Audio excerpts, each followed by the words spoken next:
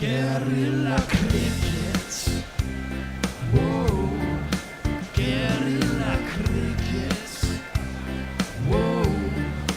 Guerilla. Take guard, man the barricades, patrol the cover boundary. At last the time has come, this is a cricketing emergency. Hear this call to arms for every cricket revolutionary. Take up your bats and stumps for the test match insurgency. At first they tried to silence us, but we would not be silenced.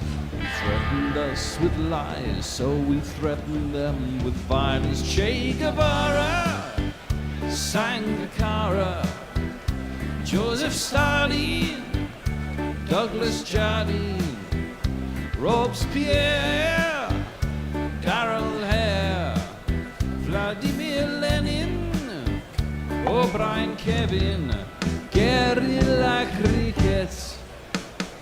It's not about the winning, it's about how many rules you break. Even in cricket commentary, this is the best advice to take.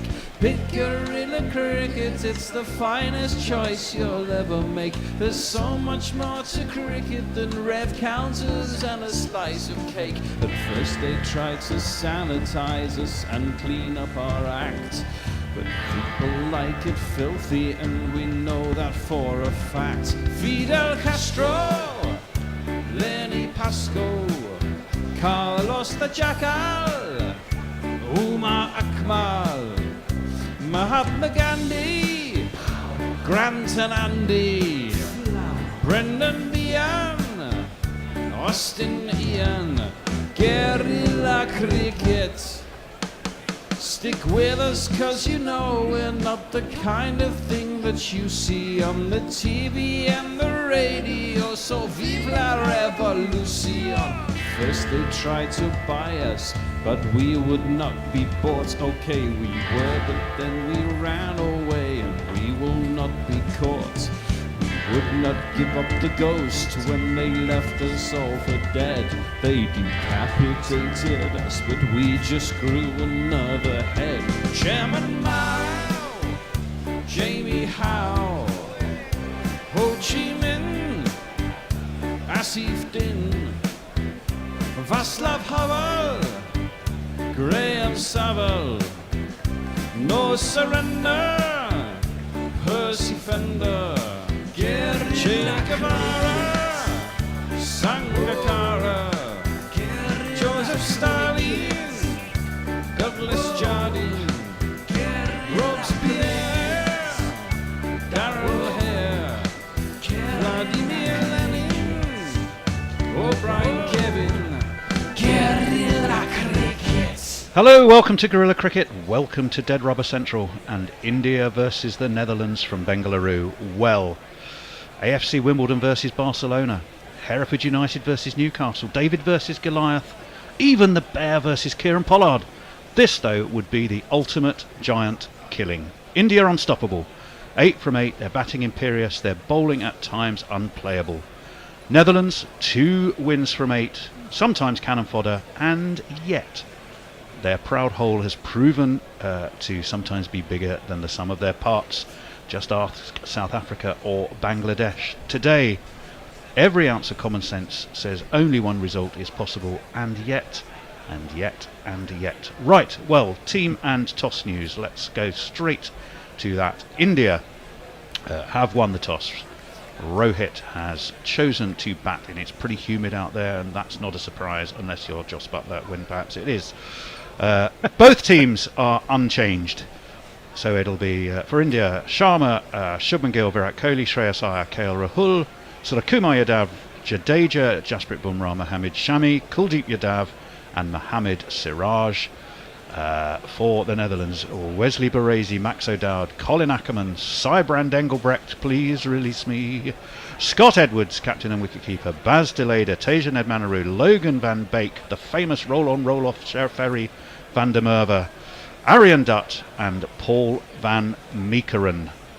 Now, I'm Tony Bishop, and with me here are the mighty Messrs, the John Ketley of Melbourne, and flown in hot from appearing in every crowd shot in the Netherlands World Cup journey from Hyderabad to Pune.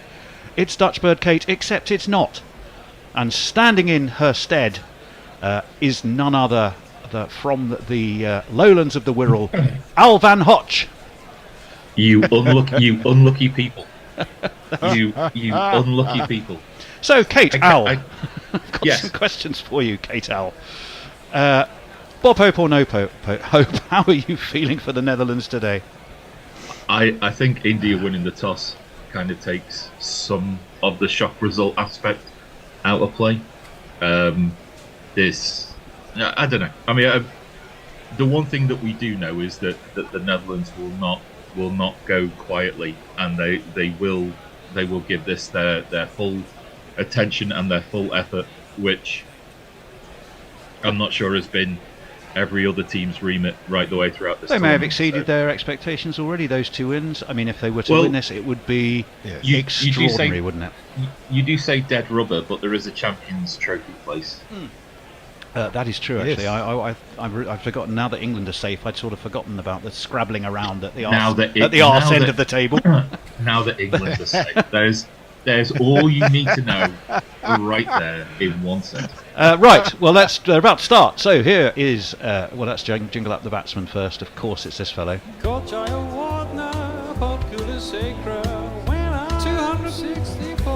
And opening the bowling, which I think is interesting, is we're going to see this fellow.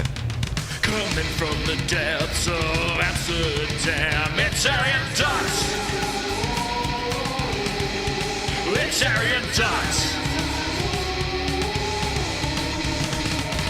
It's not a new tactic for the Netherlands. Dut's only 20. There's got to be you would hope that there's at least one offer of a county contract in his future. Yeah, you would like to think so. I think our umpires today are is that Adrian Holdstock I saw? I'll check that for you in a moment. But we're about to watch the right-handed Rohit face the right arm of Dutt, and it's gone down leg, and immediately it's a free run on the board for India with a wide. Oh, I'm doing everything today, aren't I? I've just realised. Yes. Do the jingles. Blue button. Clean up press the blue button. Shit, thank you, Al. Swept high, swept handsome, 1 bounce, backward a square, 4 runs. 1 2 ka 4 2 ka 1. My name is Lakhan. My name is Lakhan. Straight. If you're going to give him a half volley on leg stump, all of cricket history says that Rohit Sharma will take full advantage. Well, he certainly did, and India have already moved themselves onto 5 after just one official ball of the over. That one is flicked away just round the corner on the 45. We had a slip, and we also have a backward square. They both converged. One was Wesley Baresi, resplendent in his blue floppy hat. It is pretty warm in Bangalore today. Humidity was something like 59%, which sounds pretty high to me. And a very good decision to bat, I'm sure. That's launched again. Same place, not quite connected with in the same way from Rohit, but it's going to be the same result. Backward a square, bobble 2 or 3 times over the boundary. One of these, 4 runs. Giuliani had his reasons for selecting his landscape seasons. You're only allowed 2 people behind the square on the leg side. That is correct, and they both got to be in the circle, which means... And they're both in the circle. Pretty so much. It's free pickings, isn't it? Yeah. Distant cousin of Slim Pickens, of course, the country and western singer, as this was flicked away down towards square leg. And we'll just, I don't know, I have to put that in the highlights. The first chortle of the day from the weather cave. I think we should collect those. But the trouble is, there's so many of them that you would never know which chortle to pick. There's a You'd best be of spoiled for compilation chortle choice. album. But you create the chortles with your humour. I'm a chuckle creator. That one's flicked up now. There is a man now deep at deep backward square. You don't slap me twice, says Arian Duck, backward a square for 4 runs. And he's plugged that gap. And although that was square, he could run round and reduce by 2 the damage. It means that we haven't reached the end of the first over. India have cruised sweetly along to 11. Yeah, this question of humidity, to me it's been far more of a factor in this World Cup than the famous dew, which we know has always been a factor in India, but somehow on days when it's absolutely broiling, batting first just seems like a no-brainer. That's well defended by Rohit, who's been a bit of a strike hog in this first over. He's got 10, India have got 11. It's 11 without loss, 1 over complete, and we can go to the chortling weather cave dwelling messers. Thank you. I should say, Tony, that with the toss, the odds against the Netherlands win moved immediately from 20 to 1 to 35 to 1. Generous. Leah says, morning everyone, how was Singapore, Tony? That's very kind, Leah. It was magnificent, and I have to be honest, when I go and I'm lucky enough to meet other gorillas, it's a real treat. I was very excited and happy when I met Mog when I was last in Melbourne. I might point out I didn't know of Forth's existence at the time. I was no favouritism there. And it was the same. We had a lovely evening. We munched on Indo-Chinese curry. We had plenty of beer to drink. We watched Virat Kohli score a ton. He gave me a lovely signed copy of his book, Spellbinding Spells, and we just had a fab evening. So thank you for asking. It was super fun. Well, Mog says, have you been overseas, Tony? I sense a bit of a new accent. What? G'day, Mog. All right. 11 without loss. It's going to be Logan's run, although he'll be trying to prevent runs, will Logan van Beek. And he's done that successfully enough, because that's out towards short extra by the man we're about to jingle up. The mighty Shubbers. Where is he? Where are you, Shubbers? Where are you hiding? Here you are. There are plenty of guys who talk like they know what they're doing. Liars and frauds. Shubman Gill is the real deal. He doesn't talk. He does it and shows them how. Oh, well, he's showing them how to just dab that backward a point. And should get 2. I think they'll come back for 2. Did they come back, Al? Yes, they did come back for 2. Thank you for that. Was it Shubbers who had dengue fever that sort of impacted? Yes. Yeah, I thought it was.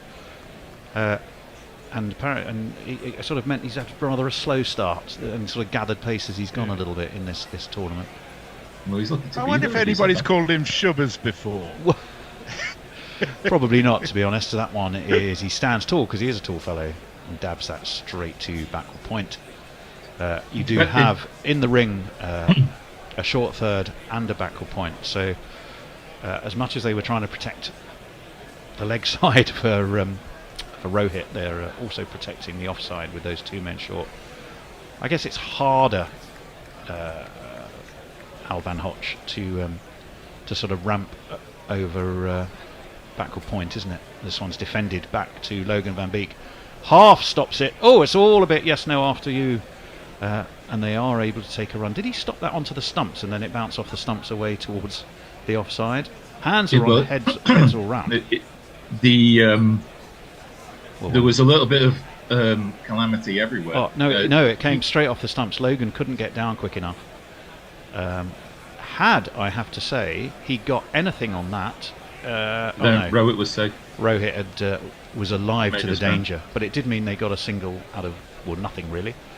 Yeah, it was deflected to the left of mid-off in the end, and by the time that everybody had turned and worked out where the ball was, they'd taken a single. 14. Oh, that one, a little bit of shaping in from Logan van Beek, which is defended away towards extra cover by Rohit, and there is no run. Remember, India won the toss, elected to bat. I can tell you something in a moment about first inning scores in this tournament, probably, if I can find my various notes on that very subject. Hold on one moment. Caller, yes, here we go. No, that's my introduction. What is going on? Van Beek in, defended, into the offside. A kite swoops in front of the camera, and the two batters swoop onto a quick single, and it means at the end of that over, 2 complete. Rohit on 11, Shubman Gill on 3. India have progressed to 15 without loss, Messrs. Armchair Cricket Podcast retweets Dutch Cricketers Association meme congratulating Max O'Dowd on its 100th international game for the Netherlands. Wasn't a bad game. Good for him. Mog says, shit, I should have done a 500 jingle. Well, don't worry yet. For some reason, Cricket Info's only predicting 294 at the moment. That the run seems line low. is 375.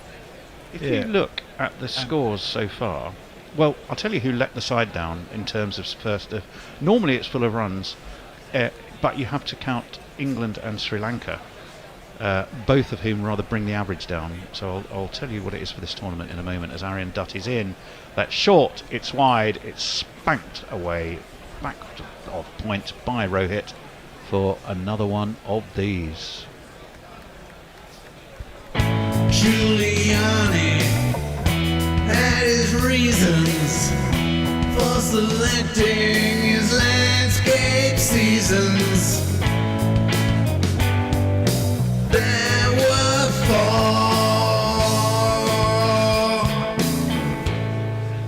4. Now at the end of this over, by way of a production note, we'll just wait for Aryan Dutt, left alone by Rohit. Through it goes to Scott Edwards.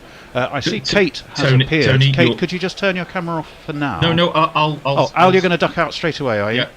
So we're going to lose Al Van Hotch. Kate's substitute is going to disappear. Kate is going to appear. Hello, Kate. Hello. You're very Hello. quiet. That one's worked away towards mid-wicket. There's no run. Sorry, nobody told me.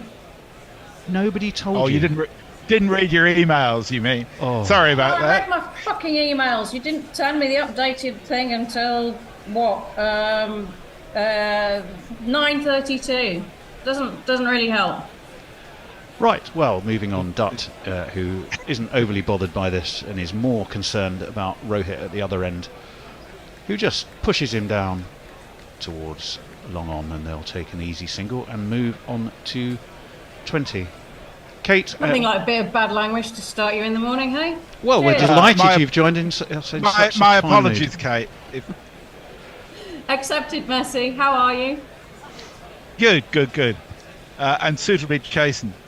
To be chastened rather than chased, although we don't know. 20 without loss. Over the wicket comes Dutt, defended by Shubers, out towards short mid-wicket, and there is no run. Kate, 35-1 on the basis of India batting. Do you think that's short or long? I'd lay it. Yeah, no chance. Oh Lord, well, if you're saying that. I know nothing about Wendy ball, but somebody used the analogy. It's like the Netherlands playing the Faroe Islands. Oh, down the track comes Shubman Gill. He's off and running, or rather he's not running, because he's launched this way back into the stand.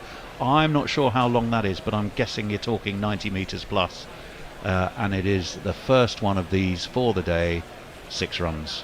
With the super shatter, super shatter, super shatter, super shatter, super shatter, rocka, super shatter. Wow. Too short, too wide, Kate. Too short, too wide. Absolutely. I mean, just can't bowl there, can you?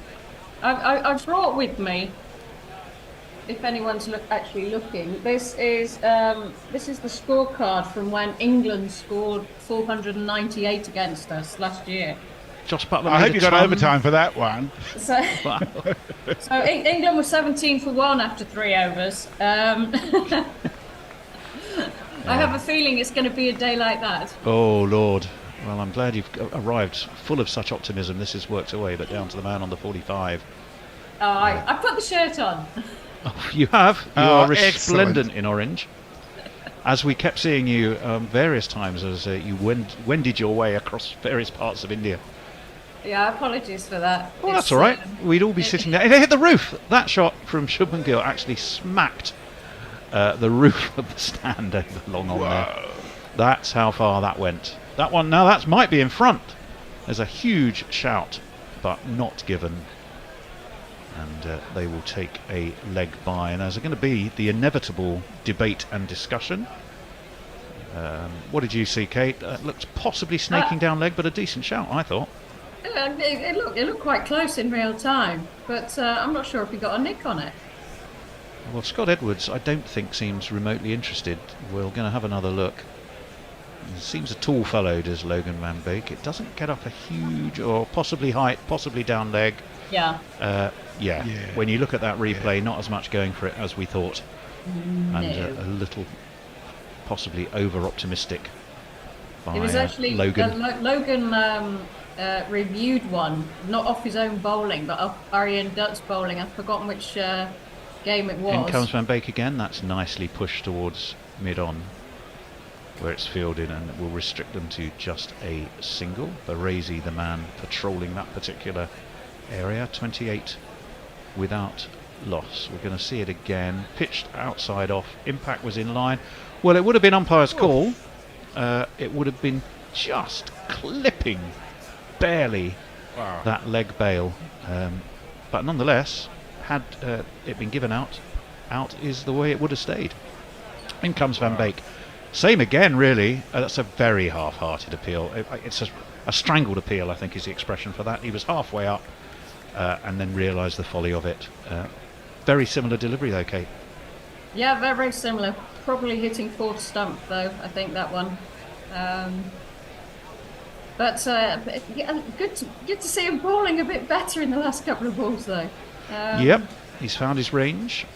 And he gets a little bit of nibble. There was a little bit of movement in the air as well, which tends not to last so long. But we'll see. Oh, an attempted swing to leg, and I think that will have rather discomforted the batsman there, who caught it amidships, as they say, and so much so that Rohit has dropped his bat and gone for a little stroll to try and collect himself. That was right smack in the baby making department.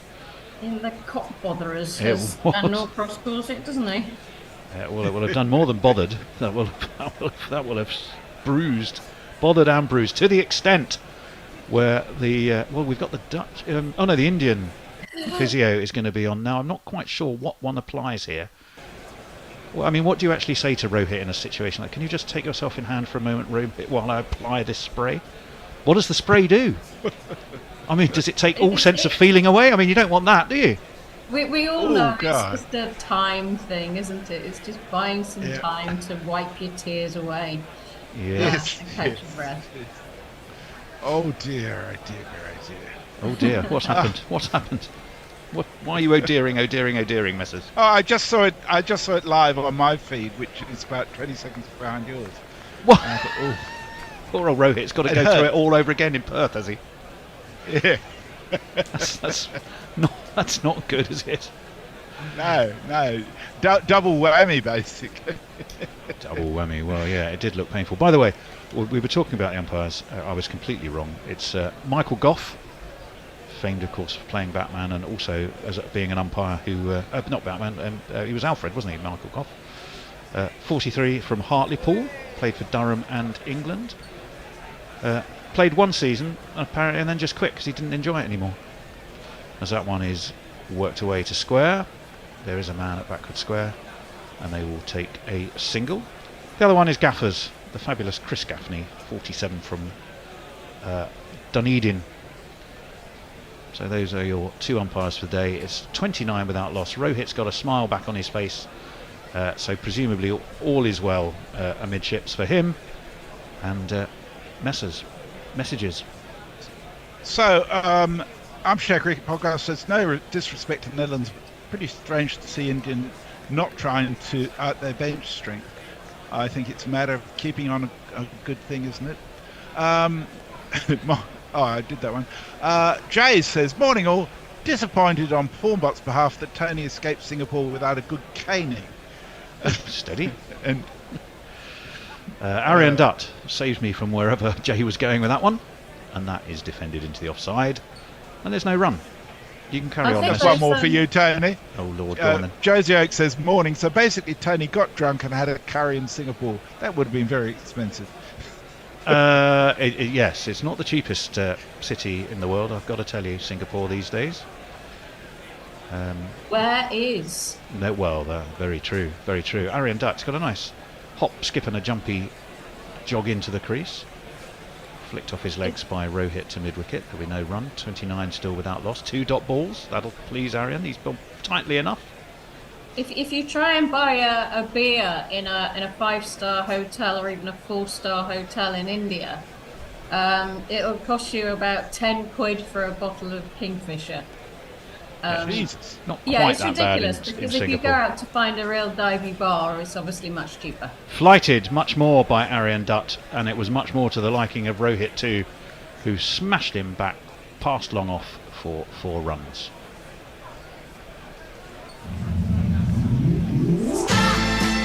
In the name of fun. Maybe just giving it a bit too much air there, Kate.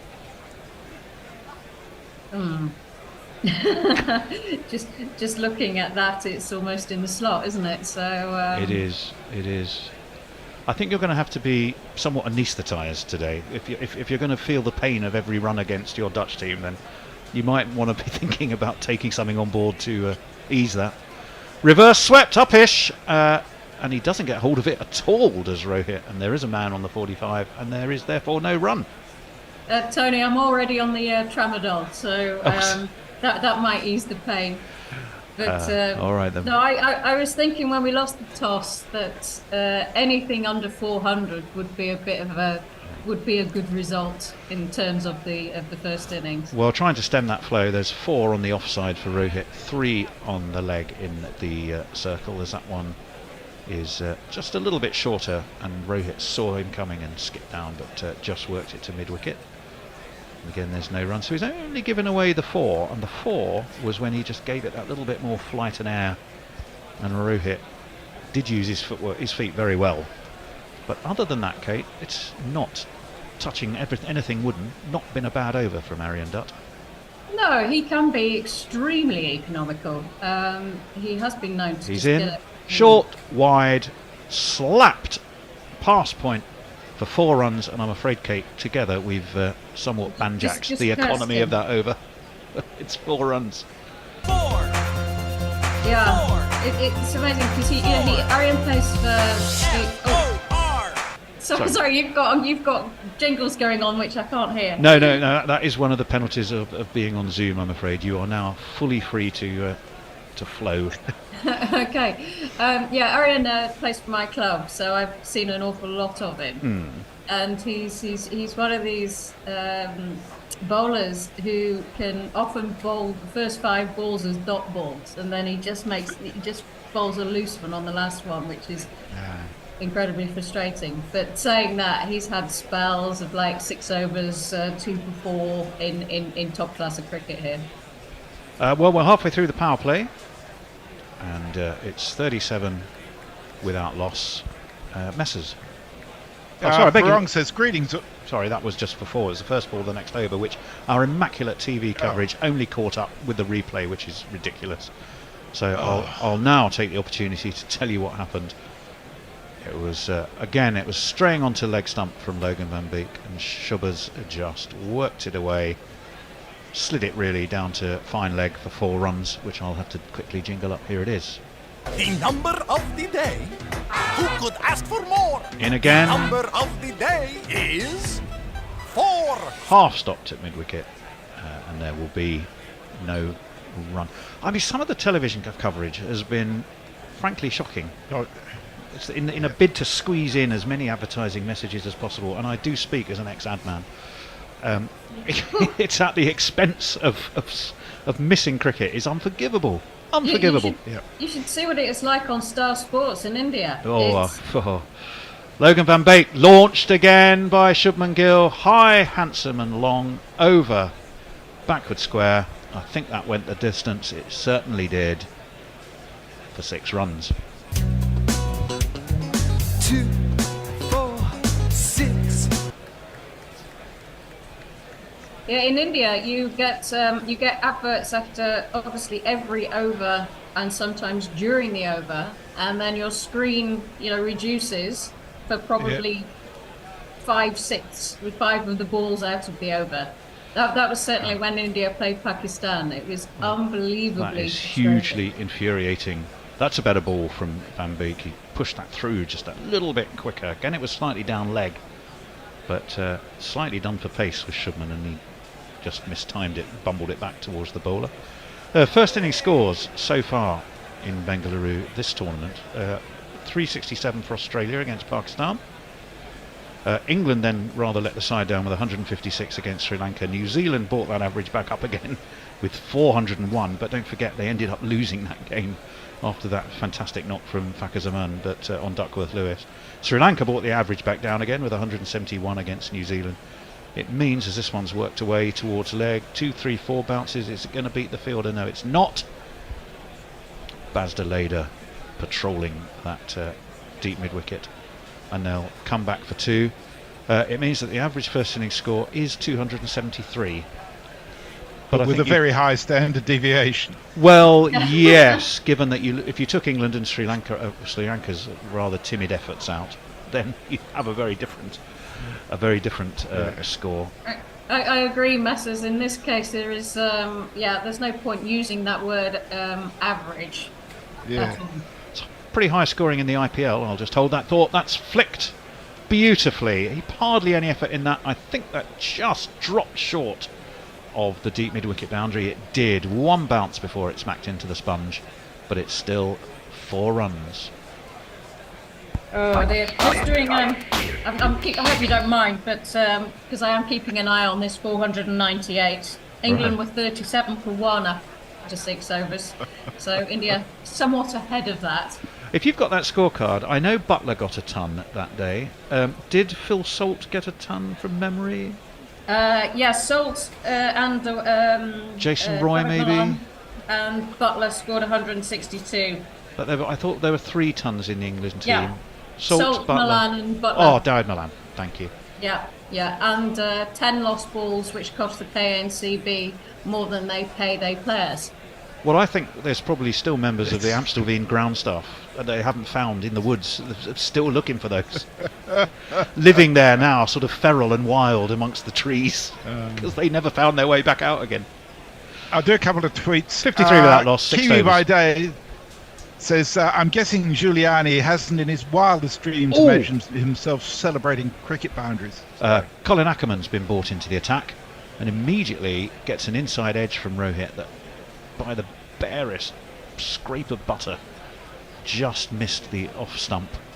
That's a very, very good start by a man who used to be Leicestershire's finest. We'll give him a jingle in a minute. In comes Colin Ackerman, wide of off stump. That is beautifully driven away through the covers for 4 runs. So fabulous start, a less than fabulous second ball from Colin Ackerman, and it's 4 runs. 1 and 2 and 3 and 4. Here is the bowler. Province to Leicestershire. Colin Ackerman made the trip. Now he plays for the Netherlands. They like the cut of his. In he comes again. Defended this time by Rohit, and there is no run. The first innings average first innings score in the IPL is 196, which I think is very much the upper end of first innings scores by and large. Oh, that's launched by Rohit. That was a golf shot. Didn't manage to hit the stand like Shubman Gill, the roof of the stand like Shubman Gill. He did get it into the upper tier though, and away it goes. And Kate will be nervously ticking off that. What was it? The 498. It's another 6.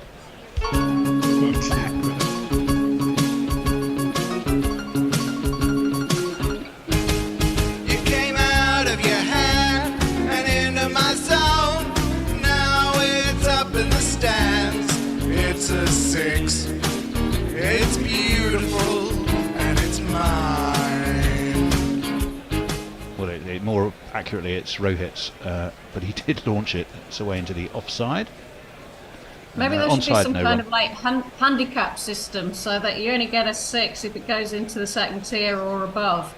Well, I tell you what, Anything into the bottom tier is just a I ball. think I'm going to get RSI from pressing the blue button if India keep this up. This one is steered down towards long on. No run on this occasion. It means Ackerman's first over has gone for 11. And it is the end of the over. And we can go back for some messages from messages. Varong says, greetings all. I hope everyone's well. A Dutch win would put them into the Champions Trophy, thus relegating Bangladesh. Oh, team tied off to a flyer. Oh dear. Cheers. Well, Varong, we should point out, should be in a very chirpy mood today. His team managed to beat Newcastle 2-0 yesterday. My team won 5-0. And Between us, we got 7 goals between us, Varong. Well Not a bad effort. done, Tony. Yeah, and I noticed that Wimbledon won as well, so Hendo will be happy. Well, actually, you want to throw Hampton Michael- and Richmond in. They got 5 as well. So Watford and Hampton and Richmond between them got 10. What a day for the Bishop. Mog says Michael Goff also played a character in Doctor Who in the 1960s. Yes, he did. And Yes, is he about did. to make a return in the show. Now played by Neil Patrick Harris. There's some obtuse information you never thought you'd need to know. Change of bowling. It's going to be the tall and rangy Paul van Meekeren. Quick right armour. Meekeren. Yeah, double E is A. Okay. Thank you. In comes Van Meekeren. And Rohit will make a run down towards backward square. And they'll take a single. 65 without loss. The run rate under 10, Kate. If it stays under 10, you're going to be all right. The 3 highest wicket takers for the Netherlands are the 3 double E's of Logan van Beek, Yep. Man van Meekeren, and Bas de Leder. As delayed. I've got the other 2 right, actually. I don't know why I lapsed on poor old It's Van allowed. Meekeren. That one's on the bounce to the man on the 45. It's fielded, and there will be no run. So, I've been a decent reminding, start. It's Ati- Nidnanaru. I've been reminding Atif Nawaz every single time how to pronounce everything, and he's still getting them wrong. So Well, It's yes. all right. BBC, they just can't cut it. Okay. What and is that all country pronunciations, or is it just particularly in the Netherlands, or is it only the Netherlands that you're tracking? So yeah, only with down in Netherlands I'm tracking. such an eagle eye, as this one is smacked back straight into the stumps again. That's the second time that's happened today, but no run on this occasion.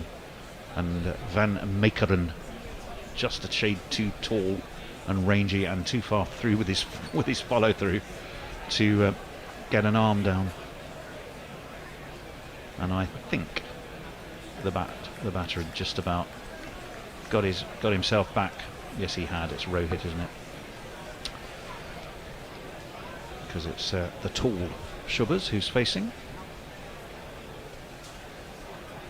As this one is slapped, it's up in the air. I'm not sure he's got all of that. Is there a man down at deep extra? No, there isn't. 2 Dutch fielders chase. One is Colin Ackerman, and it will add to the score. I'll tell you who Paul van Meekeren reminds me of, and there is a cricket connection, even though it's a footballer. There is something about him that reminds me of David Cross that used to play for West Ham. Don't ask me why, but he looks like him. Messrs, what do you think? Totally lost on me. Oh, well, there you go. Well, I'll tell you where the cricket Obviously connection is. over mine. As this one is just edged, really, under-edged towards backward point, and there's no run. 67 without loss. Well, David Cross, is the father of Kate Cross. Of course, he plays for the England women's team. Oh, I've heard of her. So there's a rather tenuous cricket connection, but well, no, it's actually a fairly direct cricket connection, I suppose. 67 without loss. We are 1 ball shy of completing the 8th over. The run rate only well under 9 still. It's dropped, if anything. It's dropped now to just over 8.5. In comes Van Meekeren, the David Cross lookalike, and it is launched magnificently by Shubman Gill over the deep mid-wicket boundary for 6 more, and that run rate, Kate, is going to go skipping back up again. The number of the day really hops and kicks. The number of the day is 666. And that's a shame, Kate, because up till that point it had been a pretty tight and controlled over, hadn't it? Not a bad one, but I mean, you've got this case where, India are by far the best team in this tournament. No matter what anyone else says, I'm sorry, but they are. Well, the table doesn't lie. No, table doesn't lie. You haven't lost a game. You haven't even had a close game. Where do you bowl to these two guys? I mean, Shubman Gill is possibly the most talented of the batsmen for India. I think Rohit's scored a few runs, and then you've got somebody called Virat Kohli coming in, and it's just God, you've got to scratch your head. I've got a piece of good news for you. Oh. One piece of good news for you, Kate, for today, Go on. and that is, my firm prediction is that Virat Kohli will not get his 100 today, because in the script is that he's going to score it in the final and beat Tendulkar's record in the final. He's not going to waste it today in the nicest possible way, and with no disrespect to your fabulous Dutch team, but I think he's going to save it for when the eyeballs are on the final. I might be wrong. I've been wrong before.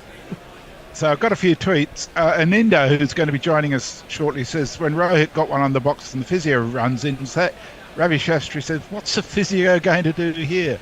Well, that's what I said. That was what we were debating. There's been a change of bowling. The first ball worked away towards the offside, and there is no run. It's the man named after a ferry, roll on, roll off, Van der Merwe.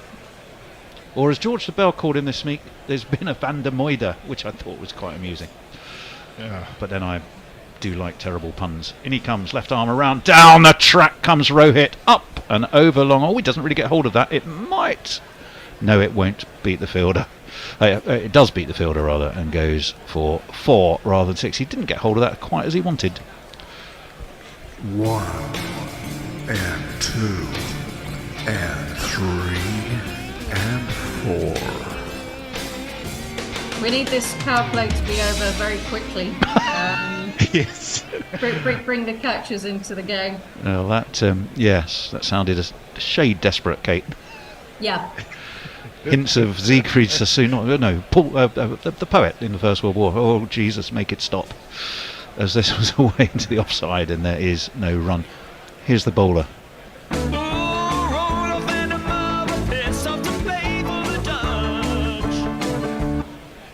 Oh, I like that. I could have done more of that. It's a shame that jingle's so short. Sort of nice boogie woogie feel to it. Nicely flighted up by Roloff, and it's away towards short mid wicket. Just a single, 5 from his first over. 9 the run rate. India, Jay Graver says beer's always been a weird outlier in India. In 1997, I was comfortably on about 100 rupees a day budget average, and then fucked it totally on a 55 rupee beer. That is nicely flighted up again by Roloff, who seems to have found a good little spot just a shade outside of Gill's off stump, and he's only able to defend that away into the offside. Both sides are unchanged today, remember, and India have won the toss. That one is just eased out towards long off, and they will take a single, move on to 79 without loss after 9. Just 1 over left of the power play, Kate. That's all you've got left to endure, and you can get a few more fielders in catching positions. Messers. Josie Oak says, I guess when in India, have the local Indian whiskey, though you may start to have problems with your eyesight if you're drinking the cheapest. Wouldn't that be Challenger? That's a local whiskey, isn't it? That's an Indian whiskey, hence Royal Challengers. Oh, yes. Over on YouTube, where people are watching the Cats, Shelley is present and hasn't taken a wicket, which is the first, although she's going to be on air with us shortly, so I'm sure she'll make up for that. So I'll just say hello to Kieran Roseblade, to Shelley, to Harriet Atkinson, to Fidelma Carroll. Welcome to you all. If you want to watch us on YouTube, you can go to the Guerilla Cricket channel and you will see Josh's cats in the background and us superimposed upon them. You will. It reminds me of remember the Goodies episode with the giant cat that climbed up the post office tower. A few comments about that when we first put the cats up, yes. Van Meekeren, launched by Gill. He loves that shot. It's just so effortless.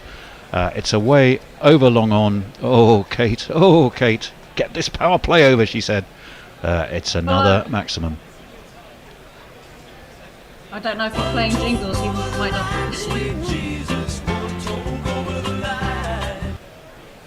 Back to you, Kate. Little bit concerned also about Buster Lader's current unwanted world record of 115 off his 10 overs. And 24 was the one over, which I thought was also a record, which surprised me, as this one is nudged towards mid-wicket. 85 the score, a dot ball to follow the 6, so well done to Paul van Meekeren.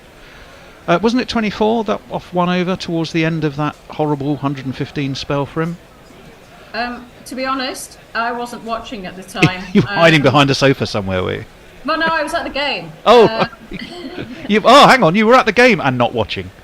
I was at the game, and Maxwell was just pissing me off so much. It was, I was getting a little bit annoyed. So you protested. You voted with your feet and walked the other way. This one's nudged towards short mid on. No run. And good, also very to good get comeback. A run on the food. It's very strange at the cricket for the one dayers. There's the Indians all go at the break of innings for their food. Now that might sound pretty obvious, but if you go one over early, there's no queues. So that was another reason. It's tentative, but hey, I just couldn't watch it anymore. Oh dear, oh dear, oh dear, oh dear. Well, we're halfway through the 10th over, just 3 balls left, slightly shorter by Van Meekeren. And although a man has been set back at long on, he's not going to be able to get around. And, it skips after a couple of bounces over that sponge for 4 more runs. Just four. I'm not quite sure about having the oldest man in the tournament fielding at long on. That is an interesting observation. How old is he? He must be late 30s. 39 is Wes Barassi. Poor old Wes. Practically give him a Zimmer frame to field with, poor old lad. There are 1, 2, 3, 4, 5 in the ring on the offside, so you'd expect Van Meekeren to bowl it down leg, which is not the most smartest move when you've set that field. Oh! But that was an extremely lively bit of fielding from mid-wicket, and I thought for all the world it had gone for 4 backward a square. It had not. It had gone for just 2. Who was that doing the fielding there then, Kate? It was Buster Lader. That was Baz, it was indeed. With an S. Bass. Bass. Like the fish. Yeah, like the fish. Like the fish, not Baz, as in I have this sense McCullum. of deja vu. We had exactly the same discussion last time Kate was on. Well, Yeah, she's sorry clearly about that. very strict on the Dutch pronunciation. That's going to be no run backward off point. The David Cross lookalike Baz de Leder gets his hat, and it means that at the end of the power play and the end of this little trio's stint, India have progressed all too comfortably for Kate's liking. 91 without loss. I could tell you, you could tell yourself that that's a run rate of 9.1. 91 without loss after 10 overs. Some messages, Messers? Yeah, I'll do a couple and then you know where to pick up. Farong says on this day, Wade smashed Pakistan out of the T20 World Cup in the UAE, India. Yes, the Bishop boys smacked 5. When was the last 5? A long time ago. And, I couldn't remember, to be honest. And Mog says, you know, Tony, I think there may actually be a longer version of that Van der Merwe jingle somewhere. Jay says, to be fair, Atif speaks about 6 languages and I can only speak Yorkshire. West Sheffield dialect. And Old Monk Rum, he says. So go for it. We're up to date on tweets. I'll see you later. Fantastic. I think it's Al, isn't it? Al, It is me. I'll let you press on. Thank you very much. It's Van der Merwe who's going to bowl over number 11, clipped to long on for a single by Rower, who's on 43. Shubman Gill, 47 off 26 deliveries. Also, welcome back to the man I'm now back to seeing only his upper half, Anindo. Morning, Anindo. A lovely morning, Alex. Lovely cover drive by Gill in front of square. Some sprawling fielding in the deep. Well, limit damage. It might be a boundary. I'm just waiting for some highlights to finish to find out whether that was 1 or 2. I think it probably would have been 2. Oh no, just a single. Bringing Rowett on strike. This third ball defended back to the bowler. Well, Van der Merwe has been a bit better than all his predecessors thus far. Yeah. Ball for... He's got his line lined. Anything backward of square, I think, is going to go, as this one is swept. There is someone absolutely perpendicular at deep square leg to prevent the boundary, but anything behind square on either side of the wicket, I think there's no protection. Yeah, and this one, honestly, the bowler could do nothing about. It was in the middle and off, and he picked it up and hit it to mid-wicket. There's a long on, a long off. This is right on a stump and defended by Gill. This is a good line. Very, very good line. 94 for no wicket, with 1 ball left of the 11th over. About as ideal. But you'd expect the second oldest. Sorry, you'd expect the second oldest man to know where he's bowling against. This though is wider, bunted out to deep cover by Gill. He will retain the strike on 49. And Tony, any more comments about hats and? Well, yeah, there was plenty of people on YouTube. I think Messrs may have already said hello. Fidelmad said good morning to all. Nothing to do but sit back and enjoy the fireworks. Shelley's there as well, as is Harriet. Karen Roseblade says to Messrs, I think your $5 on the Netherlands is wasted already. And he was also asking Kate, who said she turned her back on the Maxwell innings. He's asking Kate, is Kieran, was there a run on the food, or did the food give you the runs? Which is a fair question. Which I don't think we'll get an answer to, because Kate's not on now for until she's next on. A while. Yes, thank you. Let me have a look on Twitter.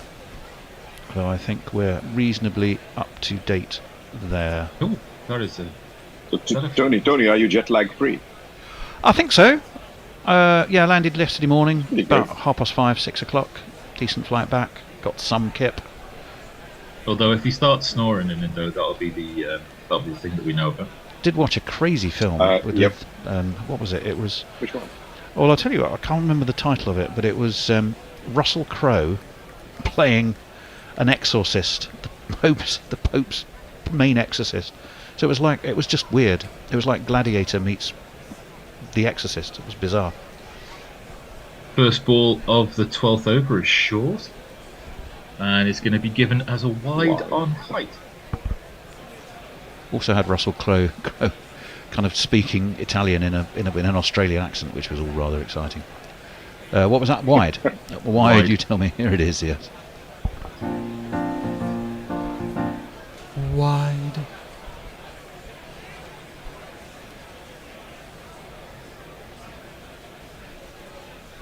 Feel free to say something, Al.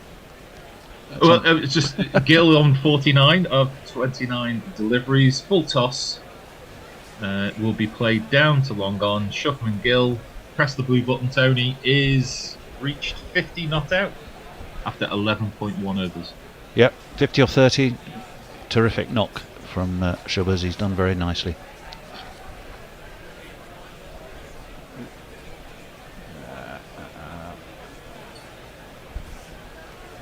Remind me to tell you my Russell Crowe story someday, Tony. Oh, well, now you've teased us. I suspect everybody, including me, is going to go, no, tell us now. And how long is it? We've got 89. We've got 89 overs left in the day. I'm sure we can fit it in. The Van Beekeren is in.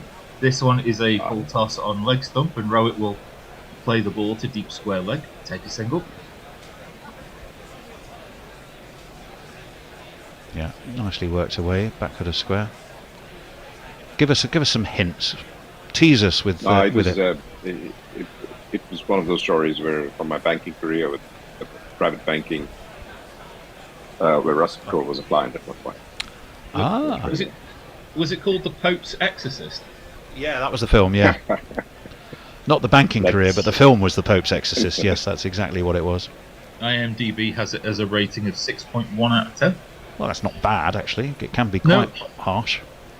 A length ball on off stump is just played down to long off, and there is a feeling here that whilst it is that the Netherlands can stem the bleeding, they can't stop it completely. Yeah, it has slowed down. They were going at 9.1 in the power play. I should, in return, then give you my Bruce Willis story, which I might squeeze in. Well, my story's not done, but I'll give you. Oh, I thought that was it. Finish up this delivery. Sorry, no. Well, but we'll let you do your Russell Crowe story first. Oh God, what's it like being in a room with name droppers? This is just dab down to back for a single. Virtually right. And after 11.4 overs, Tony, the score has reached 100 for no wicket. It has indeed, and if I could find where the 100 jingle is, I'd play it for you. However, I can't, so I won't. I thought it was in selected in plays somewhere. No, it's not, but the 100 is up. The 100 is up. After 11.4 overs. So they're fairly rattling along. Shaw, helped on its way, hoiked, and it is caught. It'll be checked, I'm sure, because there's been some nifty footwork, I think, by Arian Dutt in the deep, but Gill... I think it might be Manaru. I'm not sure who took the catch there. Yeah, I think he was well inside the line. A short arm pull straight down his throat, pretty much. But it has reached the hands of deep backward. Square or long leg probably is where the balls ended up. Oh! Ended up one-handed, right? Two hands, 1 foot. Yeah, he doesn't actually take a step back. You'd need a camera angle that was behind him. I think it's been given and verified as out. Yeah. It is. And it was Nibmanaru, and he did an extremely fine piece of balancing, didn't he, Al? That is correct, and it brings Virat Kohli to the crease. Well, it's all happening. Let's say the farewell no first. one really knows, surely. You silly little boy, what on earth were you playing at? No!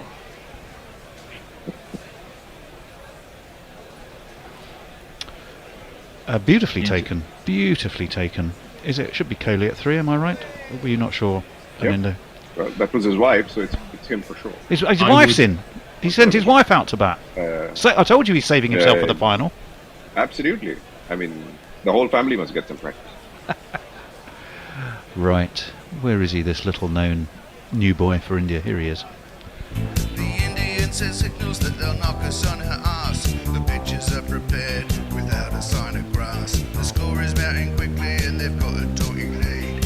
We don't mind the challenges of being we don't need. He lets loose all his shots when the bowlers are fatigued. And we wait to find the match is dead and our doom is for rat. And Davey Warner rides around and says Kohli's the cat, Kohli's the cat. In the tournament so far, Kohli has reached 50 on 6 occasions, and 2 of those have gone on to be centuries. And he comes to the wicket 11.5 overs, 100 for 1, and defends to mid-on with this first delivery. And that's the end of the 12th over. 5. It's a good time for Kohli to get in, you must say. Yeah, 5 and a wicket. Jay Grover says, yeah, the Pope's Exorcist, it's not very good. Yeah, I mean, it was past some time on a flight. That's probably the best I can say for it.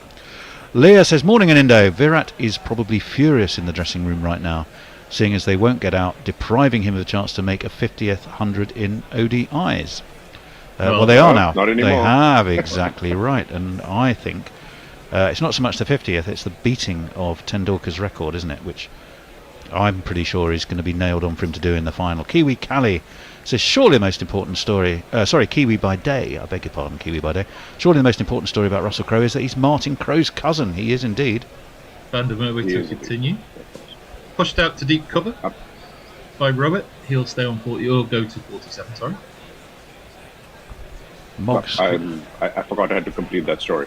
No, just to complete that story, it wasn't much. It was just that he bought some gold as investment, and I happen to be in charge of the team, so I still have somewhere a copy of the confirmation signed by Russell Crowe.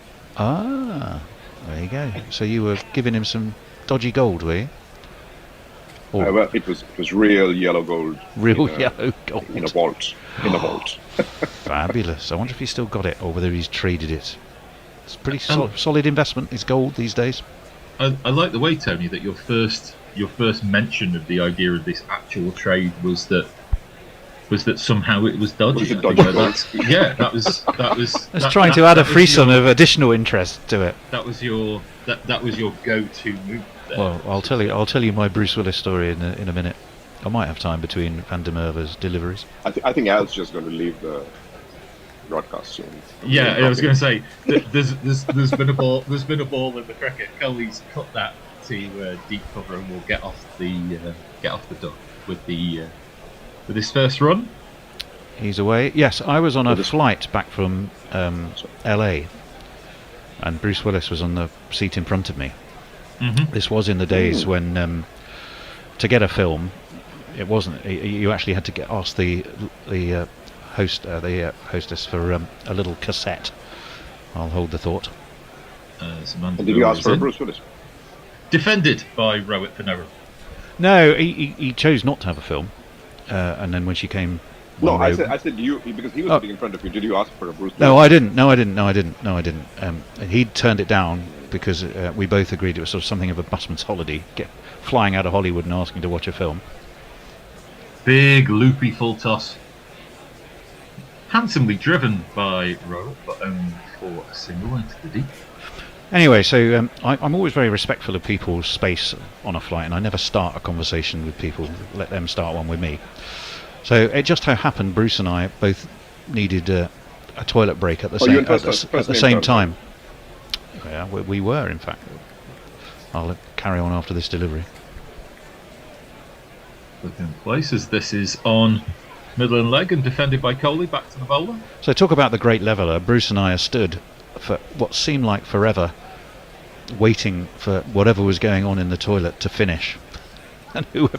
And naturally struck up a conversation speculating on what exactly was going on in there, because the person who was in there was taking so long.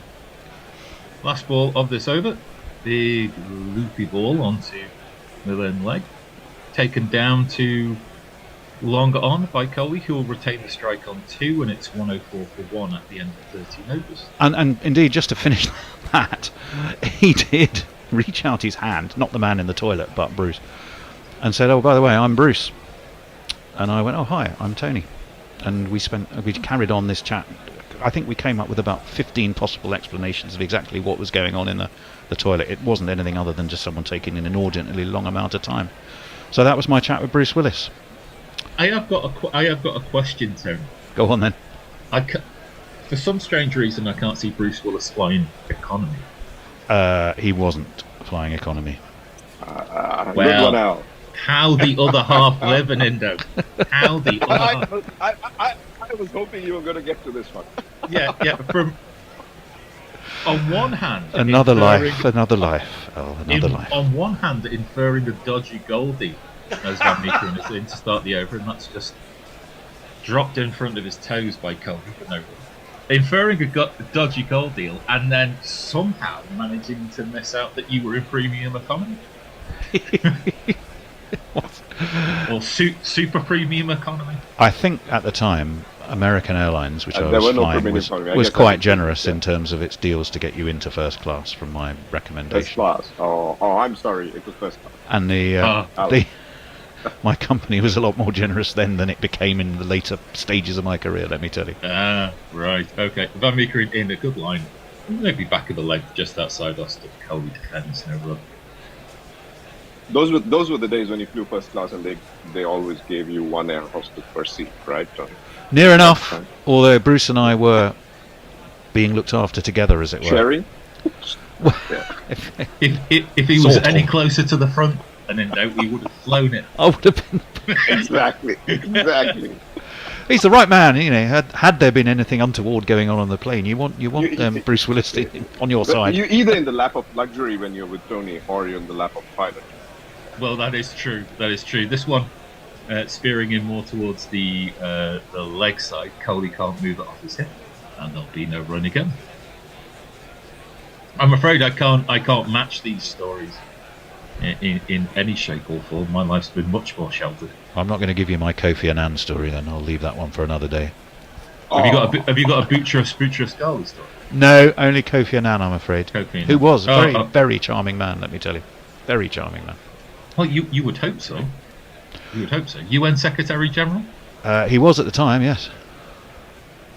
Yeah, that wasn't an economy flight either, as this one is pulled down to long leg for a single by Virat Kohli. Just a single so far. Well, the Dutch have nicely pulled it back. Yeah, they have. Yeah. The run rate is 7.68. veered lower than 8 for the first time in a while. And we knew always that this would be the case, that there would be nothing less than maximum effort. Probably not quite the scenario that the Netherlands wanted in terms of maybe batting first, trying to bowl India out for a small total, as this was defended watchfully by Rohit Sharma. 1 ball left of this 14th over. But I think the thing to remember in all of this is that it's the 14th over. 105 for 1 after 13.5 is still the perfect launch pad. Not a bad effort. Not a bad effort so far.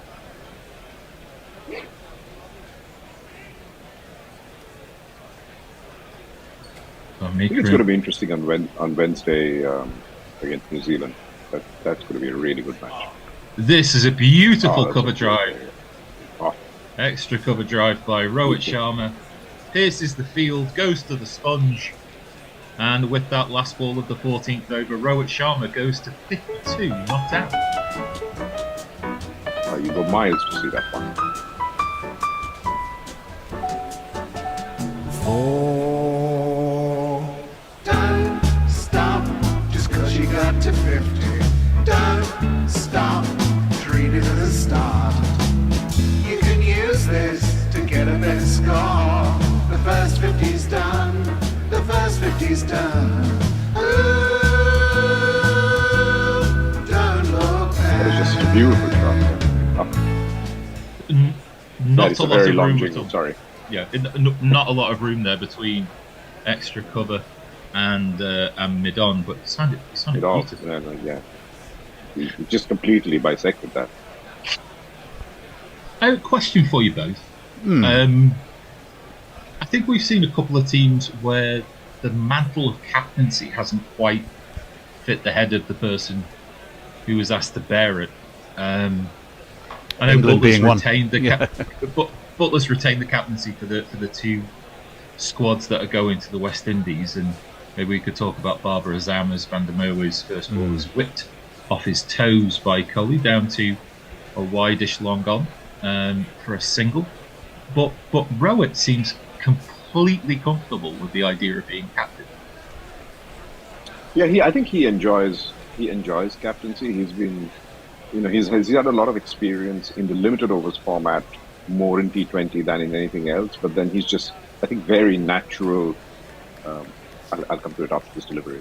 This one is swept off his toes by Rohit with absolute impunity and utter safety. There isn't a fielder within 20 yards of that. The only question to be asked is whether it reached the sponge on the full or whether it bounced just inside. It bounced. I think it bounced. I didn't think it did. I've already played a 6 jingle, so I might be wrong. I have to retract it. So what we're going to do is we're going to split the difference, because it's a friendly game, and it's gone for 5. And we'll just reduce 1 sometime. Oh, yeah, it's a sponge on the full. You're right. 1 up for the bish. Well done, Tony. Yeah. Tony is right. A broken watch is right twice a day. It's gone for 6. I've already played the jingle now. I was ahead of you guys. Maybe that's where the influence comes from. Who was in charge of the jingle machine that dictates the run? Indeed. Because this is defended straight back to the bowler for no run. Yeah. No, I was just saying that Rohit's very comfortable with his role. I think he's a natural leader in the sense he doesn't always lead from the front, but he takes everyone along. So it's and that goes well with his team.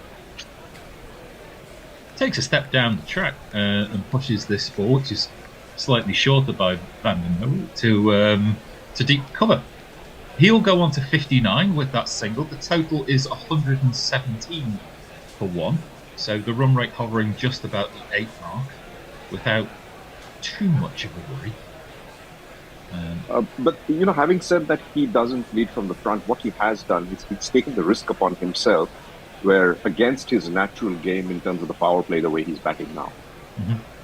This one takes the inside half of the bat. Van der Merwe, his hand is to his head in disgust as this one eventually ends up at square leg for a single. But maybe a slight Pyrrhic victory for the bowler there. As we see that 39% of Sharma's runs have come on the leg side in front of square. Just one ball left of this 15th over. 118 for 1 is the total.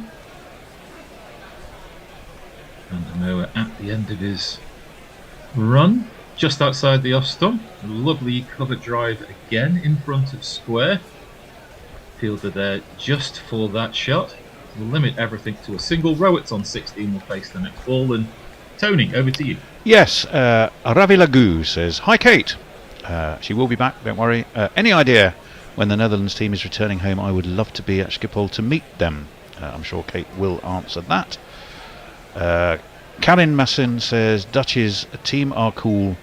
Running story of the Cricket World Cup 23, won many hearts of cricket, lovers worldwide.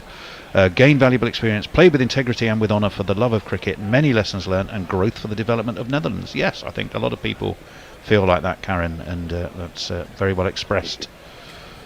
Leah says, "Well, at least Crow invested in gold. Today's celebrities sink their money in overpriced JPEGs." Let me think. Sean T, aka Shoebucks Lil, aka Nestlers, says, "I watched Oppenheimer last night. Beautifully shot, but not enough science in it for me." Yeah, I know what you mean.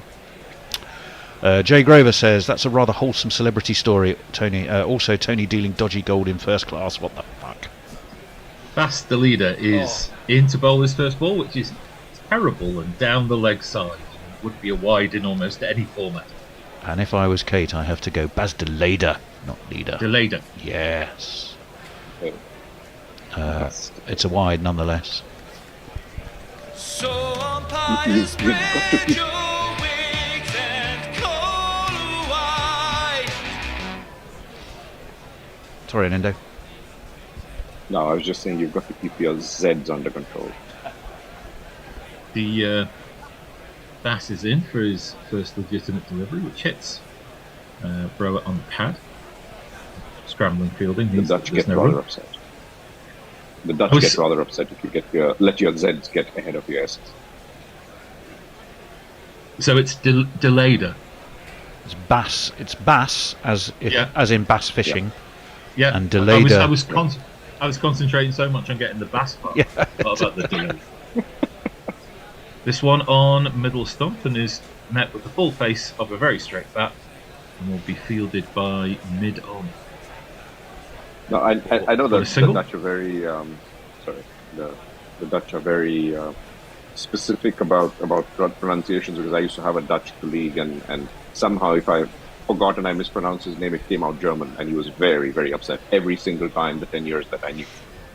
Well, I had a Dutch colleague for a while, whose name was, well, I'll tell you after this ball. Coley comes down the track, and has that been caught by mid-on? No.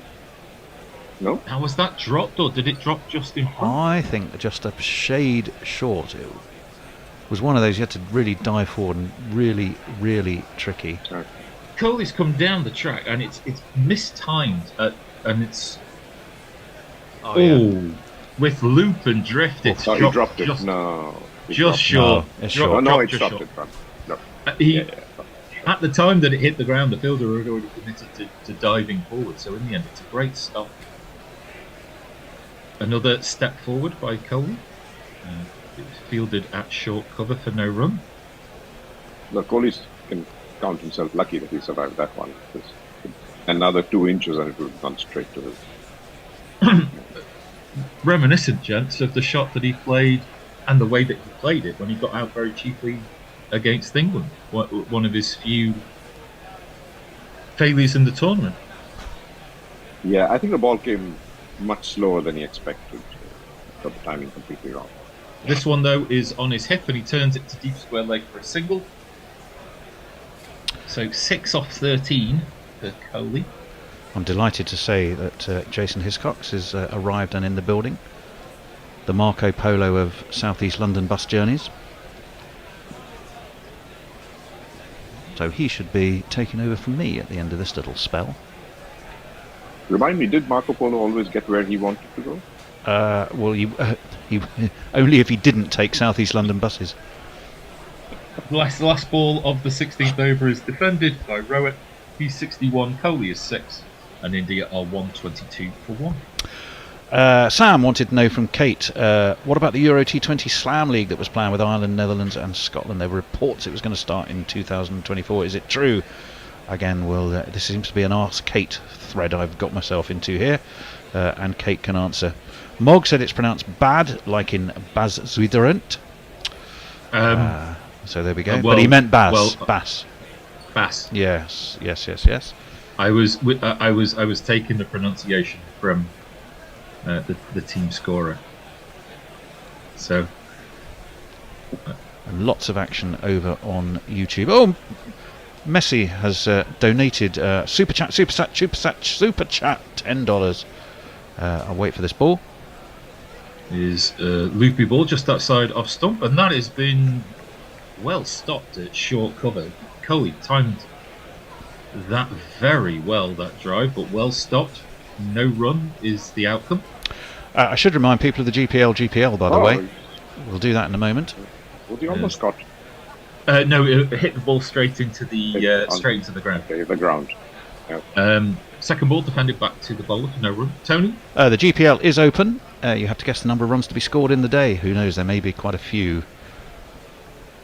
Van der Merwe around the wicket, bringing LBW into play with the ball that straightens, but this one doesn't straighten enough, going down the leg side. GorillaCricket.com/competition. You simply register. It's £1 a go. You can have as many guesses as you wish for £1 a time. If you get them all, if you get it on the nose, you win the pot. But I don't know what the pot is. Messers, can you tell me? Shorter and wider and gives Coley the chance to cut. Some good work by Deleda in the deep, and that will be just a single. Coley's on 7. I will just finish that super chat to show my appreciation of Tony returning to take back the rotors. Fair enough. Shelley says you did a great job, Messers. Indeed he did. Duck Torn says I was busy for last week and so didn't get a chance to listen in. What's going on with the Cats? I can tell you very quickly after this ball. Loopy ball, which Yorker length almost, and Rowett plays it back to the bowler. No run. They're playing Van der Merwe with a lot of respect, and which he deserves. He's really bowling well. He has bowled very well. Drifting the ball in towards. This is a good surface for spin, Al. It looks like a good surface for spin. Certainly does. This one wider and but quicker, and it goes underneath Rowett's attempted cut shot. And that Jadeja's going to be deadly on this pitch. You would think so. Left arm around, just as Van der Merwe is bowling, but maybe slightly one echelon of talent higher. Tony. Well, Shelley wanted to know an update on the GPL. Messers will look at that and give us that update. What I can tell you is you've got 20 more minutes to enter, and Messers will tell you what the pot is. But I know it was well above £50. It was close to being won yesterday. Yeah. In the midst of all the chaos. But it wasn't. Yes. Messers said Bruce and Tony working out the plot to Die Hard 14 obviously didn't end well. Harriet says, not going to send my dog photos today with a super chat to use as your background in case it overwhelms Tony's amazing technology skills. You have more faith in them, Harriet, than I do, I have to say. She does, however, extremely kindly send a super chat with a little picture of a dog and a very generous donation attached to it. Harriet, you're a star, and thank you very much indeed. Thank you very much for all your comments and all your super chats. Tony gets very excited by super chat. Well, I do, because it's one of the things that helps keep us on air, as does, of course, becoming a patron. You can go to patreon.com. £66 on GPL. £66 on the GPL to be won. Remember, the more attempts you have, the more chance you have of winning. If it's a shared pot, it's a shared pot. If you win it, you win the whole thing. And if you don't win it, it just rolls over and gets bigger and bigger as it goes, to be won tomorrow or the next day, which will be not tomorrow actually. It'll be Wednesday, Thursday, and of course Sunday for the final. Do you want to talk about the semis and the final while we got a little break in proceedings? You mean who are India going to play in the final? Well, India have got quite a short turnaround, haven't they? Because they're playing in the first semi-final. They're playing Wednesday against New Zealand. You'd expect them to win. You'd expect, but the Kiwis have always got something in them, haven't they? I know in Indo it's probably not your preferred choice of semi-final opponent. It certainly isn't. I would have preferred to have met either Australia or South Africa in the semi-finals, to be honest. But it is what it is. I mean, they're the 4 best teams in the tournament. So if you finished on top, you beat the number 4. But I think India's lost a few times to New Zealand now in crucial encounters, particularly knockouts. So there is some history behind that. But the team looks confident, and as long as they get a bit lucky, I think they can get past New Zealand. But it's going to be a very tough match. I wouldn't go around predicting India for the finals just because they've won 8 matches in a row. No, it's or it will be. You assume it might well be 9 by then, though. Could well be. It's probably true. Deleda is going to bowl the next over after that drinks break. Colby again can't find the gap on either side of the short cover. Finds Van der Merwe. No run. Runs drying up slightly. Just the 4 runs off the last 2 overs. They've dragged it back pretty well, I have to say. The Netherlands. 123 for 1 represents a run rate just north of 7. This is a little shorter, pulled away on length as much as anything else. And Kohli's rolled the wrist over and managed to get that behind square on the leg side, and the fielder can't break it off. And that 4 runs has become 8 with one of these.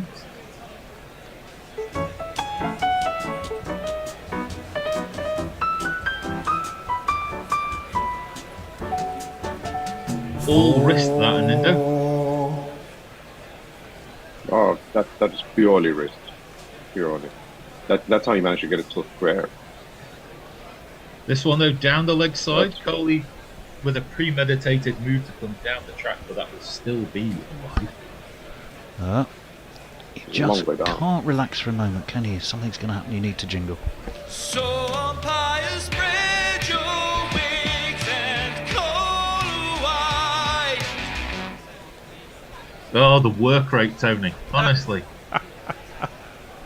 Did you enjoy your holiday? It wasn't a holiday, it was work. Where you were made me feel like it was a holiday. As this one again is pulled with a wristy flick by Kohli.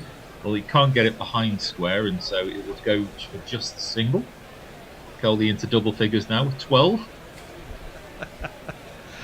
Leah says, who's that 7 off 17 village guy out there with Rohit?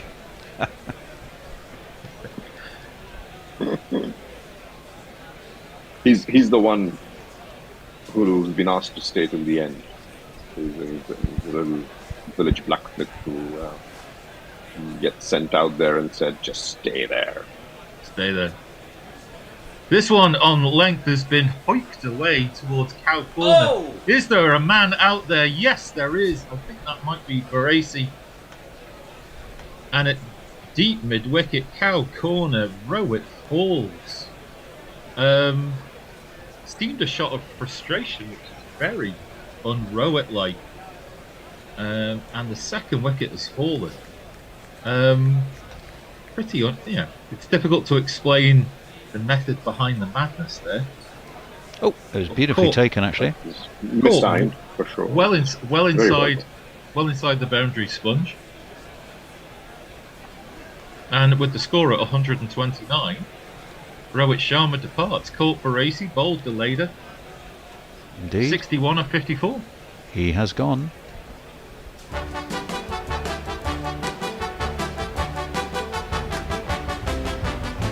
After you've gone. Well, if the Bear's listening, the Guerilla MacBook seems to have disconnected, so I can't press the button because do you want to check disappeared. Do you want to check the power? Because there was a bit of a power issue, I think, with the MacBook yesterday. Okay, no, it seems to have reappeared now. Shreyas Iyer is going to come in at number 4. Ishan Kishan bringing in water for Kohli and then drinking it himself. But I don't think Kohli needed the water yet. Yeah, Dean, I can't go back with it. Bangalore's not the warmest place on earth at this time of the year. Although there was talk from Jez in the weather cave about a high level of humidity, as this one is defended by Shreyas. First ball of his first ball of the inning. 1 ball left of this 18th over. I have a question. There seemed to be this natural line of succession that as Sachin's career was ending and Kohli's was starting, or just moving into this high gear. As we kind of get towards the sunset of Kohli's career, because obviously can't go on forever, as Deleda is in, and this is played out into the covers by Shreyas. He'll get off the mark and keep the strike, and at the end of 18 overs, it's 130 for team. Is there a conveyor belt line of next generation Virat Kohlis that has all been identified to take over? I think the widespread expectation is that it is going to be Shubman Gill who takes up from there. I mean, and that, you've got to understand that succession has come through usually from the under-19s. Yeah. And from the under-19s, it was Kohli and there were a few other people obviously who did very well. And then Shubman came from the under-19s. He was the under-19 captain. He did extremely well in that World Cup, and he's really ticked all the boxes thus far. So we'll see how that goes.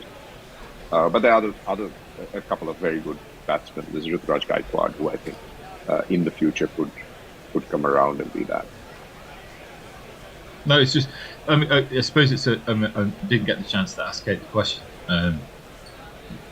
Ships passing in the night with the first 10 overs and stuff. But I always find it for the sort of associate countries, the nations that sort of get this generation which puts them on the map, and then the most difficult question is how do you fill the gaps that follow? Exactly. Well, I mean, I happened to Zimbabwe when they were in that situation, right? Dutt is going to come back into the attack. Shreyas has bunted this first ball down to long on and will take a single. Took a fair bit of tack, did Dutt, in his first 3 overs, went for 30. Just maybe removed earlier than anticipated in the power play. Well, Rohit went after him, so it's a difficult man to bowl to when he's hitting those sixes on the leg side. Certainly is, as Kohli goes back in his crease and plays this through mid-wicket. There is a deep mid-wicket there, so that'll be just another single.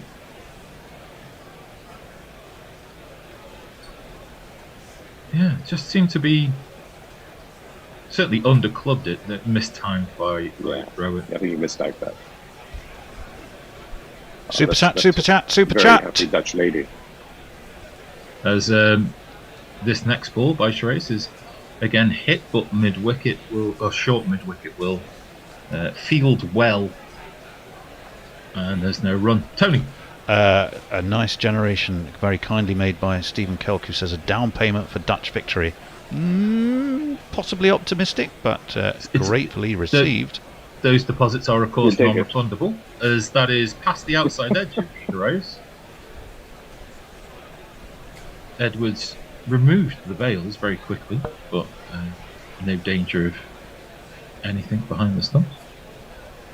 And Shreyas very helpfully gave him the bails to put back on. Yeah, you'll need these.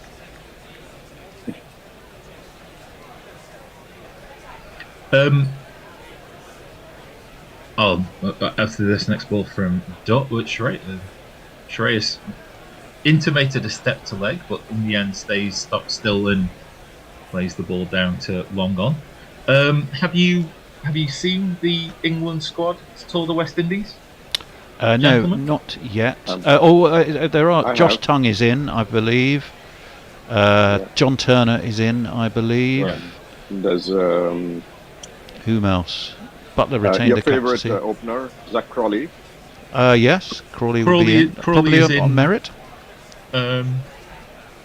Who's not in, apart from obviously David Willey and I know Ben Stokes probably resting. Well, Stokes, obviously not Stokes. David Milan is. that is not Ben Stokes.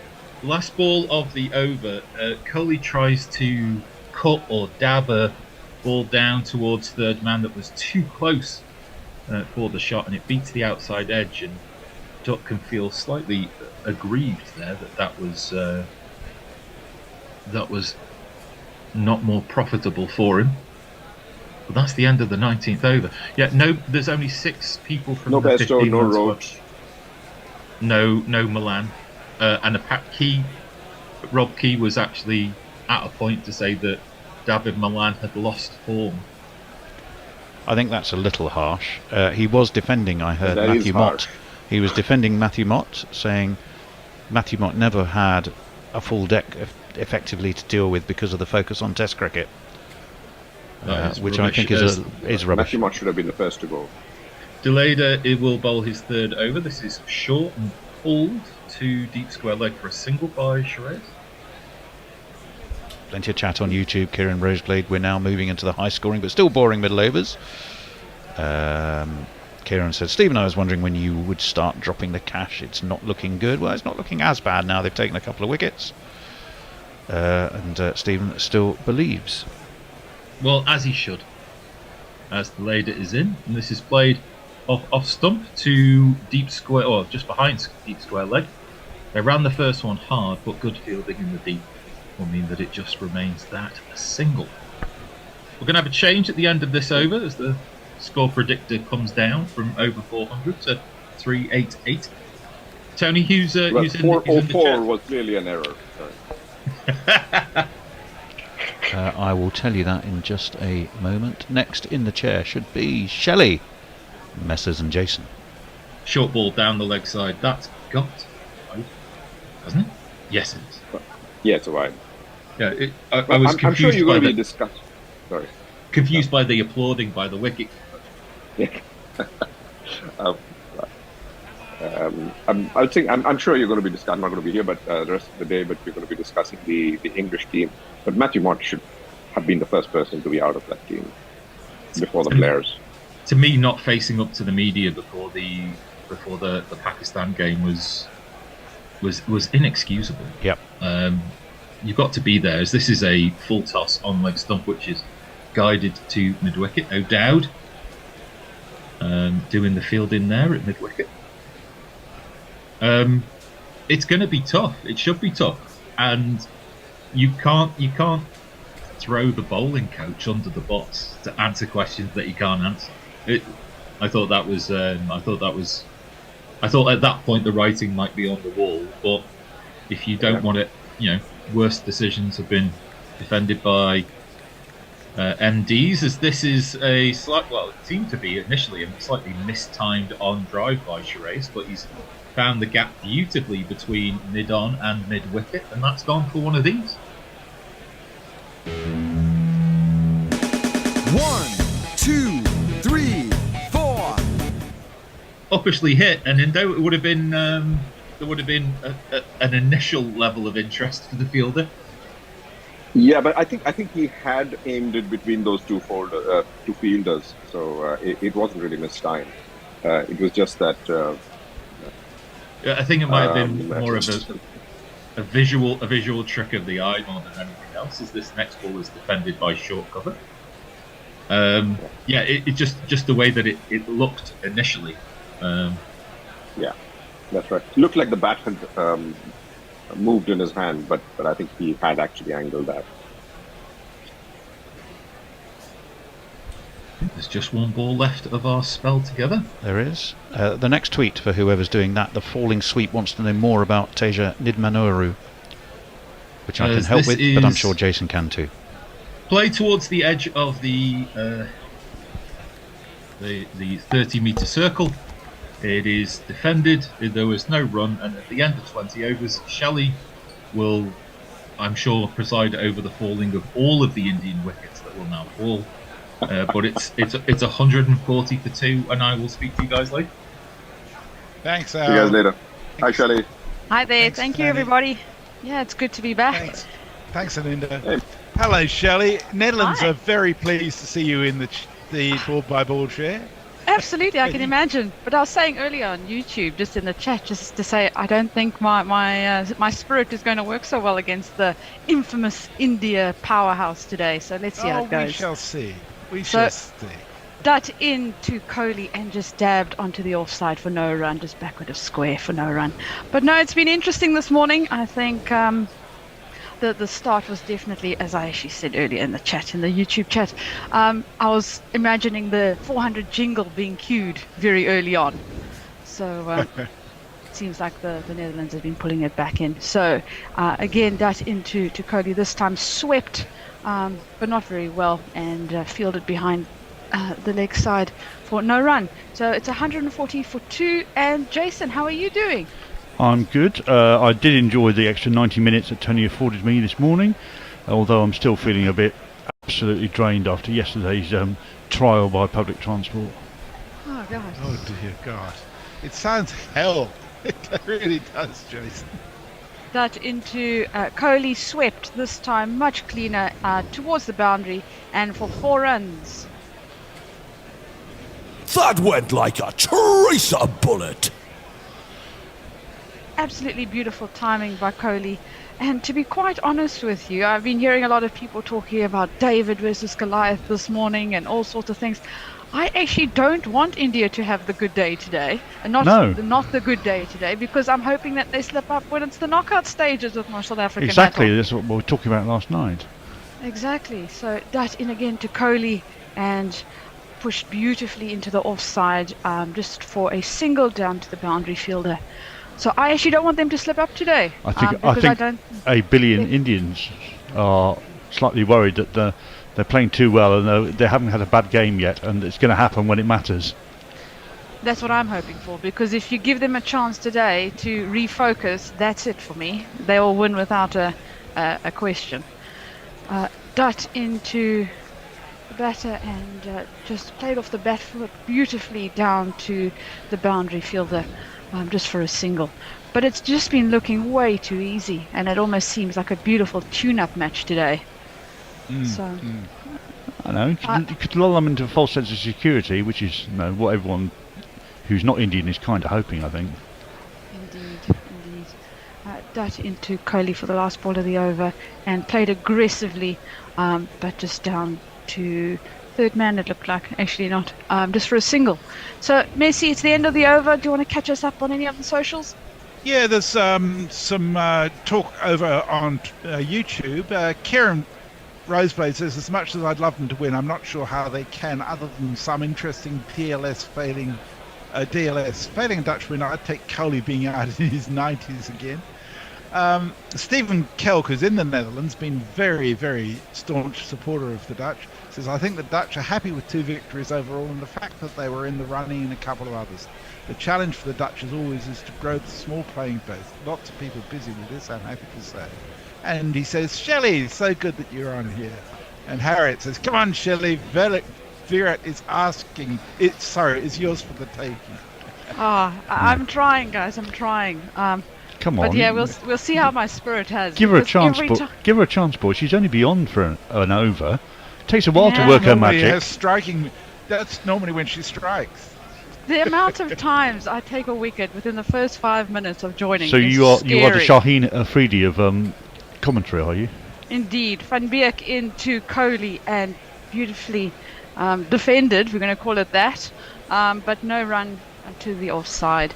But I just have been finding that every single time, whether I join the YouTube feed from the office or whatever, it's without fail within 5 minutes I've taken a wicket, and I just think, oh jeepers creeper, just stay off. You know what this is? They put you what on. is this? They put you on when the game gets interesting. Or they just want me to finish the game so they can all go home early. One or the Yes, other. that's that. And I think, Messi, you have been really diplomatic with the rota, having me on twice on both sessions, so at least both teams will get me. Yeah, I thought it was only fair. Exactly. My powers must work equally. But yes, and also I think just today, just watching the Indian batters, they've actually all been just beautifully timing for the most part. A few mistimed things, and this is Van Beek into Kohli and smashed down the ground in the air, and that's going to be a 6. Smack it in the air. Smack it in the air. Legs move it side to side. Smack it in the air. Smack it in the air. Smaximum. And that brings up the 150, I do believe. Have you got a jingle for us, Jason? I've done the jingle for 6. I don't think we've got a jingle for 150. Okay, good to know, because I actually didn't know that. But I missed the other day the 400 jingle, and I had to go play back the feed to go and listen to it. Yeah. Yes, it was a great moment we'd all been waiting for, and it lived up to expectations. Van Beek into Kohli again, and he's tried to smash it, and he's made 4 runs onto the leg side. Oh dear. 1, 2, 3, 4. Virat's in a hurry to be somewhere, I think. Has he got a lunch date? Sorry, dinner wouldn't date. be Looking surprised. very comfortable, isn't he? Don't they have the Festival of Lights this Diwali. tonight, Yes, actually? Diwali today. Diwali is on Diwali today, so this is part of the celebration, I think, as far as Well, they're concerned. it's- That's why they're batted. He's got a date tonight. So, Well, it started places to yesterday, be. and I think it goes on till the 25th, something like that. yeah, I saw a photo of the Indian team doing some of their celebrations last night, and he was looking quite good in his green for the festival. So yeah, I think he's got somewhere to be at this rate. Certainly, the curry house I went to last night was absolutely ram-packed with people. Wow. Yeah, I Van bet, Beek yeah. back into Kohli, and this time just played off his hip backward of the leg side onto the leg side just for a single. And that's the end of the over. Okay, I'm just, Mog says, I apologise, the 400 jingle wasn't worth the hype. It was, well, we really enjoyed it. And he says, hi Jason, hi Shelley, hi Missy. Hi, Mog. There's a few tweets in there, but they're mostly in response to a tweet Dashbird Kate put up beforehand. Who will be with us Silly Short later. Leg says, don't you dare get Virat out, Shelley. So there are competing calls on your powers at the moment. I think we've got to link my powers to super chats. That's the next step, Messi. Is I she- think, Oh yes, we can do that. We can make a fortune. Is I she, know, in the, and is she in the ground today? Because normally when she's in the ground, the cameras follow her. Or has she... Kate? Yes. No, she's on our feed. I know she's on our feed. She's actually in Holland today. that into Kohli and smashed onto the offside, racing towards the boundary. Beautifully played for 4 runs.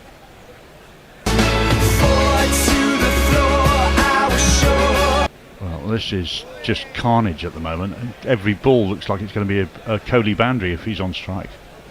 And I would completely agree. The moment they've taken off Van der Merwe and Van Leerde, it's just been, the gates have opened.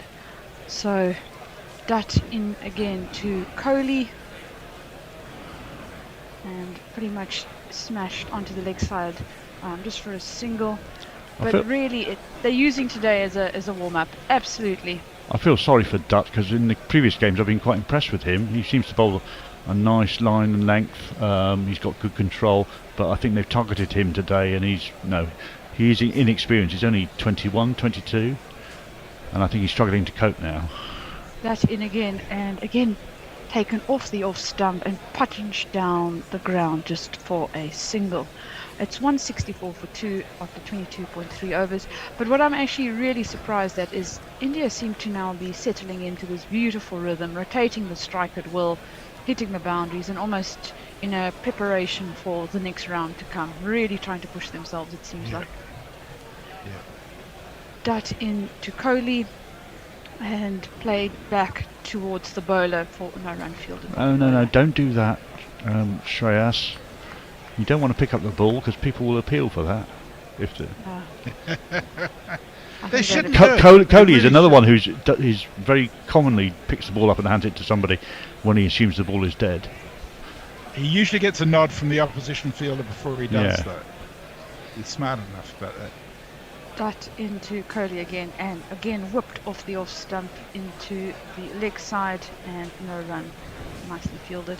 But I'm so after that whole debacle with Matthews and the spirit of the game, I think everybody's on notice that just to be careful and double check before you do anything. So Dut again into Coley, last ball of the over, and played off the back foot onto the leg side, running to the boundary just for a single. Okay, here's the super chat working. Stephen Kelk says he'll play a €10 super chat if you get Virat out in the next 5 overs. So we're at 23 overs. You got till 28 overs to get Virat out. There you go, Shirley. It's your challenge.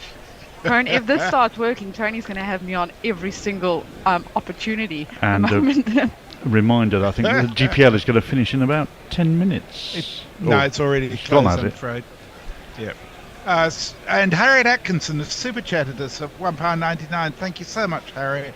That's also to buy wickets, Shelley. So Great. She just says, "There you go, Shelley." So you are a fundraiser par excellence. There you go. You know what? The next thing is, I think we need to fundraise that if your team is in the final, that I make my way into the Guerilla Towers on that day. Yes. So Van Beek into Coley and pushed beautifully into the leg side towards the boundary just for a single, because my powers are really astonishing when I'm in Guerilla Towers. They're dissipated by distance, are they? Exactly. The closer I am to the towers, the more powerful they are. And I'm about an hour away, about an hour and a half. I was in your neighbourhood yesterday, more on that later. There we go. Van Beek into Coley and just defended back, no run. Where are you, Jason? What were you doing on this side of the world? I was doing some sport watching in person. So I went to Tame to watch Chinner play against my rugby side. But that's a real trek on public transport. It's an absolute, and I chose the first time I've been there and went the wrong way, obviously. Oh gosh. Van Beek into Shiraz and played beautifully onto the leg side for a single. I will say that if anybody's ever around Oxford, they've closed the A34 the whole of last week. It was insane. It took literally an hour and a half to do 5 miles. Well, it took me four hours to go from South London to Tame, basically. Well, I tell you, don't go outside. It's just as simple as that. Never ever go outside. Just live in a cave, be a troglodyte. Yeah, absolutely. Van Beek into Coley and pulled beautifully onto the leg side and racing towards the boundary for a 4, if I'm not mistaken. Yep. With the super shatter, super shatter, super shatter, super shatter, super shatter, rocker, super shatter. Well. Absolutely played with nonchalant ease by Coley. He looks brilliantly in form. And I must get back to this thing about Oxford traffic, is I've now resorted to a push scooter to get to and from work, and I zoom around. So I haven't gone electric, I've gone push scooter to get some exercise. So very good. Indeed. So again, this ball into Coley and played onto the leg side just for 2 runs, it looked like? Yep. Are you one of those people who does it illegally on the pavement?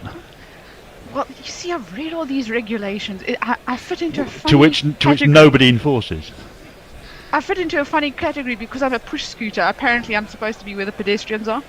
Yeah. Because I'm but all the electric myself. ones go on the pavement, and they are not supposed to be there.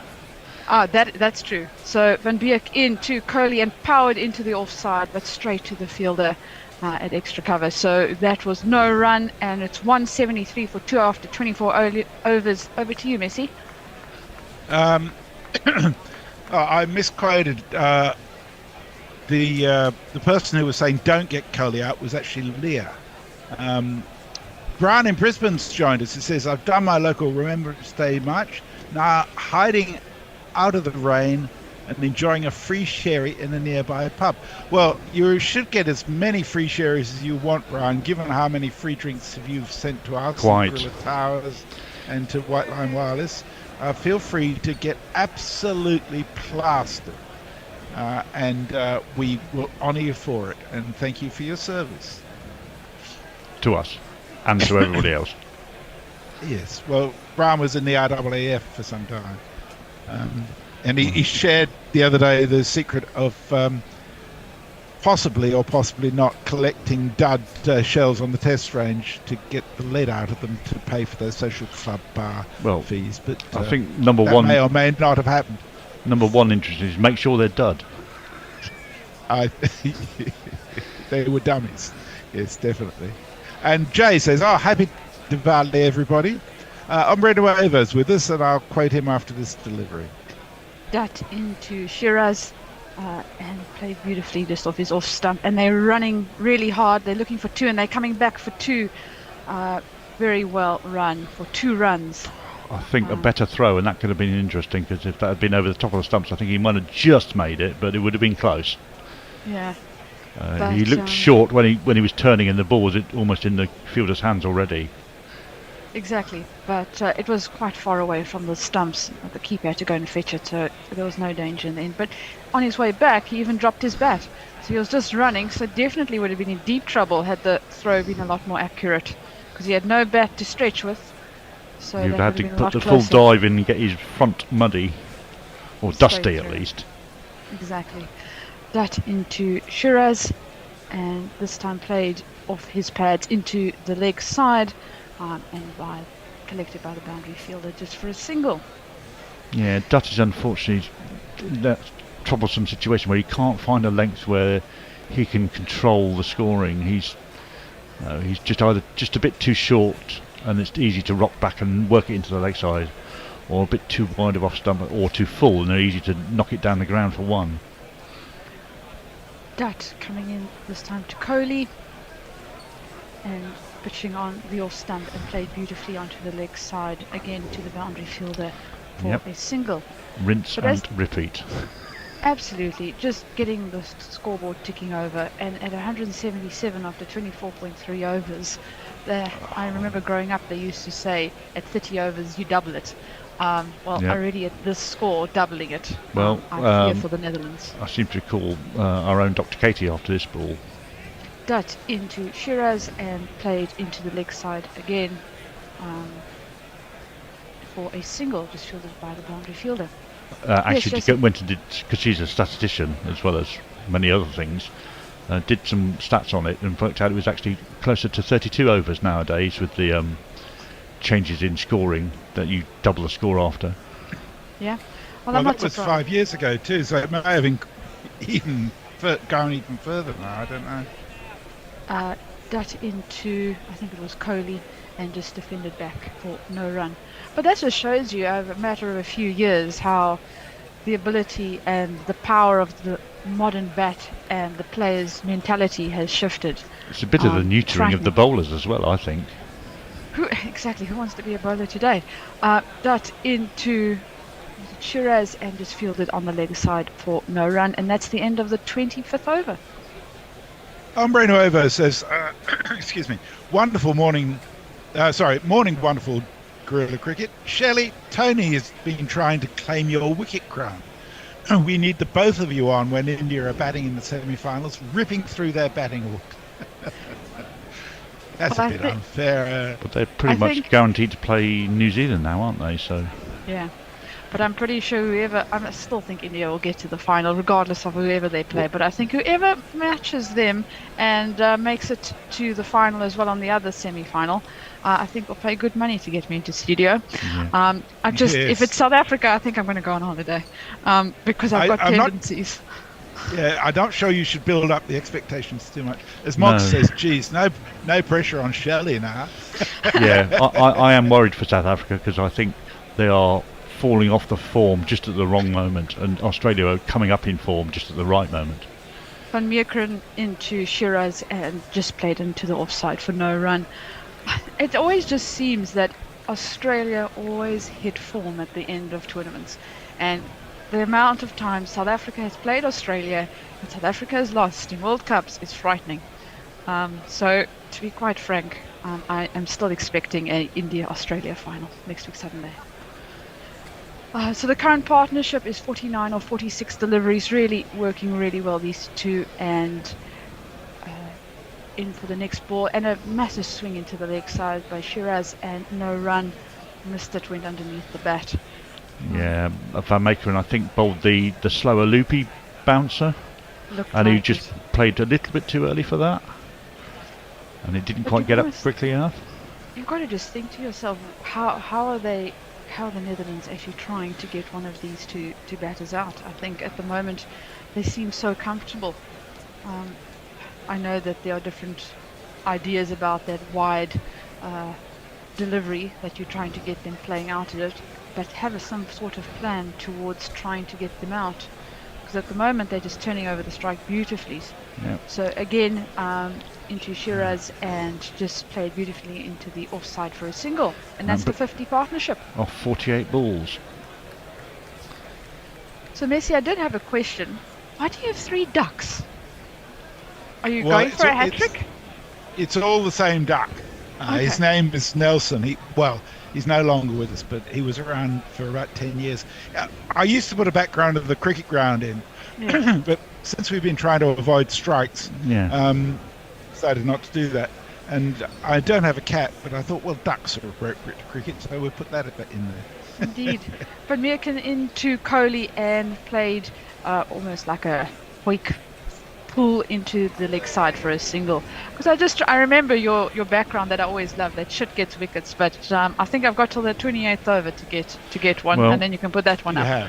For anyone looking on the YouTube feed, I am being surrounded by Kitten Kong at the moment behind me, who's getting a little rub from Josh. Anyone remember the famous Kitten Kong goodies? Yes, absolutely. Van Meekeren into Shiraz and played down the ground, over the head, and that will be 4 runs. There's not one boy for me, I must have 2 or 3, I need 4. Absolutely. There you go, Shelley. No, that's my favourite one, Messi.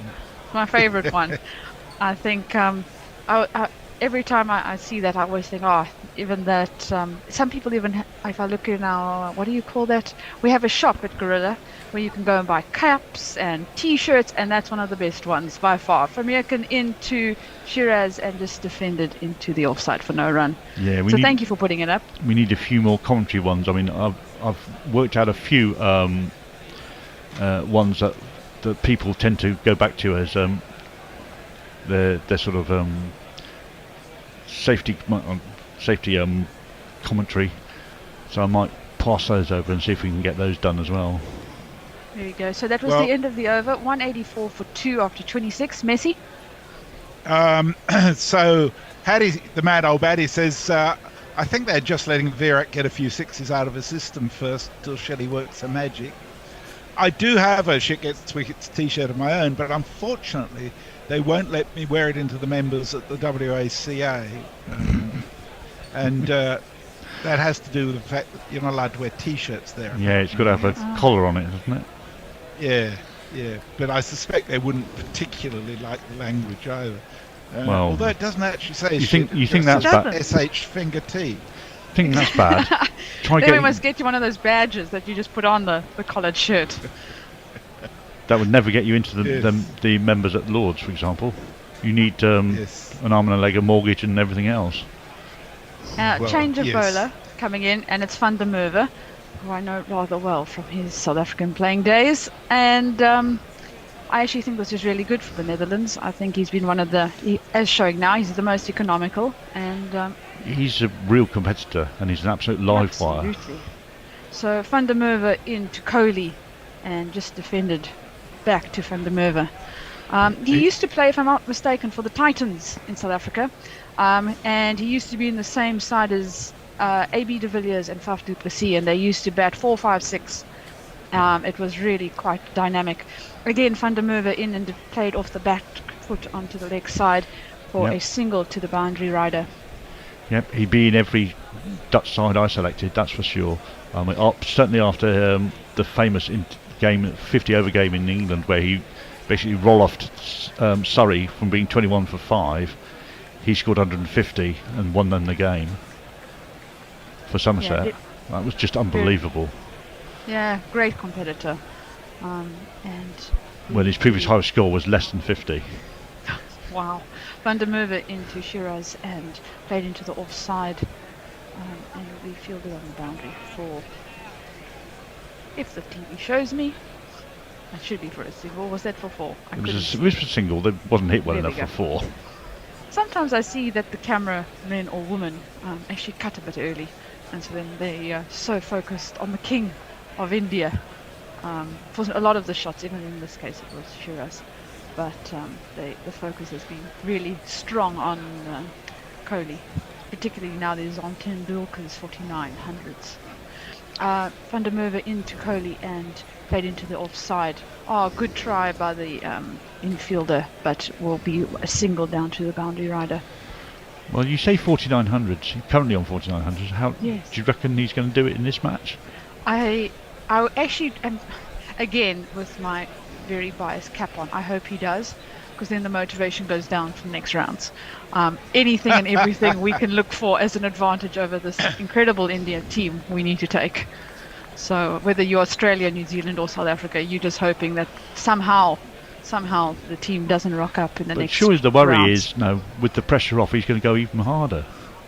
Oh, now you sound like Forthy saying go harder. Van der Merwe coming into Shiraz and played a late cut, but misfielded, went underneath the ball, and this will be at least 2 running, trickling towards the boundary. Good fielding. And stop. I think that's stopped. Yep, so it will definitely be 3. Yeah, gone for the front face dive over the sponge and flicking the ball back before he hits it. Yeah. I think misfield is a bit unfair on the guy. He did get something on it to slow it down. But if we have a look here, I almost think he dives over it because he got a hand on it. Did he? Yeah. Oh, very but good that's then. a superb piece of boundary very fielding. Well done. Yeah. Absolutely. Very, very much the dedication coming through there by the Dutch fielders. But did you see over there, just by the sliding, how dug up the outer boundary grass areas are? I've been seeing quite a few fielders this World Cup having their knees dig heavily into the outfield. And it's actually quite concerning for the injuries to the players. I think it's because they need to water the ground to keep it green so much that it actually comes up being quite soft, and they put sand down to mitigate that. So you see the sand puffing up as well on various grounds. Virat Kohli on 48 of 50 balls. Van der Merwe into him now and played right back towards Van der Merwe. No run, well stopped, and he's having a good chuckle about it. And that's the end of the over. 190 for 2. Messi? Jay says the Kitten Kong sketch seems to have seared itself into the psyches of several gorillas. Mog says, I wore my Shit Gets Wicked t-shirt to some of the T20 World Cup games last year. Quite the conversation starter, which is unfortunate because I don't want to talk to people. And Leah says, all you need to do to get into the members at Lords is a fine Heckler and Koch product. A healthy disdain for the all you need to get into the members, apparently, aim. according to Katie Scott, all you need to be is female to get into the members. Well, it probably helps, but you know. Well, if you go in uniform, you definitely get in, because almost every serviceman known to man gets into the members. Van Meerkern into Shiraz and pulled onto the leg side beautifully and diving despairing by the fielder, and still 4 runs. 1 2 ka 4 4 2 ka 1. My name is Lakhan. My name is Lakhan. Yeah, that was really swatted away. The fielder did his best, but he had 10 yards to go, and that was probably 1 yard too many. He made a valiant effort, but the timing has been so pure by both of these batters. I think the moment they're getting a full swipe onto the ball, it's flying. So very good attempt, but and then this is my last over to get a wicket for the I think it was Stephen who said 10 euros into Shiraz and played off his hip, and it's running towards the boundary, but well fielded, and it should just be a single. Yep, I think, was that Nidham Manuru there on the boundary? I think it was. I think you are Well, correct. we needed a single to get Kohli on strike so he can get him out. I know. They've planned this beautifully for me. And now we're watching just the amount of incredible shots played by Kohli versus the Netherlands, but also they even had a few balls from Rabada as well. So Virat Kohli on 48 or 51 balls, and he is facing the delivery and now swatted onto the leg side. Oh, was he going to go for two? Nope. That should be a single. Yep. 49. I thought he might gamble on the run because of the misfield, but it was only about a yard or so away from the square leg fielder, and he managed to react quickly enough to get hand on the ball and lost it back in. Jason, what are your thoughts about these heavier bails? I've been seeing quite a few games where they haven't been dislodged, or any thoughts? Well, I think the zing bails are generally a little bit heavier anyway. From Yurkin into Shiraz and played late, but into the offside, straight to the fielder for no run. Partly Continue. because of the metal components in them to make contact with the stumps, but I've got no real feeling on that. I mean, certainly in recreational cricket, no, the heavy bails are very much a rarity. They only get pulled out, well, if they get pulled out at all, they get pulled out at the very last minute when bails have blown off 4 or 5 times already. Yeah, it's for me, even growing up, I come from a very windy city in Port Elizabeth, and that was some of the times that we used to see them, is when it was blowing a gale. And this is from Yurkin into Shiraz, and it's a loose ball that was around hip height, full toss, and just played down to third man for a single. Doesn't look like it was Your last over. ball. Yep. Stephen Kelk says Virat took the single because he's afraid of the combined power of Shelley and the promised super chats. Ah, there we go. Speaking of Port Elizabeth, can you tell me how to pronounce new name? That will take us 5 minutes, because there's the that everybody knows from the Dutch, and then there's a nice click there as well. So definitely Jason will have to get you to go for it. And this time it is played onto the leg side with a hook running to the boundary, but should just be a single for Virat, and that brings up his 50.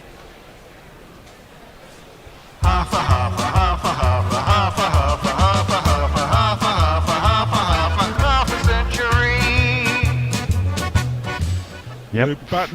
50 or 53 balls, I do believe. I think for any team, I think the majority of the time that you'll be spending preparing for this for a match against India is how do you get Kohli out. He's been absolutely destructive with the bat in this World Cup. Yeah, the after 18 months of being fairly meagre returns in most forms of cricket, actually, he's certainly come to the party in this World Cup because it's at home and because it's expected from him, I think. And this is his last chance to make a major influence on the world stage in a major tournament. Kieran Roseblade asks, what's the score? It is 198 for 2 after 28 overs, and it's Van der Merwe into Kohli and just played straight back to Van der Merwe for a dot ball.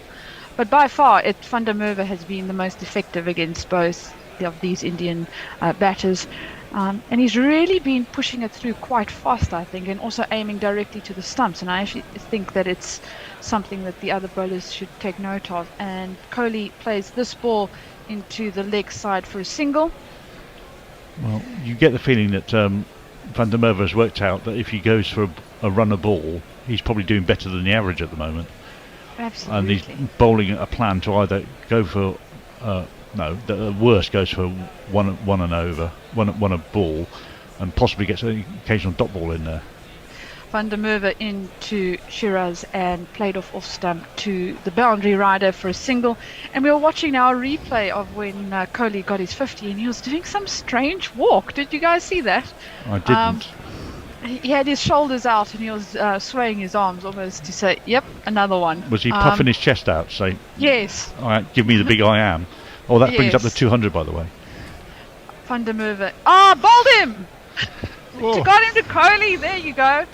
That's good enough. That's good enough. Come on, Stephen. What more must I do? I had to wait for the former South African to come on. Wow. Well done. Yep. So Kohli's gone for 51 off and 56. And 200 for 3 is India.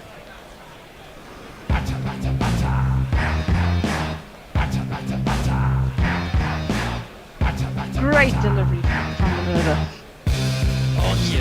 So it's interesting. India took 12 overs to get to 100 for 1, and they've now taken another 16.4 overs to get to the next 100 and lost 2 wickets. So I think the Dutch have done relatively well in the circumstances. I totally agree, I think. And if you think about the bowling pairing, I think Van der Merwe's got a massive part to play in that. I think he's been on the wicket, he's been asking the questions, and if you look at his economy rate, it was under 5 and over. Yeah, I think so he's really pulled it back. The difference between him and the other slow bowler, Aryan Dutt, is that Dutt has bowled outside off stump in the main, and Van der Merwe has bowled into the stumps, angling into the stumps, forcing people to either play it straight or work across the line. So just so that everybody knows, the power of Shelley has worked again. Van der Merwe. So I am definitely accepting super chats for wickets. And Leah's not happy. She says, "Burn the witch." Right. Well, it's brought another man to the crease. It's going to be this man.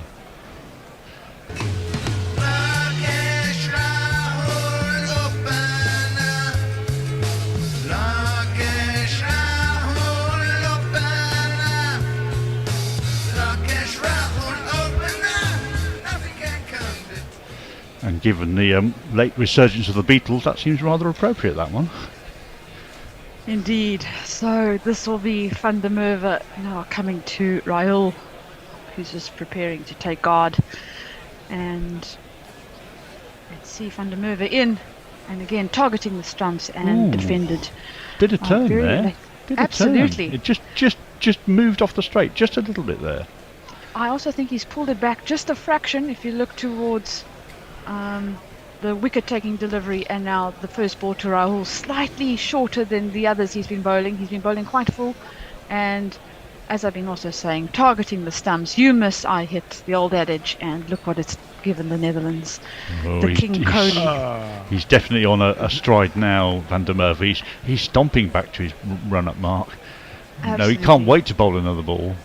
Indeed. And Rahul is making him wait.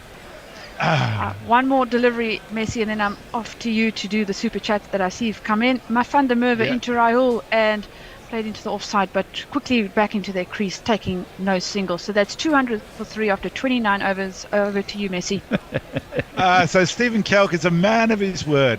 He's sent us €9. He says, for services rendered, 1 wicket, Virat Kohli, minus €1 for late delivery. We'll take it, Stephen. Thanks so much. As always, Harriet says, yeah, thank you, Stephen. Harriet says, go, Shelley. You and the super chat will work.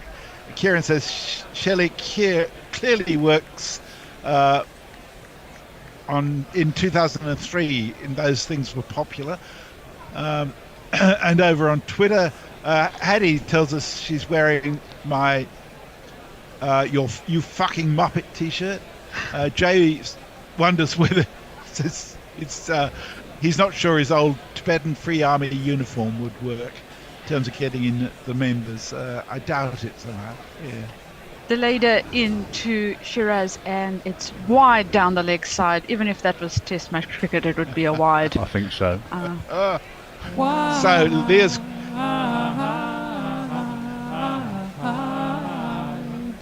Leah's calling you out. She says, did you just call Shiraz? I could have well done. Very likely to, since Cape Town's not far, and it's Shiraz country in Cape Town. Again, down the leg side by Deleda. So that's 2 wides after each other. Wide. Lovely wine. Indeed. So that's about, Cape Town's about by car, about 7 hours from Port Elizabeth. Constant family holidays. I growing up know. in Cape I Town. have driven that part of the garden route in 2015-16. Oh, really? That's fantastic. Delayed her in and defended onto the leg side just for a single, running towards the boundary. Possibly one of my best holidays ever. Really? Did you do Table Mountain at all? I did. It was blazing hot, and the cloth came in just as I got to the top. Indeed. So I didn't walk up it. There's no way I could walk up it. No ways. So if anybody doesn't know that when people talk about Table Mountain, the cloth, it's the cloud cover that comes over the mountain that looks like a tablecloth. It's spectacular. And also, if you are ever in South Africa, to watch a game at Newlands would be absolutely beautiful. Newlands is beautiful and amazing. But I can't do a commentary stint and not say St George's Park is also one of my favourites because it's in my hometown. So delayed her into Rahul and played onto the leg side for a single, and will be fielded by the boundary rider. Yeah, very many happy memories of Cape Town, where I spent 9 days, and then the garden route, going to Hermanus and Kneisner, and eventually on to PE. So Nice it's a beautiful. It's a beautiful Could you spot, check, isn't it? please, to see if Forthy is waiting to get in? He is. I'll let him in. Thank All right, delayed her in and whipped off the hip, and running towards the boundary, well fielded, and should be 2 runs. Really good commitment by the fielder. I didn't see who it was. Van Beek, I think. I think it is. And I've really been impressed by the Netherlands fielders, really showing a lot of heart and trying as best they can to They are defend. a pretty good fielding side, no, they run around and dive all over the place. What they make lack in ability, they make up for in enthusiasm. Absolutely. Tony is lurking. He's going to come in at the end of the over to do ball by ball. Shelley's going to move over to summary, and Forthy is coming in to do socials. Delayed her in and just defended off the hip and will run to the boundary fielder for a single on the leg side. But definitely, I think that the Netherlands has done really well, particularly through Van der Merwe, to just bring India back to a more likely score of 300 and something. But the worry is that his overs are running out, and then there'll be no Van der Merwe for the rest of the innings. Delayed her in to Rahul this time, and wide delivery and pulled onto the leg side and is running away for 4. Now my innings going, great guns, I hit the ball, 4 runs, I hit the ball and it went for 4 runs. Fantastic pull, really pushing on now. Yeah, got well over the top of that, kept it on the floor, got it fine so he could beat the fielder. All he had to do basically was roll his hands over the top of it. I remember a period of time the Indian batters didn't like having short balls, but they've become so good at playing them in recent years. Delayed her into Rahul and just defended for no run. Yep. And that is the end of the 30th over, 211 for 3, and we are going to have a change. Yep, that's a good comeback, and Tony's imminent. I shall see you later. Thank you all. Thanks, Messi. Thanks, Jason. So while we're changing seats of everybody, I just think, just to reiterate how the Indian batters are really been doing well, continuously pushing the singles, and I think without Van der Merwe, I think the score would be much closer to 400. But no, really doing well by the Netherlands in the last few overs. And Well I can done, see Tony. Yeah, you've Hi. managed to hello there. You've managed to get Virat out. Congratulations, that's a good effort. What a fine effort that was. It Shelley, was all the about destroyer super of chat, worlds. guys. It was all about the super chat. I had to bring the powers. Van der Merwe is going to continue, and this is driven sweetly away towards the cover boundary, but where it will be fielded by, I think, Bas Deleda, and they will just take a single. 5 for KL, 36, 90. What they 91 without loss at the start of the power play. 3 wickets gone. But I did say Virat will not get a ton today. He's saving that to break Tendulkar's record for the final. didn't want to waste it today. There is a sort of a very fine gully or a sort of a backward or a third slip in place, but won't be called into action. That was chopped down towards deep backward point. They'll take another single. KL will move on to 6. 213 for 3. Shelley, how are you? I'm doing well. I went out just before my commentary started, should I say, and it was rather cold. So watching these pictures and seeing this fabulous cricket, it's keeping me nice and warm today. Punched by Shreyas out towards short extra cover. I heard you talking about Table Mountain. I've flown around that in a helicopter, would you believe? Scary as hell. Muscled away by Shreyas Iyer out through deep mid-wicket. He just stood and absolutely pulled that with those powerful forearms, and it's gone for 4 runs. It's Nissan She. It's Nissan She.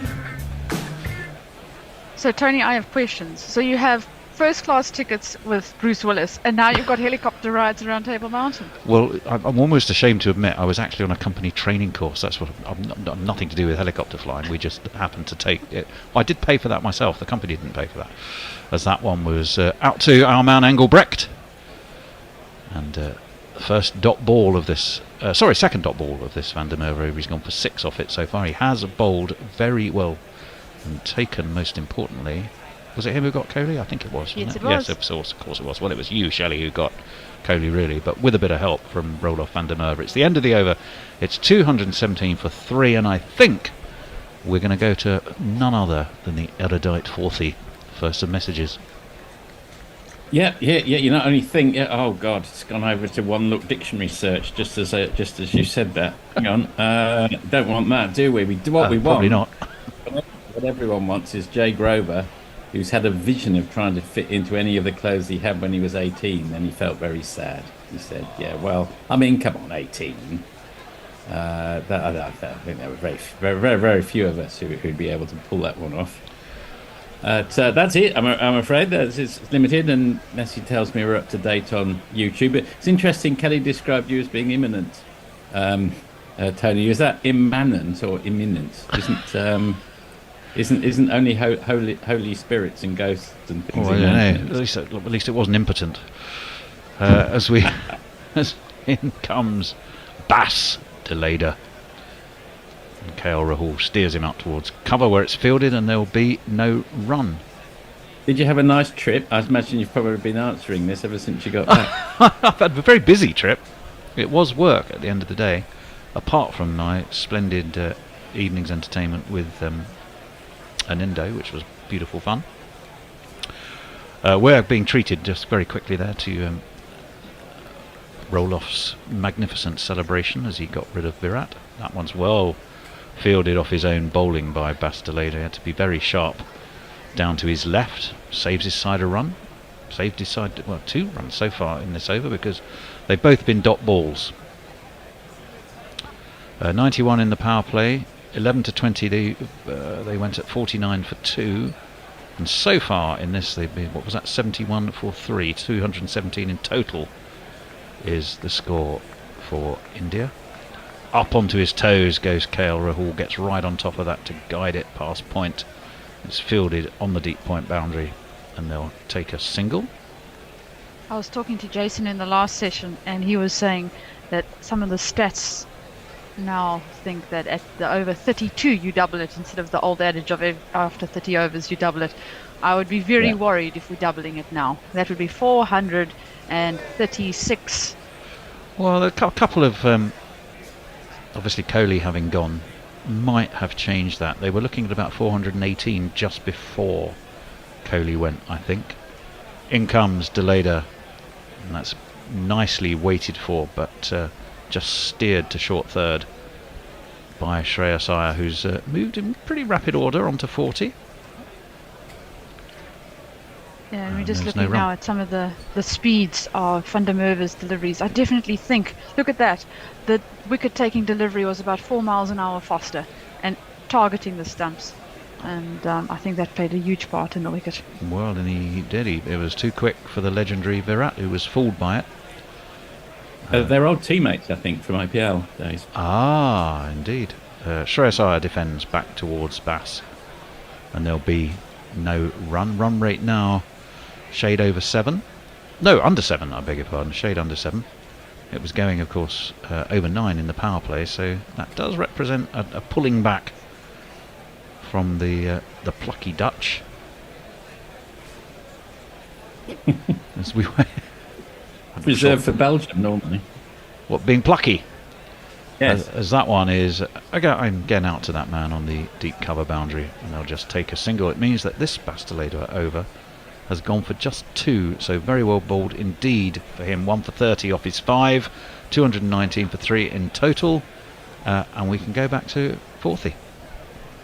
Yeah, so Mog, hi Tony, hi Shelley again, hi Forthy, and he adds, yep, I'm a little low on quality tweet content, but it's nice. It's good to hear from you, Mog. Just don't worry about it. It's good. Not every tweet has to be a Hollywood tweet. You know, not every tweet has to pitch middle and miss and clip the top of off. We can have standard tweets as well, and we welcome them. Anyway, Abhishek, are we doing the boring middle tweets now? Yes, we are. They're essential to nudge the 1s and 2s during the boring middle social messages. It's just efficient tweeting. That's all it is. Yeah. Abhishek represented Dutchbird Kate in Guerilla Cricket. Is it Netherlands or Netherlands? He inquires. Or the Netherlands. I don't think you're going to be pulled up for saying Netherlands, surely. I hope Maybe not. You are. I really hope not. Colin Ackerman's going to continue. Only his second over. He's brought back into the attack. If he's coming back, I won't jingle him. This one's eased out to long on, and they will take an easy single. 220 for 3, 6.8 for that run rate. Shreyas Iyer, he's cruising, looking to want to be the third man onto 50 in this innings. Rohit got 1, Virat got 1. Actually, no, he did the 4th onto 50, didn't he? Am I right? I think so. Flicked off his toes by KL Rahul, just backward of square leg. Be another 1 added to the score. I'll have that. I should look that up. I'm pretty sure 450s. Unusual though for the top players not to go on for India, having got to that point. That one's worked away out towards deep extra. They'll take a single.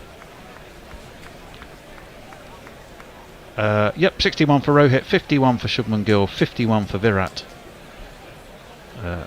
Those were the 3 wickets to have fallen. 3 different wicket takers as well, as that one catches KL Rahul quite high up near the splice, but he plays it down into the ground back towards Colin Ackerman. And it's a dot ball, first one of this over. And that will be another single. It's all classically working the ones, isn't it? Here, Shelley. It's nothing explosive. No, but it's ticking the scoreboard over, and also just trying to rebuild. I think, as you said, getting the wicket of Virat Kohli was massive. Oh, the nation mourned. Stunned, shocked silence around Bengaluru, I would imagine. Well, and all of India. Again, it's just an easy single out into the offside. A jog. Barely a jog. Almost a sort of a stroll. 224 for 3 at the end of 33. And we can go back to the... it's not a weather cave in Melbourne. I'm not sure what the Melburnian equivalent of the weather cave is, Forthy. You'll have to tell us. It's a library, isn't it? Well, it is. It is in my case here. There's a little barrage of social stuff coming in, so I'll try to get through it. Messi says, I don't suppose Jean-Claude Van Damme was flying the chopper, Tony. I was reminded when you said that of... oh, to fly round Table Mountain. Identify the singer? Well, I think that was Neil Young, but... Yeah, it was. Yes, well done. Stephen Kelt says, good morning, Forthy. Knower of the true music and lone horseman wandering the plains of alternative 80s music. As epithets go, I'll take it. And he adds, it's Netherlands in English and Nederland in Dutch, but whatever. There you are, then adds, Nederlands with an S is the Dutch word for the Dutch language. So there's all that. Are we back with the cricket yet, or shall I carry on? No, you can carry on to your heart's content, Forthy. Carry on up the tweets. One of the lesser known. films in the canon. Yes. Farang, okay, let's explore Virat tanking his bat today. Not getting 100 today, waiting for the finals as per the Bish theory. So this Wednesday, Virat will score 100 against the Black Caps in a losing team, thus enabling an all-Southern Hemisphere final on Sunday week. Well, I have to say, for all our listeners, fans, followers, friends, and indeed contributors, I'm holding my fire on our rotoring for the final because it's obviously going to be sensible to figure out who's in there, and it may have an impact on how we weight our illustrious commentary supplies. Messi adds, from a statistical point of view, of course, while delaying his 50th ODI century for the final, Virat did make sure he scored enough runs to overtake Quinton de Kock by 3 runs as leading run scorer. I'm sure that anyone, well, no doubt Rohit could probably have a say in overtaking him. He must have scored a lot of runs by now. That's a good idea. If someone could look that up. How does Virat and Rohit compare in total ODI runs? RMS PK Siva, may have pronounced that wrong. Please arrange bilateral matches to test playing nations. Not within our remit, but we can recommend it. We can ask. We can always ask. Jay Grover, in honour of Diwali, I'm going to attempt a Bollywood tweet. Not sure I've got enough characters there. You've certainly got enough character, Jay, if I may say so. And finally, Mog, instances of pronunciation correction have decreased since Naples Day. That's true.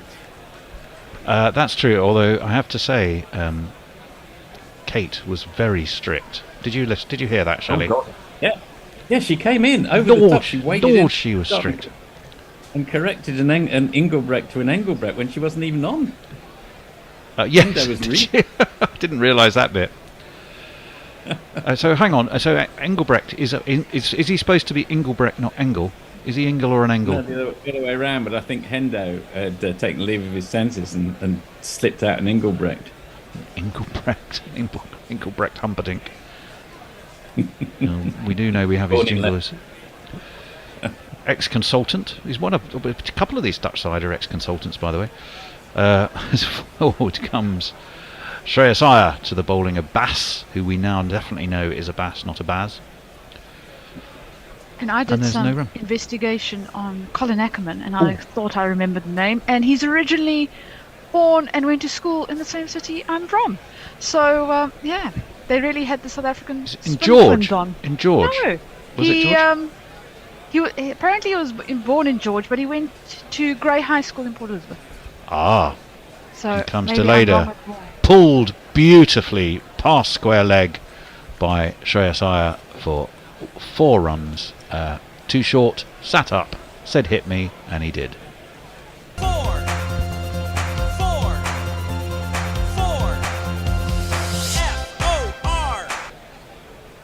I was going to ask a question of Shelley. I assume George and Elizabeth, perhaps wrongly, are named after English queens and kings. But has there been a movement, as there is in India, to rename those places? So Port Elizabeth is no longer called Port Elizabeth, but What's it called then, if I may ask? We'll do it after this ball. We'll just wait for Deleda. It's defended into the offside. Okay. They will take We're going to give it a bash. Got delayed. Do you want to try it again? Harbecha. Harbecha. There's a click at the beginning and there's a ch at the end. And a spittoon in the corner, probably. Oh, God. To catch whatever flies out as a result of doing it. Yeah. It's a real elephant trap, that one. But strangely enough, Port Elizabeth was never named after a queen. It was actually Elizabeth Donkin. So that's one of the misconceptions. Wow. But and we have something called the Donkin Memorial in Port Elizabeth, or PE, now Arbecha. So, yeah. In comes Deleda, his hair is flopping. And it's wide of off stump. And Kale eases it to deep point, where Ackerman is the man who does the fielding. Every day's a school day with Shelley. Every day's a school day. This is fantastic. I don't know a lot about George, but it's still called George. It's still called George. It hasn't changed its name to something guttural. What's not guttural? What's the word I'm looking for? Glockenstoppel. Glottal, maybe. Glockel. That's the one I was on. Glockelstop. That's it. Oh, that's beautifully driven by Shreyas Iyer. way past extra cover. The little camera on wheels goes scurrying across to be right in front of it, and it'll be 4 more runs. Super drive.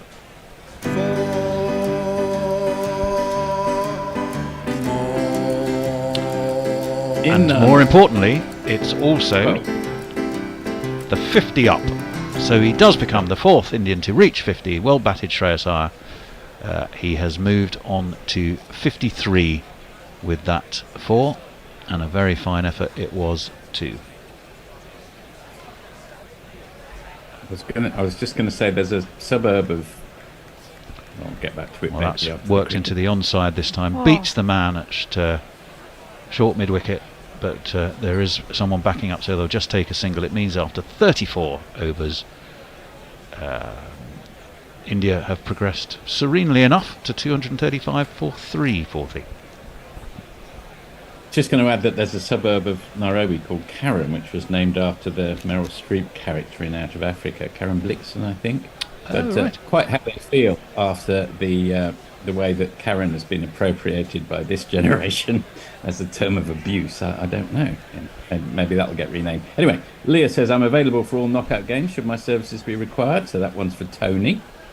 Noted, I imagine he's saying right now. Guerilla Cricket, Rohit has 503 runs so far. Unfortunately, I don't know how many runs Virat Kohli has got, although I could easily look it up. In comes Ackerman again, defended into the offside, but they will take a single. Dabbed, really. I say defended, I think it was guided with the intent of getting a single, Shelley, there. Defending is a bit unkind, wasn't it? Yeah, I think definitely we're going to go with just directed. Directed, that's the word I was There you after, go. not defended. Directed. Subtle. But no, very nicely looking for the singles in these, as some people like to call them, the boring middle overs. The BMOs, I don't think they're boring. See, I don't think they're boring. Oh, that's absolutely They're great sweetly played by KL Rahul. Late dab down to a very fine third man would have been Aryan Dutt, scurried after it, he couldn't get there, and it is the most exquisite and deft little angling of the bat, brings another 4 runs.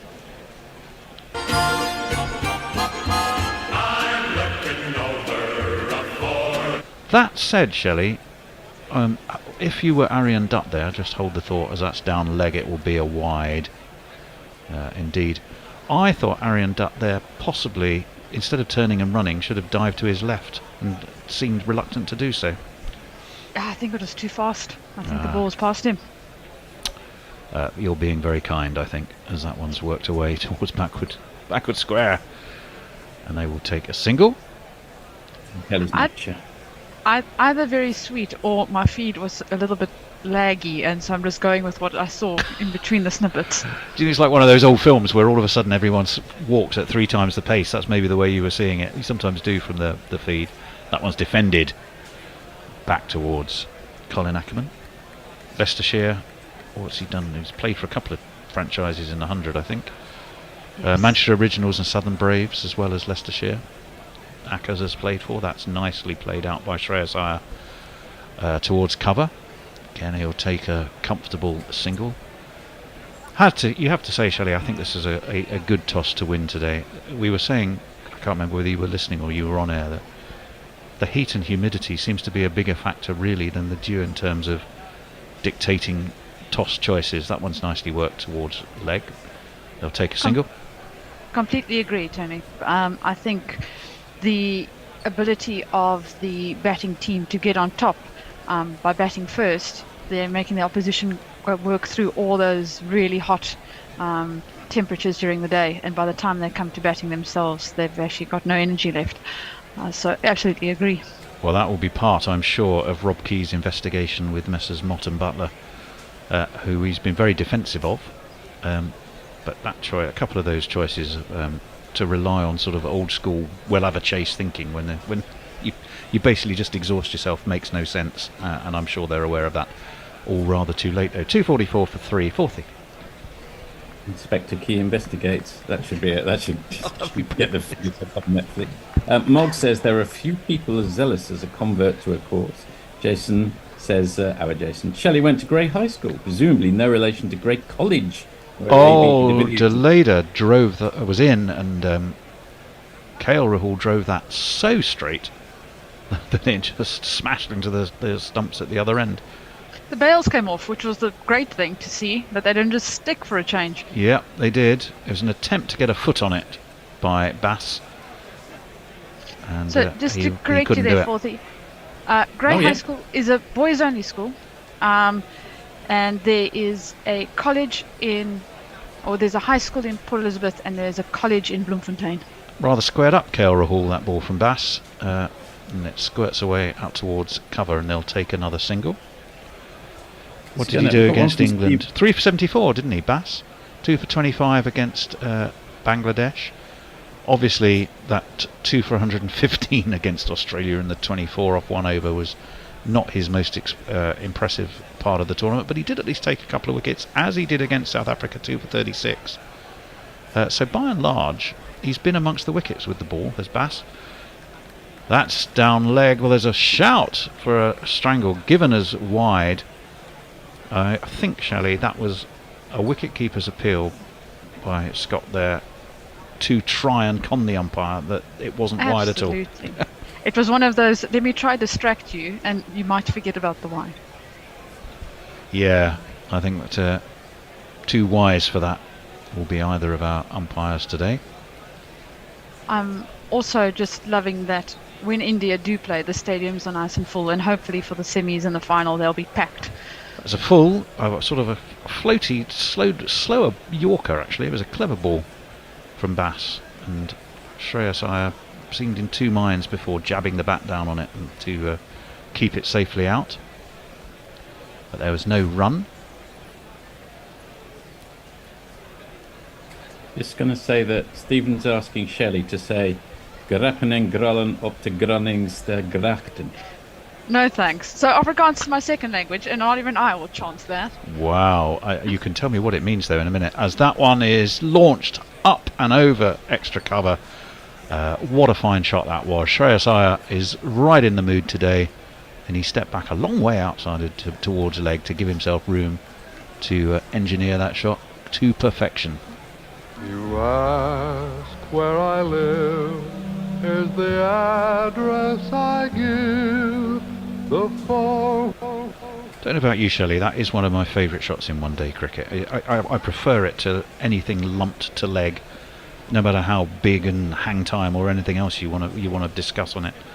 Yeah, I would call it registic. I remember Cullis and Amla being incredibly good at it. They were. That was very well played by Bastoleda, who's not having it happening twice, because he sees Shreyas eyeing up the same shot and he pushes him wide this time and gets a dot ball because Shreyas can't dig it out from under his toes, and his toes were a good 2 or 3 feet outside of his leg stump.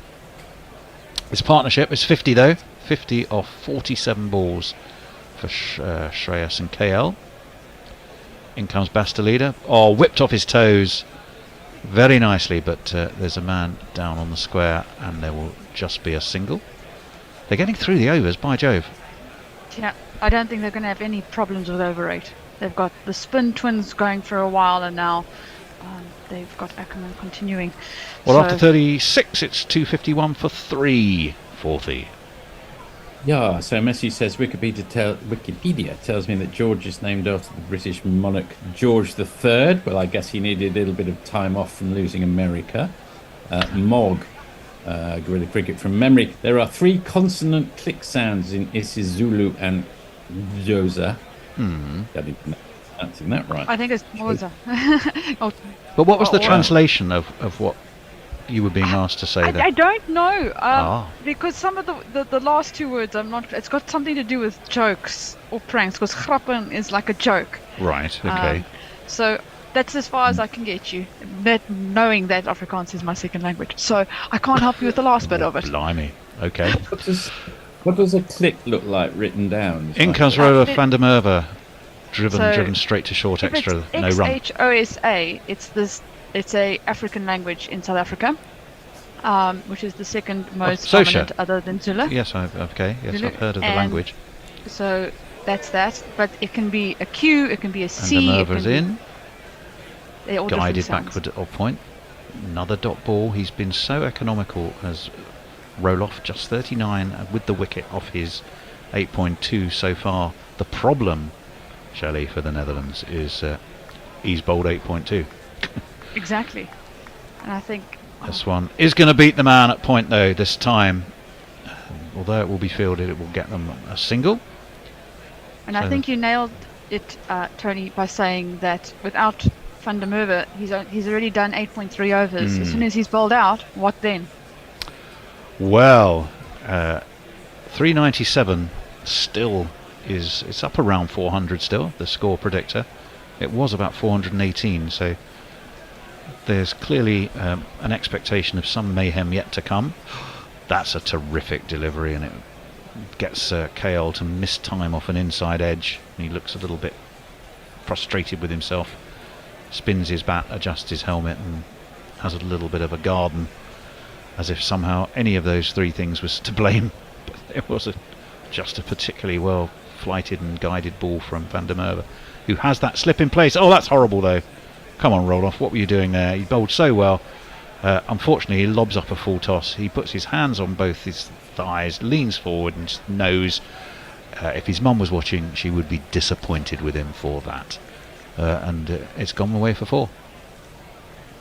1 and 2 and 3 and 4. That really wasn't a good ball. Wow. Yeah, he's cursing to himself in, well, what language? Dutch? English? I would say it's Afrikaans going on there. Yeah, I think more than likely. That's short and wide and cut by KL Rahul. There is going to be a man down at deep cover. And the throw thuds into the gloves of Scott Edwards. And we've completed 37 overs. 6 came off that one from Van der Merwe. He's bowled 9 for his 1 for 45. It's 257 for 3, Forthy. Well, apparently Greppen and Guerilla not to Gran is the Grachten means it's Dutch, yes, and it means something a bit like jokes and silliness on the canals of Groningen. And Shelley thanks Stephen for that. Okay. Yeah, there we are. Sounds like a recipe for a good day out as well. Pirate Badshaw, efficient tunnel boring like strategic middle overs in cricket require precision and planning. Navigating subterranean challenges parallels the skillful play between overs 11 and 40, ensuring progress with finesse. Yes, I'd go along with that. I don't hold with the fact that you have to be lumping the ball. I mean, it's fantastic fun when it does happen, but something a little more subtle, where the bowlers have a little bit more control. It's part of the fabric of the way things work. Well, Van Meekeren, I beg his pardon, Van Meekeren, who I thought looked a bit like David Cross, former West Ham player earlier. He is going to be back into the attack. Maybe former West Ham and Coventry player. Oh, I'm so sorry, I forgot that. That's a way to. Did you see what the fielder did? It was going on completely the opposite direction. What was he doing? He kicked it in the other direction. Was that who was that? Aryan Dart. Yeah, he's laughing at his football skills. Or is that Mr. Nidmanaru? I'm not sure. Well, watch and tell you. It was driven back towards Van Meekeren. He was the one who puts his foot down, and it steers it beautifully wide, and completely threw a dummy to the fielder who would have comfortably fielded it, I think. Now, Tony. Hang on 1 second. In comes Van Meekeren to Shreyas Iyer, who drives square of the wicket. Deep point boundary. They'll take a single. Fourthie. I think I'm right in saying, without too much fear of contradiction, that David Cross and daughter Karen Cross, Kate, are the only father-daughter combination to both win an FA Cup. Oh, I didn't know that. I know he's the dad of Kate Cross, the England bowler. Yes, Kate. Sorry, Kate. Yes, Kate. But I didn't know she'd won a. She doesn't play football as well as cricket, though, so you've slightly lost me on that one. As that one is pulled by KL Rahul out to the deep mid-wicket boundary. Van Meekeren just dropped that too short, and away it went. You really don't have much margin for error with this Indian batting lineup. 1, 2, 3, 4. Right, hang on. the dad and daughter who won FA Cup and Ashes. That's not quite the same thing at all. Well, now you're saying that. I That's think slightly I different. don't even comment on football. My team's been going through a real bad patch other than a very late victory this week. Remind me who that team is, as we'll just wait after this ball. 6 balls off the over from Van Meekeren. 6 runs off So 3. I'm a Man United fan, so... Of course you are. Of course you are. You have the primary qualification, which is mainly to not come from anywhere near Manchester. Exactly. 264 for 3. So, yeah, been in the doldrums in the past few years. Well, you say that. They've done very well. I mean, they keep winning league games, albeit, a thumping, an absolute mauling of the mighty Luton by a huge 1-0. Yeah, I think that's the way I've gotten to the point of the difference between a fan and supporter, and I'm in the camp In of comes Van Man United Meekeren. Up onto his toes goes Shreyas Iyer and swivels, but he doesn't really get too much power on it, and it's down to Logan Van Beek. I had a great weekend about 2 weekends ago now, when the Bucks won on the weekend, the Proteas had won, and Man United won. And I was like, this is the perfect trifecta. Well, you say that. I mean, I had one a bit like that this weekend. Unfortunately, having got back so early yesterday morning, I didn't go to football, which I would have done. But Watford won 5-0. My second team, but my local team, Hampton and Richmond, won 5-2. And, of course, England actually managed to win in the cricket. That one's pulled again, not timed by KL Rahul this time. And it will go deep backward square and they'll just jog a single. The run rate has dropped to a sedate 7.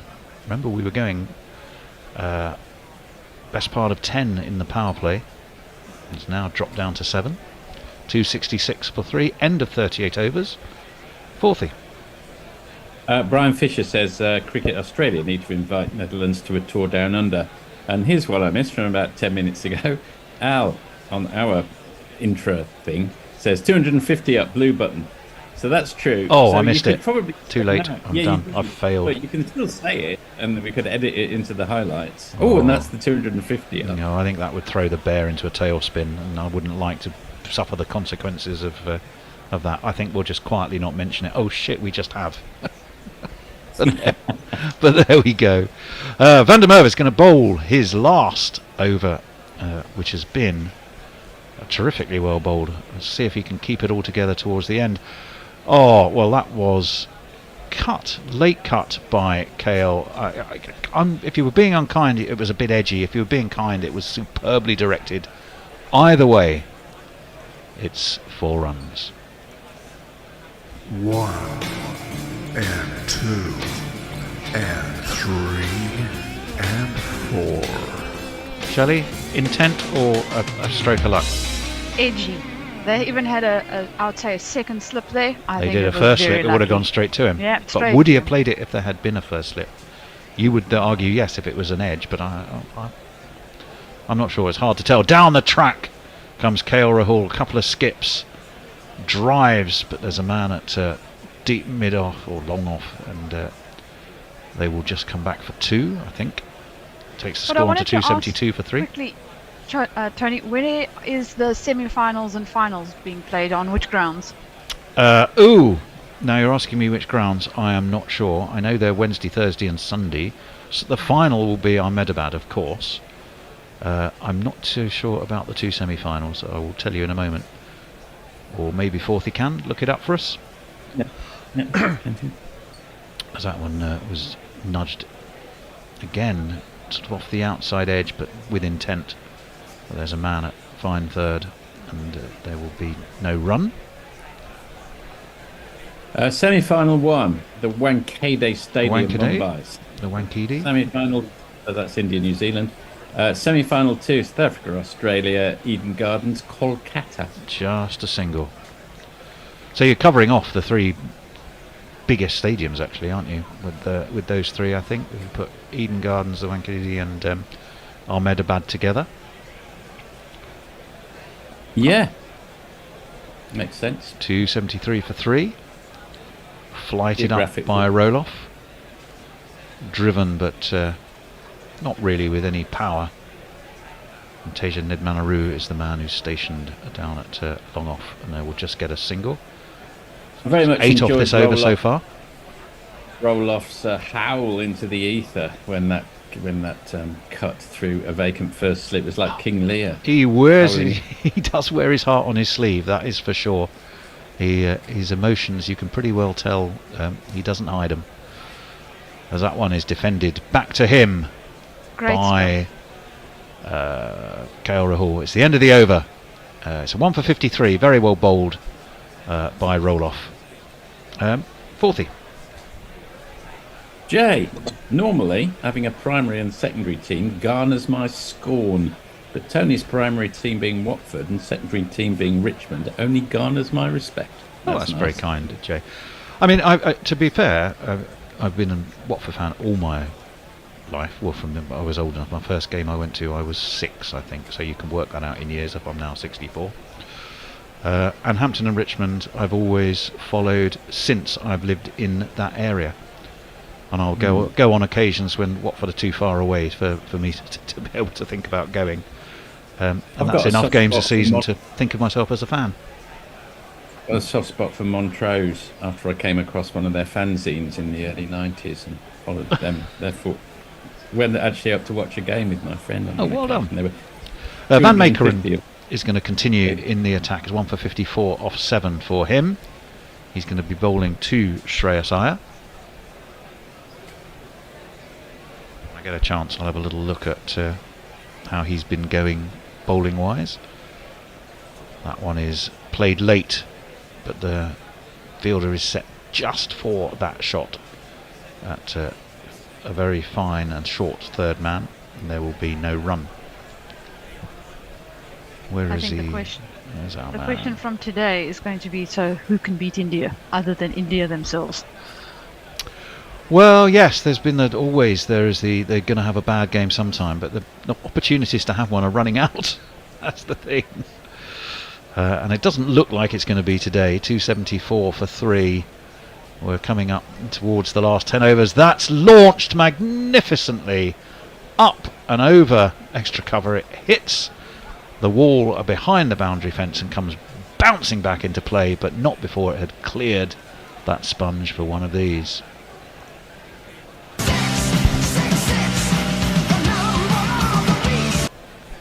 A super shot. There we go, bit of blue button action to make up for the fact that I forgot what was it, the 250 coming up. I believe you forgot that. 280 for 3. And now a little bit of attention for Shreyas Iyer there. Seems to have got a bit of damage to his left forearm. I didn't see what, why or how. Can't see any visible injury. No, whether he's just slightly tweaked something. He's getting a couple of tablets and downing some water. R. Ashwin is on the pitch, which we haven't seen much of him since the very first game against Australia, but he's only there dressed in his what you got? I can't remember what they call those vest things that you have to wear over. Tabard? No. What? Fourthie, my words are deserting me. What do they call them? You mean gilet? It's not really a gilet. A tabard is a legitimate description, I think. Yeah, is it? They do call it something else. It's just a complete blank on what it is. You know what's funny is I know tabard as an insect repellent. So there we are. Well, that's useful to know. Just shows you. That's also a funny thing with South Africans. We know products by their name, as in like the company name, and not the name of the product itself. It's a bit strange. So tabard, yeah. Ah, well, that's that's common. As Fourthie will tell you, brand recognition is the ultimate brand recognition is when you only know a product by the actual name of the Hoover being the most possibly one of the most famous examples. Yeah. Well, probably Google's taken over from Google. Well, let's Google that. Even if you're using a Bing, no one Bings anything. Even if they're using Bing to do it. We were pitching for Electrolux vacuum cleaners once, and the group account director consistently referred to it as Hoover. Hoover. Wow. And the CEO passed a little note to him during the meeting. Said, "If you call it a Hoover again, I will strangle you." That's very smart. I like that. 280 for 3. 4 balls left of this Van Meekeren over. We had a little pause as Shreyas Iyer was receiving some attention to his forearm, but he's ready again to face Van Meekeren. Short, wide, mistimed this time by Shreyas Iyer, who's cross with himself because I think he saw runs there, but he rather bottom edged it and strike one up for the David Cross, formerly of Coventry apparently, and most definitely Yes. a West Ham lookalike. And it's 280 for 3.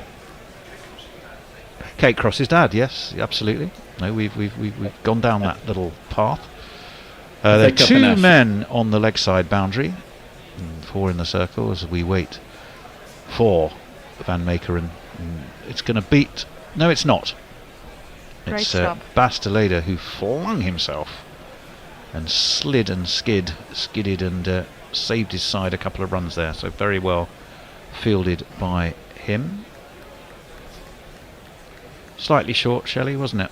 And it was there to be hit. Short, but I definitely think the Indian team is going to now really put some good shots together. I'm still thinking it's going to be around the 370, 380 mark. This total, it's going to be pretty Well, massive. score predictor was saying about 390.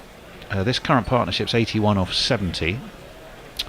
281 for 3 going into, well, we've got 2 balls left, then we'll be entering the last 10. That's slow, an attempted slower ball. It was a slower ball, but also it was a misdirected slower ball down leg, and it'll be 1 more to the score via a wide. So umpires, spread your wings and call wide. And I don't know what language that was, but it was looked to me like a fairly broad piece of Anglo-Saxon from Van Meekeren there, who wasn't happy with that ball, with some justification, I have to say. Been playing for the Winnipeg Hawks, amongst other teams. Great name. Also spent some time in the CPL. That one's pulled by KL, but down to Bass, who's patrolling that mid-wicket boundary, and they'll just take a single. What's he done so far? 1 for 57 against England, none for 35 against Afghanistan, 4 for 23 against Bangladesh, 259 against New Zealand, 2 for 40 against South Africa, 1 for 39 against Australia. So he's always been amongst the wickets as Van Meekeren. This should be the last ball of his over. In he barrels, full, slightly floaty Yorker, defended into the offside by Shreyas Iyer, who should keep the strike. Indeed he does. It means that after 40 overs, the run rate 7.1, and it's 287.10.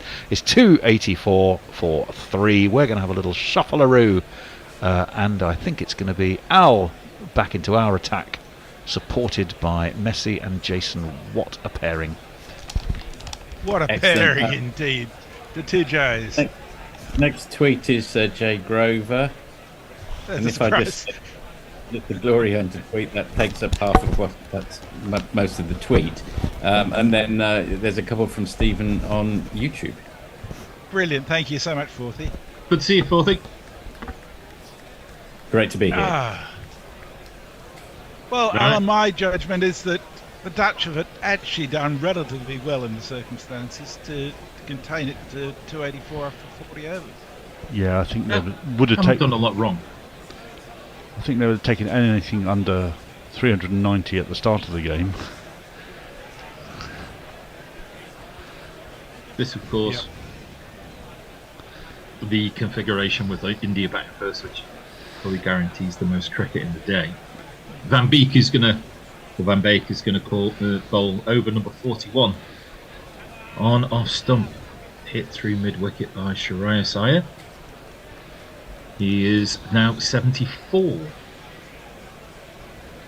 And of course, the danger of all of this is, were you to get any of these pair out who were well set, then that just brings Surya Kumar to the crease. Yeah, and then Jadeja after him. Yeah, there's a little bit where you would, if you can keep the runs down, almost preferred not to take the wicket. What? Keep the classical batsman in? Yeah, keep KL Rahul in.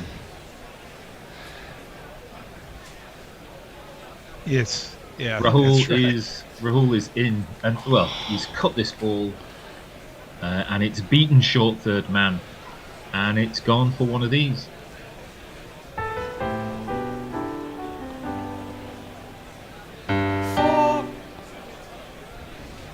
Classical shot by a classical batsman. Lovely little late dink.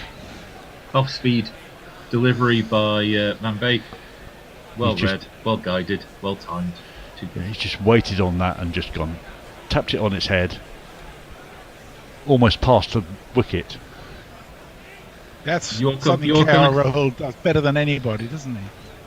The overcorrection by Van Beek. And this time it's on leg stump, and he's beaten short fine leg this time. And that's 2 fours and 2 balls.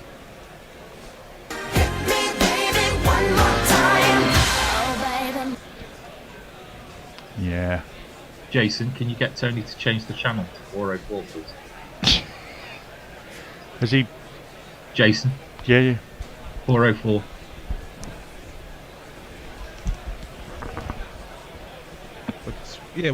What's going on? We're on a channel, but now that's turned into the wrong channel. So I am unable to bring you information about the next delivery. It's all right. They've just got to. There you go. Hey. There we are. So the score's now 294 for 3 after 4 deliveries of this 41st over. So it was just a single taken with that last delivery. That's is short and pulled through mid wicket, but there's a deep mid wicket there.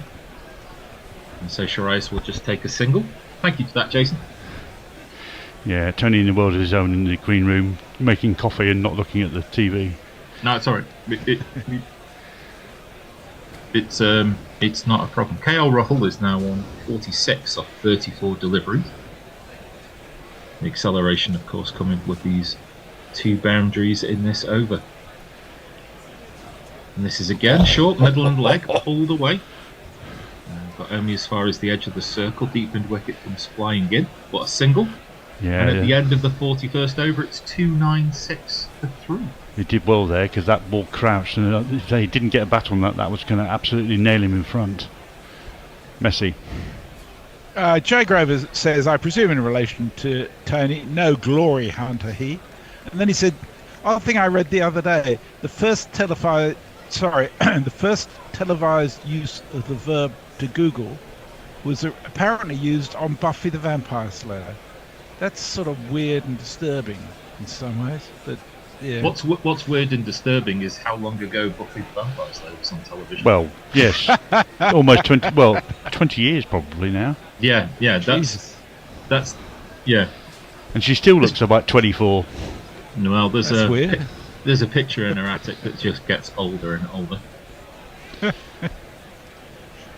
Yeah, it's funny with repeats the way people don't age, isn't it? Well, whereas we just keep on getting older and older. Oh, but we feel younger, don't we? No. Oh, sorry about that. I must be stealing your energy. Must be. It is Bas Deleda who's going to bowl the next over. And this first ball is defended back by KL Rahul to the bowler. No run. So what do we think as a total here, chaps? I think 380, 375. I'm a bit worried. I think looking at probably over 400. 9 overs, 12 and overs. 9 towards 108. Yeah, a bit over 400. This ball is outside the off stump. KL Rahul takes a big step to the offside, tries to pull the ball. The ball goes over his shoulder, but he makes no contact with it. Wow. The upshot of all of that is that there's no run. Slower ball bouncer by Deleda. Well, yeah, I mean, KL Rahul sort of went inside and tried to manufacture a shot, but I don't think that didn't work. So he's now going back to classical work, and that's not going to work either. And that's and this has been pulled. Now, has that got the distance? It hasn't got the distance to go all the way to the boundary, but it was behind square enough that it nipped the fielder on the boundary is only able to get to the ball on the bounce, and that's just a single. Yeah. But all results were in play with that ball in the air. I didn't know if it was going for 6. I didn't know if it was going to be out. Yeah, not enough power in it to go over the boundary. No, but hit too ultimately for the man at on the 1 at 45. Yeah. Yep. And fine leg up. So, 97 off 82 was this partnership. 297. We talk about this idea of a big acceleration. That really got to do an awful lot. This is wide outside the off stump, aiming for the blue line, but gets it wrong, and will have that delivery again. And when you bear in mind that the next two batters, Siriakuma, Yadav, and Jadeja, there's plenty of potential there as well. Yeah.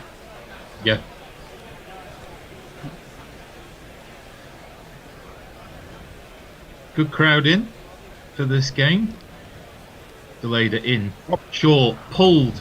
Front foot pull shot. There's 2 men out there towards deep mid wicket, and they can't stop it. It bounces just inside the sponge, and that's a glorious fall.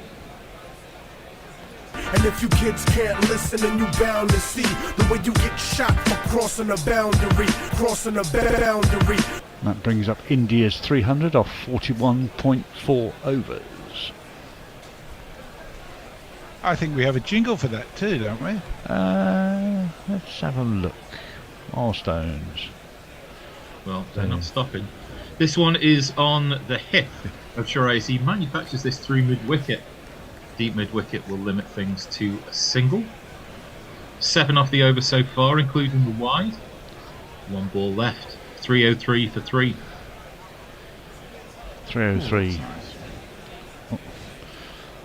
I'll get ready with the 50 jingle if I were you. KL Rahul's on 48. It's queued up already.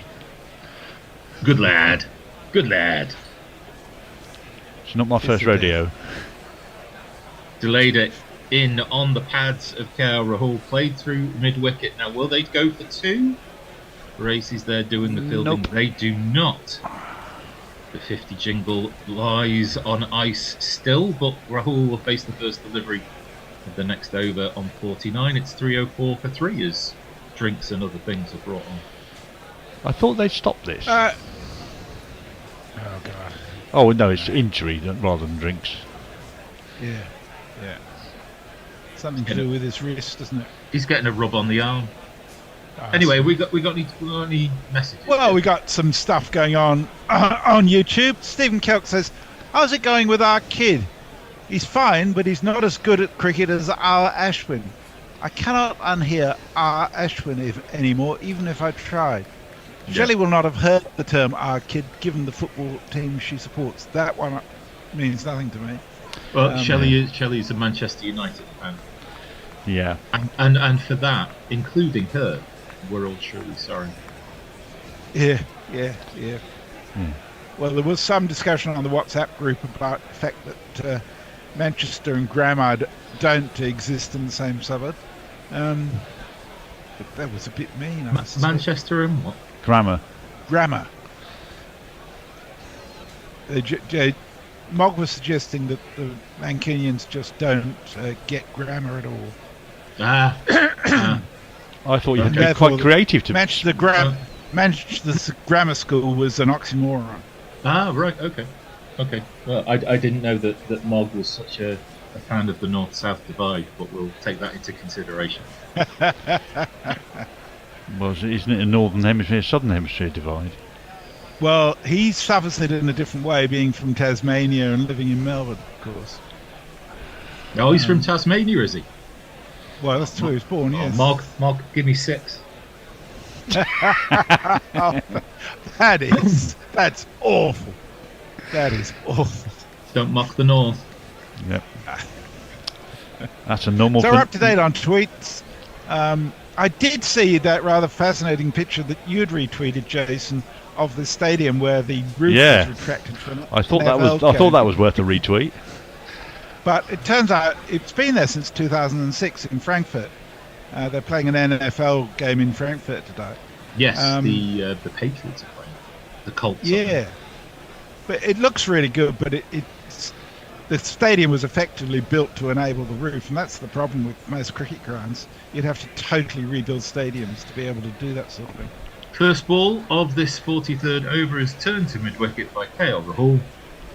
It's taken him 40 balls, but he's got 50 runs. Don't stop just cause you got to 50. Don't stop, treat it as a start. You can use this to get a better score. The first 50's done, the first 50's done. Is in, slow up with delivery on the hip of Shreyas, which is turned to square leg for a single. 23rd time that KL Rahul has got to 50 runs, 6 times. He's turned that 50 into 100. 295 runs in this tournament, second half century of this tournament. He's going to start to unleash his inner wild thing now. Yeah, well, it might be very hidden. But we'll see how we go. Didn't he first come into the 50 over side as a top order basher? This one is played out to deep cover for a single. 3 singles off the first 3 balls so far. And then got parachuted down the order a little bit. Yeah, he was an opener. Yeah. I think he's one of these people that's batted at almost every position. I think. Yeah. In sort of the top 6 or 7. No smutty jokes, but he's the team floater. This is short, and another drive has hit the stumps. Unluckily for Shreyas, it's absolutely stopped dead after it's hit the stumps. No contact from Van Beek, probably just as well for his fingers. I want to see how close he was to getting a hand on this, because there was no chance for no chance at all. No, but he's clanged it into middle stump, and the ball is literally just stopped by middle stump. So Shreyas has cost himself 4 runs by hitting the ball too straight. This next ball is on leg stump. Fine leg is in the circle, and it beats fine leg. And there's only one place that's going, and that's one of these.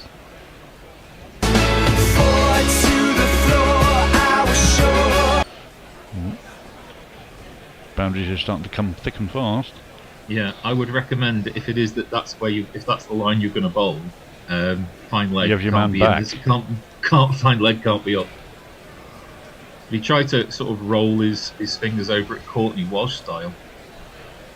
In terms of taking the pace off the delivery. This one again on leg stump. This is short and pulled. There are 2 men in the deep.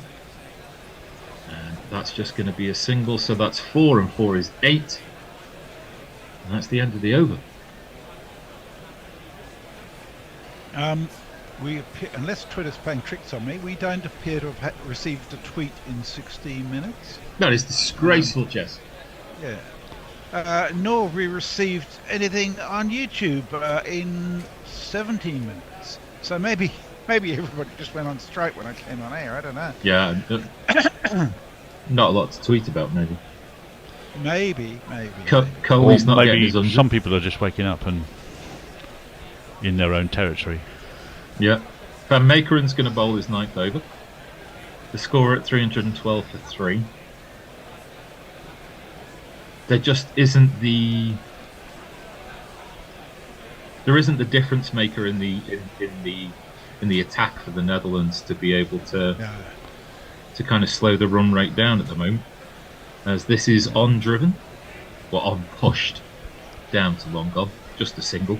Well, I've said it before and I'll say it again. It's just a shame that some of the people who are eligible to play for the Netherlands, like Fred Klaassen, I'm trying to think of the other guy, Tim van der Koegten, aren't available to play because they were effectively embargoed by the counties.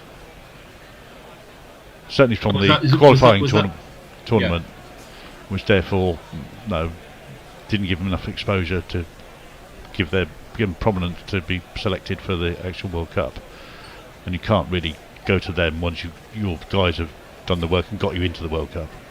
Slower ball bouncer pulled by Rahul, but pulled to deep square leg And that'll be another single. But it give an opportunity to other people like Arian Dutt. Yeah. So no, every swing there's a silver lining in every decision, basically. Every roundabout, yeah. It's tough, but why would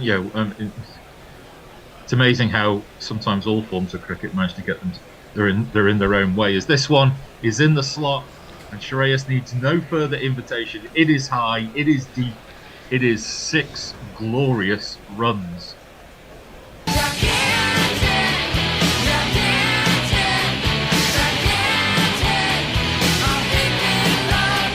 That is a big 6. Yeah, that was perfect. Perfect base right in the slot for him to just disappear that. I'd love to know the height on that one, because that looks like about 28 metres. The look of shock on the Dutch face. Shock and awe. Yeah. In the best sense. Real problem. 8 off 3 in this over. This one just outside off stump, whipped. It's deep mid wicket for a single. Shreyas is now on 94 off 78 deliveries, and the total chips past 320. Yeah, Netherlands have suffered really badly in the last couple of overs, a couple of matches where they've bowled through 50. Against England and Australia, they really copped it badly. Yeah, well, I think he bowled the go-to bowlers out early and therefore paid the penalty at the back end of the innings. Yeah. Van Meekeren in again, and this is whipped away by KL Rahul from outside of stump towards deep square leg, over the sponge and over the fence, and that's the second 6 of the over.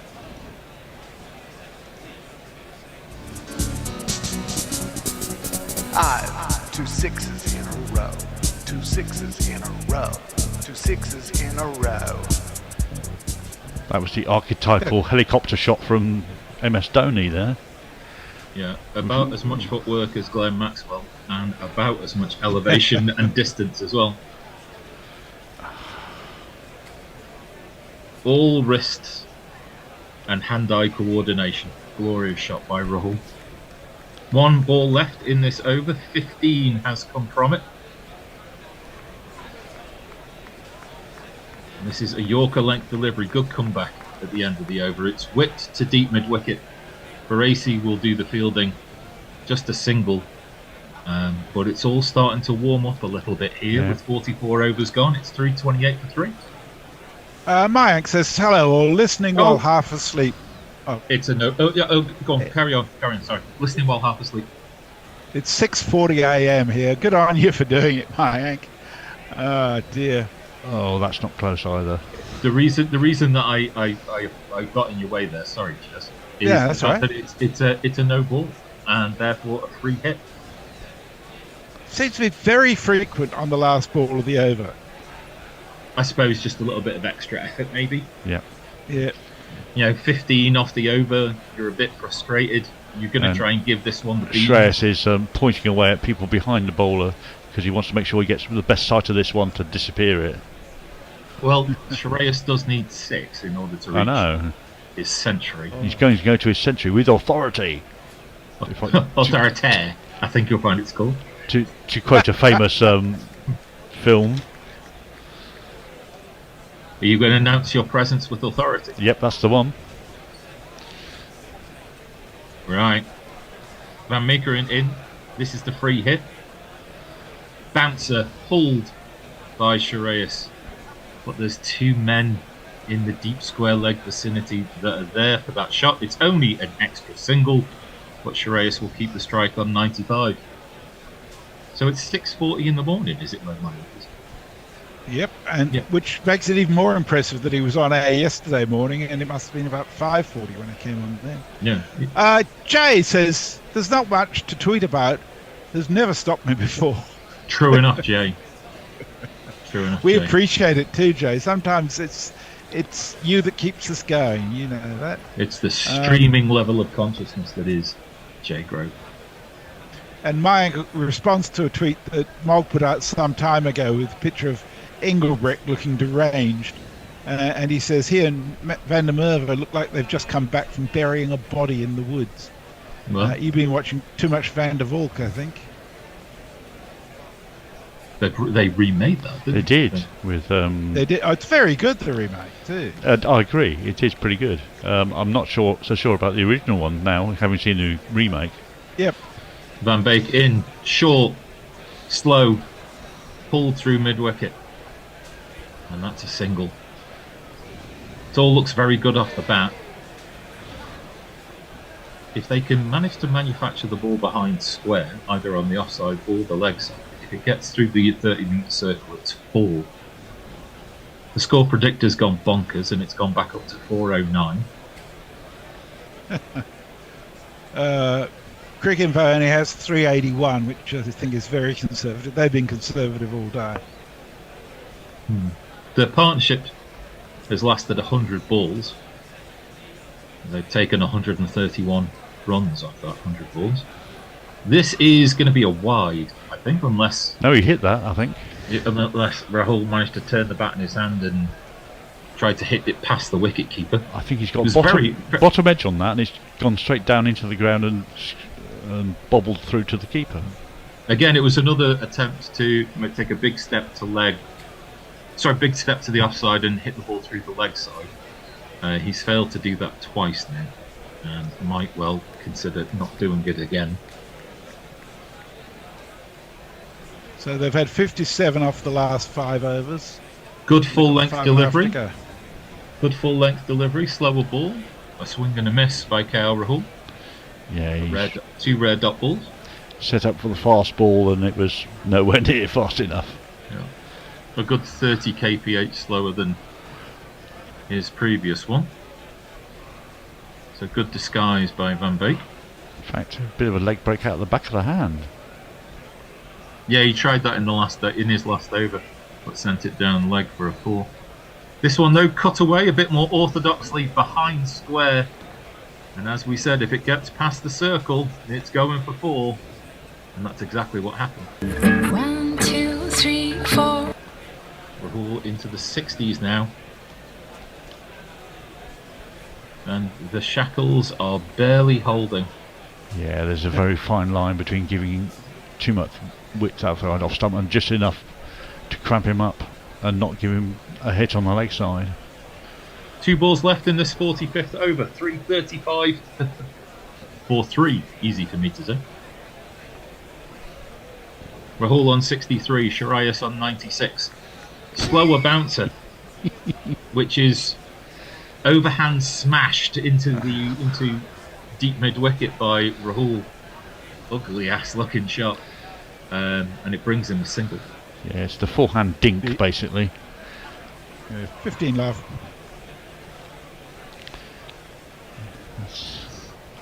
Looking at the wagon wheel, he scores almost half and half. KL Rahul, leg side and offside. Slower ball on middle and leg stump. Last ball of the over. Shreyas takes a single down to long on. Jogs through. He's on strike. He's on 97. 337 for 3. Okay. So we're still stuck on Twitter. And we're still stuck on YouTube. We have 23 people watching us and the cats. Yeah, people are stuck on brunch, I think. Hello to everybody watching the cat. Certainly in our own territory in the UK, it's brunch time. The Remembrance Day parade's taking place. Ah, yes, of course. True. That's a very much that will have gathered lots of people's interest. And rightly so. Delayed it in on short ball on leg stump, mistimed through mid wicket to deep mid wicket. Shreyas takes another single. Speaking of Remembrance Day celebrations, during my 4 hours of journey toil yesterday to get to Oxfordshire, I got there just in time for the 2-minute silence before the match started, which was impeccably observed. You could have heard a pin drop on the other side of the pitch. It was that quiet. Yeah, it doesn't surprise me. Wherever you are in the world, thank you for your service, past, present, and future.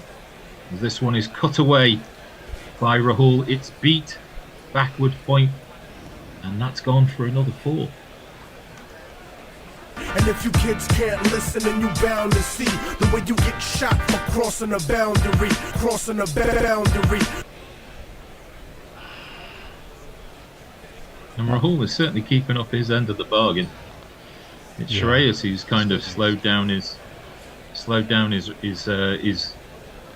run production as he gets through the 90s. I don't think he's had much of the strike in the last 3 overs, to be fair. No. Slower ball outside off stump. Hit through to deep cover, that will just be a single. Rahul is now 69 off 50 deliveries. So the sense is that there's not. They've got so many runs and they're playing against the Netherlands that there's not a freneticism about it. There's sort of free runs to be had, but they're not going crazy. Yeah, and you've got to credit the Netherlands. There's been nothing really to. There's been no disgusting delivery to take full advantage of. This next delivery is pushed through to deep mid wicket, and Shreyas will jog through to 99 not out. I mean, don't get me wrong, when I say he's slowed his run production, he's still got a strike rate of over 115. Yeah. But the way he got to 90 and the way he's got from 90 to 99 is it's a slightly slower gear. Delayed it in, slower ball, bouncer again. Again, the forearm smash to the 2 men towards deep square leg. That's where the protection is rather than on the offside, and that just brings a single and brings Rahul to 70. 8 off the over so far. Yeah, Rahul is the one who's picked the pace up. He's 70 off 51, which is last ball of the 46th over. Shreyas on 99 off 83 deliveries. Short ball outside off stump, pulled through mid wicket. A jog through single. Shreyas take about 100 not out. 3, 4, 6 for 3. 10, 20, 30, 40, 50, 60, 70, 80, 90, 100. Congratulations, sir. You are a centurion. It's the 4th time he's reached a century in ODIs.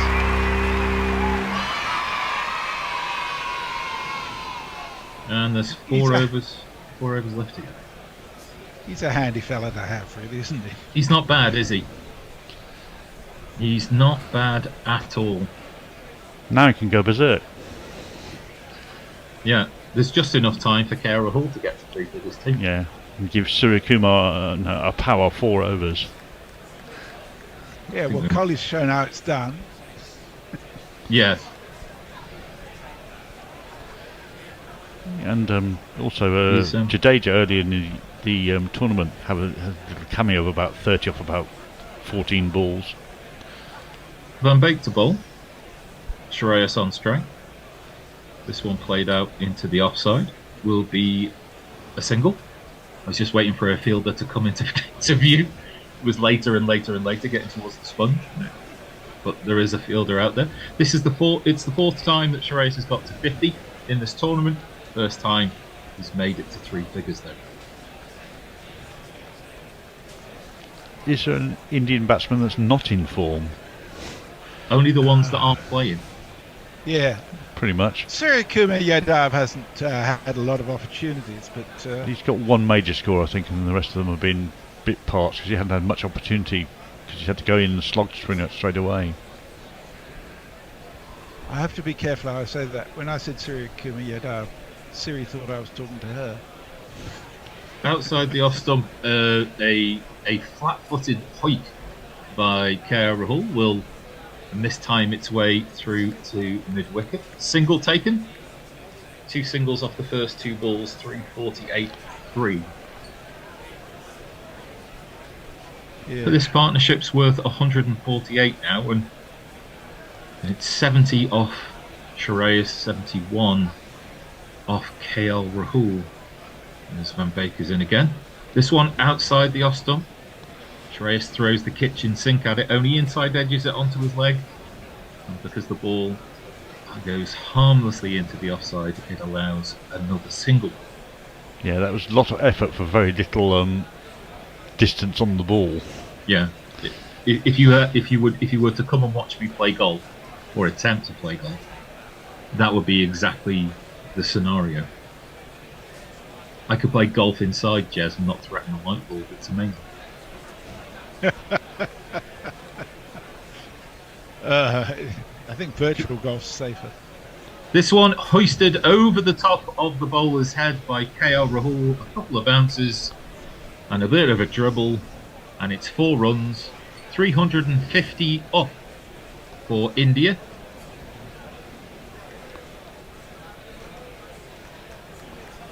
Bit off the toe of the bat.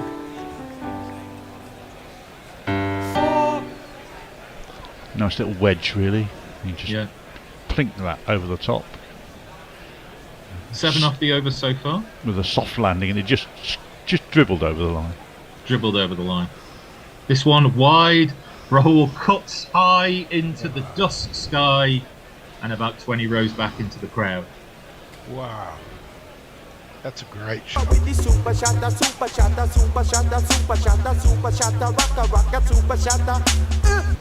It's a very full delivery. How he's manufactured the elevation there, I'm not entirely sure.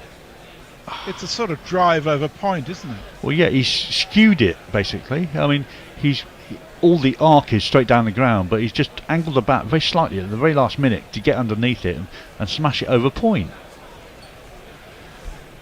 And it's gone 15 rows back. That's a Maxwell sort of shot. Well, it's turned this over from being an over where you could say that the 10 in 2 balls has skewed this over very much in India's favour. There haven't been too many Netherlands wins here. It's 359 for 3. 1 ball left in the 47th over. Yeah, even if someone get out now, you'd say the job is done. Yeah, 81 Rahul's on. That's going to be 82 as he pulls this ball towards deep square leg / deep mid wicket. He'll take a single. He's on strike. 82 off 55, and that might be good. Well, Shreyas is 102 not out, and it's 360 for 3. I think Rahul can get to 100 if he stays there for 3 overs. Very much so. Eleanor shares the fact that it's 11 p.m, so presumably you're somewhere on the east coast of Australia. I'm just using the commentary to fall asleep at this point. Well, I'm glad to know we serve a useful purpose. Well, if you want if you want us to speak a little bit more soporific, then that'll be fine. Yeah, we can do Guerilla ASMR if you want to. Yeah, no. We'll moderate our tones and be very quiet and watch nice. The cats at the same time. They're very sleeping. And so, Eleanor, the 48th over begins. Van Meekeren will bowl. KL Rahul is on strike. Oh dear. It's a short ball outside the off stump, pulled away. Delayed her very, very deep at deep mid wicket. Will fire the ball in. He's done very well to restrict it all to a single. He's covered a lot of ground there. It's the speed at which he picks it up and gets it out of his hand and back towards the stumps. I mean, that was a pick up and throw in one motion. It was just beautiful to watch. 9 4s and 2 6s by Shreyas. So it's an interesting century in as much that he hasn't really bludgeoned the ball around the boundary, but there haven't been too many dot balls around there as he's pulled this on length to deep square leg, and that's a second single. Yeah, and Meekeren's got figures of 1 for 84 with 4 balls left in his 10 over spell. Yeah, not been his day today. It's not lots of movement on the ball, so it's just there to be hit everywhere pretty much. 40% of Shreyas runs have come between deep square leg and deep mid wicket, which is an indication maybe of what the tactics been, but also where the fieldings have been. This one, will it go past short fine leg? Yes, it will. This Yorker length delivery too far on leg stump, and Rahul feasts himself to another ball. There's not one boy for me, I must have 2 or 3, I need 4. Yeah, you can't bowl that line with the man up. No, that's just money for old rope, really. All you've got to do is miss the guy by a yard, which he pretty much did, and that's it. Yeah, it's kind of... I wouldn't want to say it's cricket captaincy 101, but it's definitely 102 or 103, isn't it? Plus, you always end up putting your worst fielder there at short fine leg. Fair enough. Slower ball, this one on off stump, gives Rahul the chance to be able to play the ball through the offside this time. A man in front of square, deep in the covers, will make sure that that's just a single. Rahul's now on 88, as we've got 2 balls left of this 48th over. When arguably in the latter overs of the tournament, of the innings, sorry, you should have one of your best fielders down at short fine leg if you're going to have a short fine leg, because they need to react quickest if that's where the ball's going to go. Yeah, I mean, we'll talk about it a bit more after this ball, but this is short and pulled away by Shreyas, and will not beat one of the 2 men that's out there, and that's a single. The drop catch off Maxwell in his miracle innings. I mean, I think I could have caught that.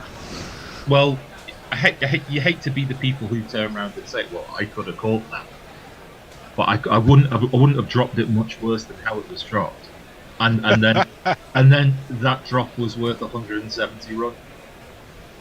Yeah. Vamikra, this is a full toss on leg stump, and this time Rahul can only pick out the fielder at short fine leg, so he's missed out on a couple there.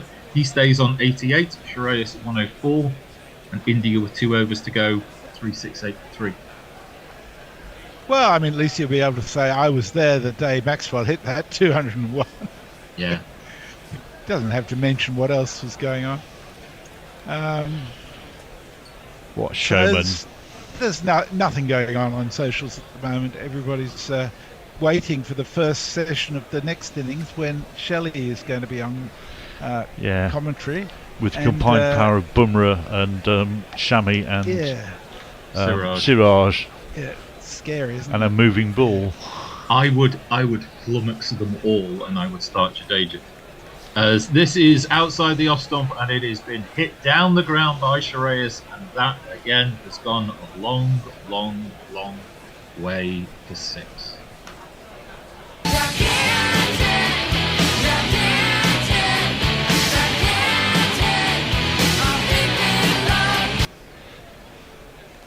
There was an interesting stat up earlier on in the innings that talked about Kohli's strike rate by ball of the over, and his strike rate was the highest off the first ball of the over. Yeah, because you always want to get the first ball of the over to the boundary if you can, because it makes the rest of the over easier for you to play. Yeah. So that doesn't surprise me. And significantly the lowest off the second ball. Yeah.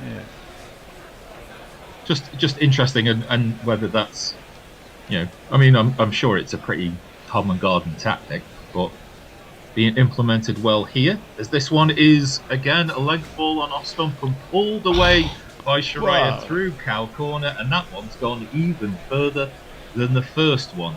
That is huge. Helmets out in the crowd. That's 2 6s in a row. 2 6s in a row. 2 6s in a row. 2 6s in a row. Wow. He timed that one just perfectly, didn't he? Yeah, I thought he top edged it very slightly, but no, he got a lot of bat on that and just sailed. And it's not as though there's got any wind to aid the ball. No. There seems to be a big fight in the crowd over whether that. I'm wondering whether that ball went back. Well, no, I think they have to work quite hard to get it back. They've worked hard to get it back. This partnership is now worth 180. Wow. Yeah. And of course, every time, I mean, it's fascinating to watch them hit 6s, but it gives Rahul one less ball to make his 100. Well, the way the ball's going, you don't need 2. That is true. He needs to have strike though. This one's a full toss. straight back over the bowler's head. My pitches are frozen, and it's all been speeded up now. It's well stopped on the boundary, and I think that's just going to be one of the most well hit singles. No, it's but 2. Great work. Oh, only 1. Wow. Only 1. It was hit too well and too well fielded. I'm sure they could have got 2 there. I think that's Well, maybe lazy. he was keen to give Rahul a chance. Yeah, that's quite possible. I know that Nidhi Maru did a great piece of fielding on the boundary, but Dav was there not quickly enough really to stop the 2 if they'd really wanted to go for it. So Van Beek's got 3 balls left. He's got figures of 0 for 95. Oh, century on the way. Could it be? KL Rahul has taken one hand off the bat as he's hit that ball over extra cover. It's landed just short of the fielder, and he's going to end up having just a single off that ball. Try to loft it over extra cover. Now he's got to work out what his plan is going to be for the next 2 balls. Is it single then another single, or? What I always find interesting is that there are times where captains and fielders want to offer advice to bowlers, and there's times where they don't. Van Beek is in short ball bouncer, and that's going to be a wide on height. 0 for 97 is Van Beek's figures. Have you noticed how no one's talked to Van Beek? Strange, yeah. Well, yeah. That's not far short of being a throw. He's really pushed that into the dirt and banged it almost onto his toes. So we'll have that 4th ball of the over again. And this has been Shaw outside the off stump, pulled away on length by Shreyas. And if you're wanting to learn your 6 times table, 3 6s are 18 runs.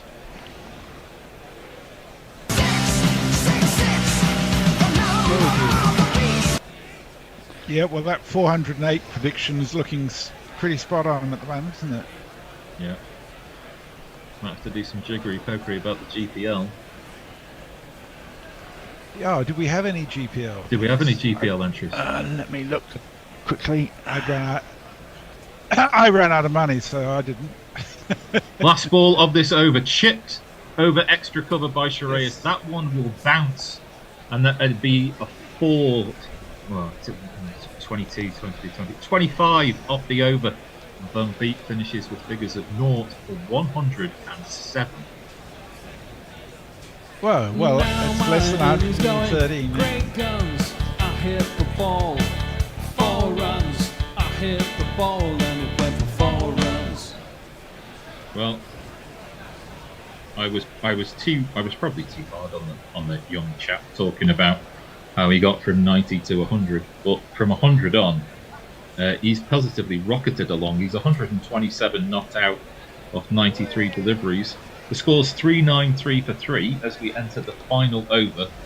Rahul needs to strike, but he's got the strike. He needs 11 runs. Yeah. Yes, indeed. Armchair Cricket Podcast says almost a perfect batting template from India so far. 400 reachable and a possible 100 for Rahul as well, with 12 balls to go. And Leah says these Indians are absolute amateurs. The 600 is nowhere in sight. Well, the interesting thing is that it doesn't really feel as it's going to be delayed who's going to bowl the last over. It doesn't really feel like they've gone hard. They've gone bonkers. No. You know what I mean? If the ball's been there to be hit, they've hit it. But they've not. There hasn't been. I think you'd say that 2 people have bowled well, which is Deleda and Van der Merwe, and the rest have been tattooed everywhere. Rahul has taken this first ball outside off stump and hit it over Cal corner, and it's gone a million rows back. A million rows back.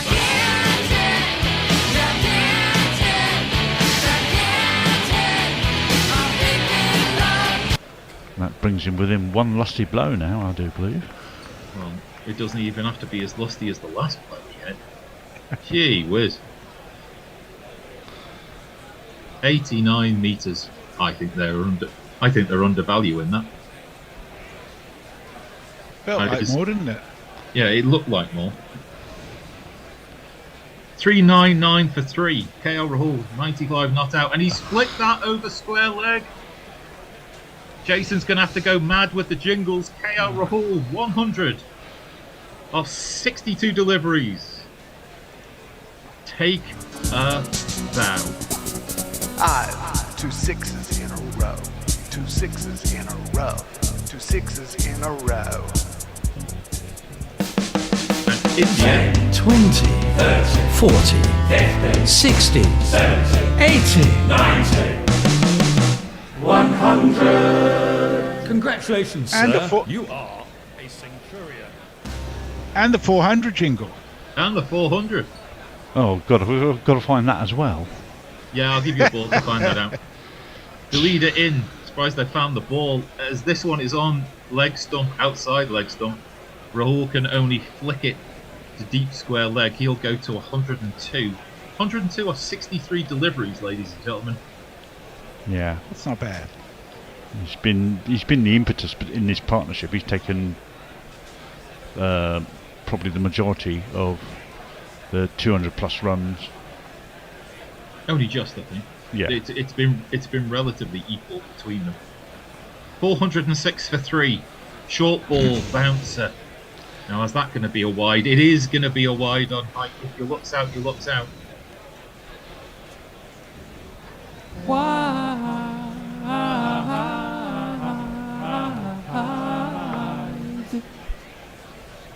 Ow.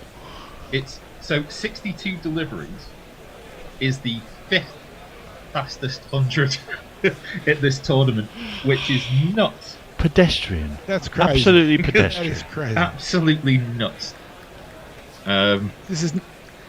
This is outside the off stump on length. Sharias pulls the ball to deep mid wicket. He's not even trying to get 2 there. I think. Yeah, I think Owen Morgan would have some word with him if he was in his captain. I think at 408 you could probably turn around and say that Tell him you've to got enough. foxtrot Oscar.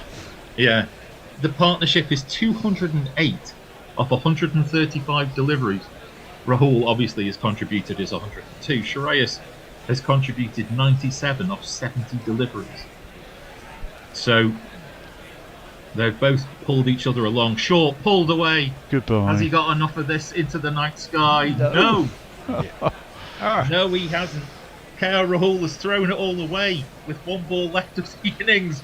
Out in the deep for 102 of 63 deliveries.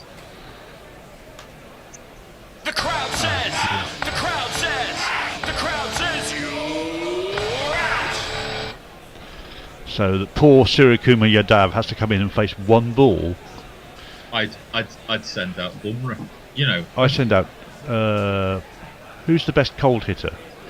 I'm not sure it's Yadav. Jadeja, I think. Yes. Yeah. 408 for 4. KL Rahul takes the plaudits of the crowd. Cole Engelbrecht bowled the leader for 102 of 64 deliveries. Yeah. Who's going to follow the leader? Thrown it all the way. No, there's just. Well, nobody's. Yeah, you're following sitting very clearly in Tony's chair there, Jason. Yeah.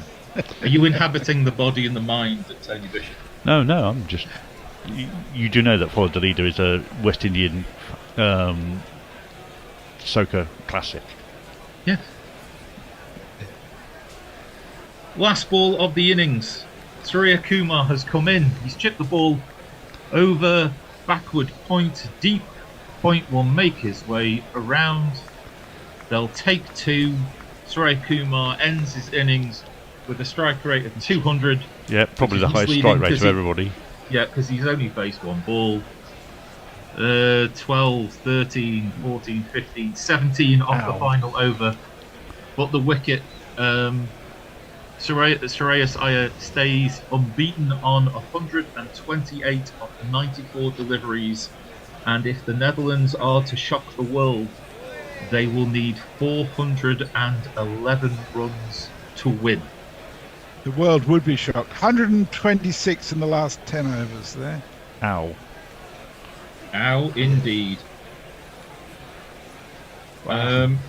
it was a rocketing start by India. The first wicket fell just after the power play in the 12th over. Shubman Gill was out for 51 of 32 deliveries. They must all feel they've missed out a little bit, I guess. Rowett was out for 61. He kind of gave his wicket away, caught Baresi in the deep bowled the leader, 61 of 54 deliveries. Kohli came in and made his usual half century, but then was bowled by the arm ball of Van der Merwe, 51. He's the only one who had a strike rate of less than 100, 51 of 56 balls. Shreyas not out, 128. KL Rahul was the last man out. Paul Engelbrecht bowled the lead, 102 of 64 deliveries in a partnership worth 208 with Gill, and then Surya Kumar 2 of 1 delivery. 13 wides, 1 no ball, so an extra 2 overs was given to India, and they probably needed no more invitation. The bowling figures: Dutts got 7 overs, none for 52. Van der Beek 10 overs, 0 for 107. Ackerman 3 overs, 0 for 25.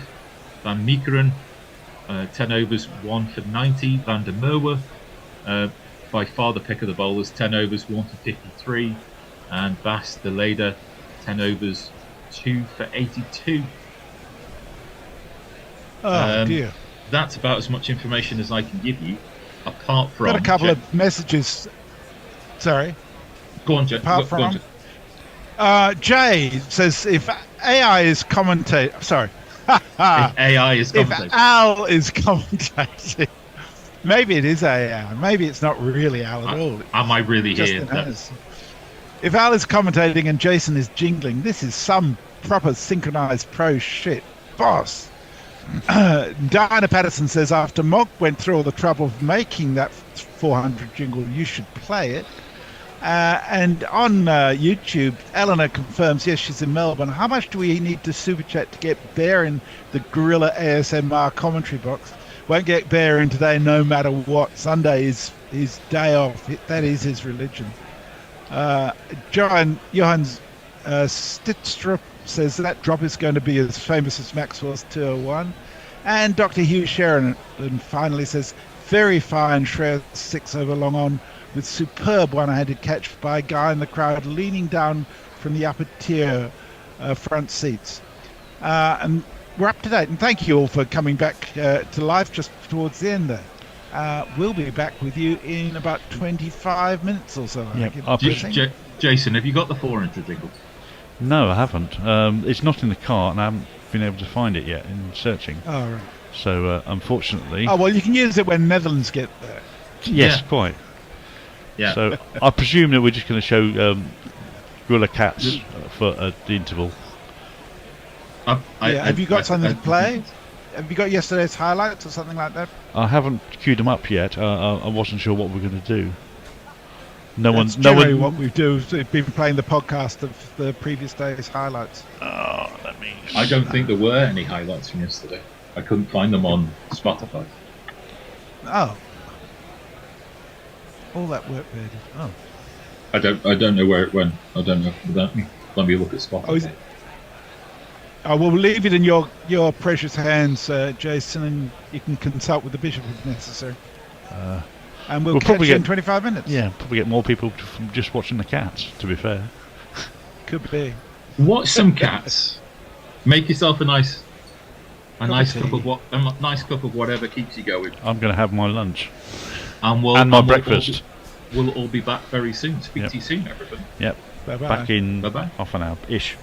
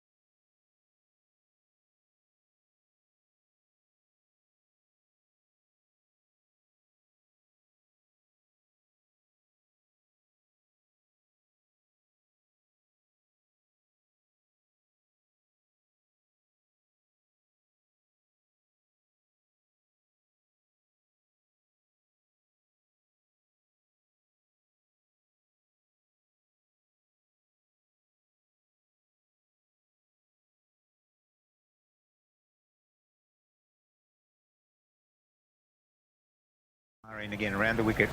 Short ball on the leg dump, and Warner's kind of swept all this. I'm not quite sure how to describe that. He's got down on one knee, flicked it over mid-wicket for 6 runs. Yeah, scored enough for Ordinary shot. 15 after 1 over. So Australia's showing some intent. Short ball on the onside. Whoa! Warner's been given out LBW. I thought that was going down the leg side, but Dilshan has actually tapped Warner in front here. That's too high, I would have thought. It looked like, to me, the naked eye, it looked like it was down the leg side and too high. But the umpires pinned him. Madhushankar's picked up a wicket with the first ball of his second over.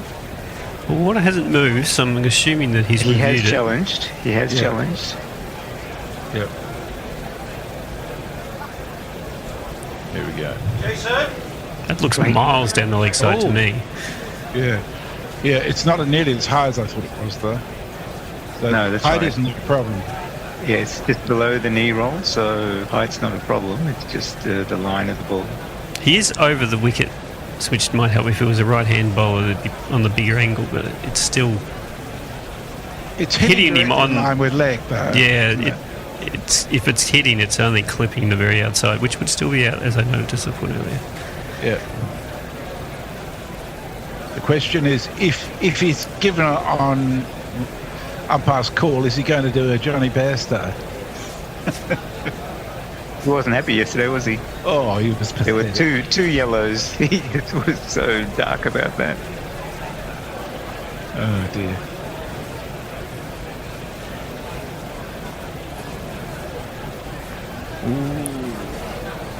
Could be umpire's call. Umpire's call, it is. So he's out. He's very upset, Warner. Bangs his bat into the ground and pointedly at the It took a third of the ball. I don't know what he's complaining about. He is doing He's it, definitely Johnny hitting the Bairstow. stumps. Shaking his head, bashing his bat against his pad. What is it with batters who don't seem to understand that umpire's call still means it's entirely hitting the stumps? Because they get the benefit of an umpire's call when it's definitely hitting. Yeah. If they haven't been given out when they probably shouldn't be. So last ball of the over. Again, they've trapped Smith on the pads, and he's been given out LBW as well. Wow. Full ball. Great over by Madhushankar. He's picked up 2 wickets, and he has 2 overs, 2 for 0. Excellent bowling. and that was plumb. That's middle of the league. They're not even going to review it. Smith's not reviewing that. Paul England, 2 for none off 2 overs, Madhushankar. Just want to jump in here and say, hell yes. Go to sleep. Go to sleep. Murray into Labuschagne down the leg side. It's loud appeal for behind down the leg side, and he has been strangled down the leg side. Very lucky wicket for Kumara. And a golden duck for Labuschagne. Scores 3 for 35 off 5 overs. So whilst the scoring rate is good, Labuschagne's appealed against this, so he's sent it up.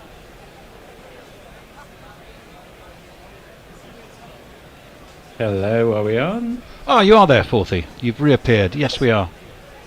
I'm imminent and immanent. You're imminently with us. Well done, you. Are we we're on air, aren't we? Yes, we are. We are indeed. Hello. Come back to Bengaluru, where Netherlands are chasing an unlikely 411 runs to win at 8.22 runs per over. I'm joined by Shelley and Tony. Shelley, what should we say? 98% or 99% opportunity here for India? 100. It's not even. I'm not even questioning here. I called this nearly 3 hours ago. Have the 400 jingle ready to play, and yeah, I think. Thank you, Netherlands. But this is a warm-up for India today. We got excited by the 400-run jingle the other day down in Mooney Ponds, but it stayed resolutely in the 390s. Tony, you're looking at all the screens there. You're looking like a pilot for Qantas who's about to take off. Well, I'm looking like a pilot for Qantas who's doesn't know which direction he's flying in, so it could be a disaster. Bear with me. Keep talking amongst yourselves. You may be jingleless for a little while. Well, I feel we're in safe hands. I'm saying that to a way to Jace. We may not be Jason. That's when you know reinforcements are coming. Jason, where the hell are you, Jason? What's that? It's Max always said that amazing. We either call for the bear or Jason. Desperate times. Indeed. Well, we're having a look at the Dutch. What we're going to do, Shelley, if it's all right with you, my feed is so jerky that we might just go for a sort of 7-second delay, if you don't mind. And I might go off my feed on my big screen here. I hope that sometimes that causes some premature. I was going to jingles. Yes, exactly. Some premature commentary, some oohs and ahs, and you can probably predict the future. But unfortunately, my feed is a little bit hopeless at the moment. I believe yours is a touch behind as well, so maybe we can. Yeah, I'll work it off you, Baldy. Don't worry about it. Thank you so much. And Tony is distracted by flying the plane, so we don't have to worry about him. Looks like it's Jasprit Bumrah to begin the attack. And looks like it is Baresi who's intent and he's watching, and his first ball is coming in now. Strays onto the leg stump as Bumrah, so not his usual unerring accuracy. And Baresi shovels it round the corner down to long leg, and we're underway. Netherlands won without loss after the first ball. Give him a jingle as well. Here we go. Wesley Baresi knows the best way to scale your crypto port is through robust acquisition protocols. One of Mog's more enigmatic jingles, that one, but I expect he knows what it's all about. So O'Dow will now face the first ball from Bumrah, and turns round. That rather odd stunted run, shuffle, walk, only explodes into a little run in the last 6 or 7 paces. But thumps it in towards O'Dowd, who defends it off the back foot. It was coming in at him at a fair old rate, dot ball. I do really believe that Bumrah has been the best bowler this World Cup, what he's been able to produce. Yeah, no, I'd agree with that. Gosh, sometimes a plan just comes together, doesn't it? This Indian team.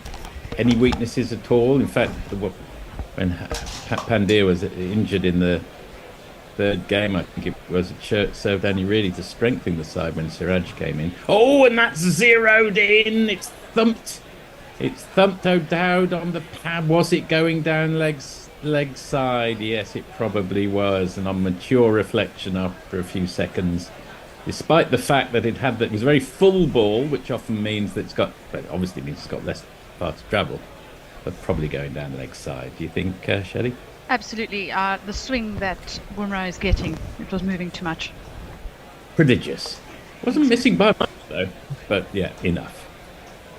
And at the very best, a very marginal clip, but probably not even that. And O'Dowd opens the face of his bat, steers it down to third man. An athletic bit of fielding down there. They come through for the single, so both batsmen are up and running now, two without loss. Are you okay now, Tony? Have you managed to sort out the issues? I have, thank you very much. I'm going to be back with you, yes. Here I am, very shortly. Oh, that's great. We're in the air, not fixing the engines in the air. That's good. Yeah. You may have missed that I'm going off my local feed, so there'll be a 7-second or so delay for you in the studio. Not so bad when you're on socials. Bumrah in again. And that just kept its line. It was full and wide, and Baresi just threw his hands through it. 2 men chase, and there's a spectacular and ultimately possibly successful attempt to prevent it going over the ropes, the Toblerone. Jadeja ends up throwing it back, and they will have come through for 3 runs, I think. That was the full dive. Head first dive.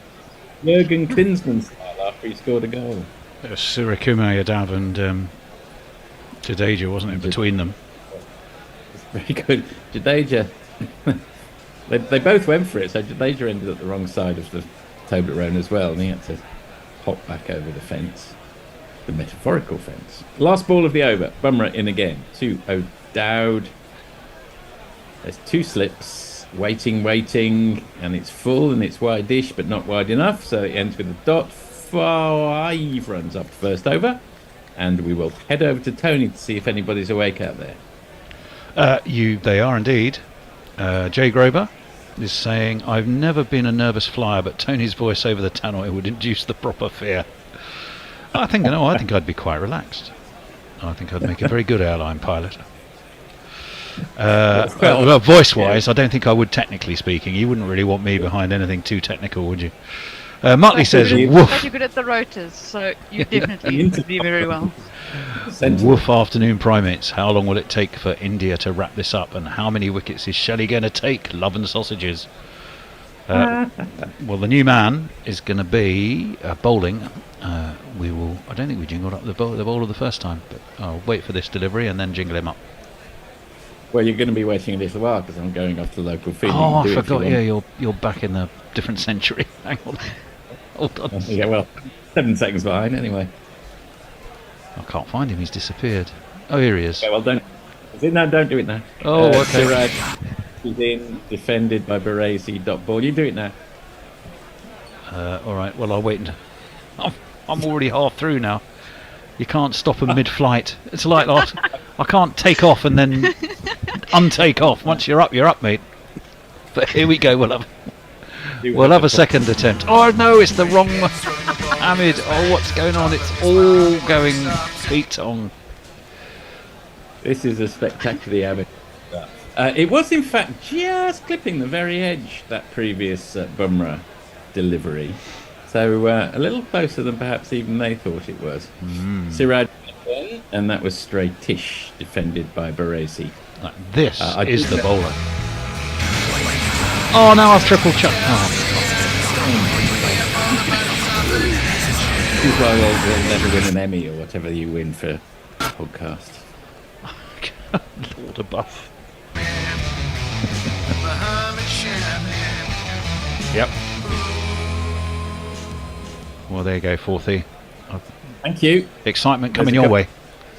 There's a couple of trousered predators on the outfield. Oh, a big slash. He's got a little edge, I think. Yes, Raoul raises his hand. Siraj is happy. Chris Gaffney is happy. They're There's one man reviewing who it. So isn't happy, and that's Baresi. we're reviewing something, Fourthie. Well, this is interesting. I don't think it's the... Looks a very legitimate edge to me, I have to say. Very legitimate the only edge. Carry, and I'm almost 100% certain it did. That's got. Ultra edge is going to be interesting. I think it's clipped. You think it's clipped? Yeah. Pretty sure Baresi's sure it didn't. There's no doubt it's taken because Kale has just about everything, and he could underneath it. That's all fine. Well, so it's all down to ultra edge. Joe Wilson's third umpire, so anything could happen now. Oh Christ! Okay, can you imagine him as my co-pilot? We got me doing the controls and Joel. But he says it's which way, Joel? Don't ask me. I can't see anything. Which buttons are you pressing? Don't ask me. I don't know which buttons to press. Now, to impress Bear, I'm going to say that's Netherlands 5 for 1 off 1.3 overs, and Wesley Baresi is out for 4 runs off 5 balls. KL Rahul bowled Siraj. Thank you. Beautifully enunciated. I should probably play a wicket jingle as well, shouldn't I? Another one bites the dust. I think that is going to be out, Fred. Another one bites the dust. Trudges the long walk back. That's your World Cup over, mate. Sorry about that. And Colin Ackerman is the new man to the crease. Do you want to introduce him? I certainly can. It's the splendid Ackers, isn't it? Here he is. From Cape Province to Leicestershire, Colin Ackerman made the trip. Now he plays for the Netherlands. They like the cut of his jib. Defended first ball, Ackerman to Siraj. Can you see any weaknesses in this Indian team, Shelley? Are there any? I think you'd have to get a lot of early wickets, probably get them 4 or 5 down, and perhaps maybe a batter shy. But other than that, it's so strong. Isn't it? They have been, in one sense, sort of quite lucky with injuries because, as I said, the one to Pandya kind of worked in their favour. I mean, Siraj wasn't playing at the start of this tournament, and here he is, almost going toe-to-toe with Bumrah, who, as Shelley says, has probably been the best bowler in the tournament. Anyway, that's another dot ball. So far, Siraj, who, let's be clear, wasn't selected for the first 3 matches, is dot, wicket, dot in his first over. And Ackerman, and no doubt and out the crease. Ackerman facing. Last ball of Siraj is over. He's averaging 22.6 in this World Cup, and he's got 150. Right, Jay Grover says, imagine cruising at 34,000 feet. Oh, okay, sorry. Dot ball, the last one. Dot ball, sorry, carry on. Imagine cruising at 34,000 feet, sipping on a cranberry juice, and then hearing a panic scream of bear over the tannoy. Doomed. Yeah, we'll be cruising at 34,000 feet. Your captain today is Tony Bishop. In charge of our first class cabin will be Ian Forth. And if you're in economy, we don't really give a fuck about you, but Shelley will be looking after you today. I love how you give me economy. You remember that Tony Hancock sketch where he starts the sketch just like that? There's a little knock on the window. But you can wave your hands about all you want. It won't make any difference because my match hasn't started. Just doing my head in. Looking at a traffic jam in Bengaluru. Now the cricket has started again. Bumrah through to O'Dowd. Dot ball. I didn't, as I recall, either jingle up Bumrah. I think it's the time lag that's throwing me. That's why I'm going into sort of weird paroxysms of confusion. Man has to evolve.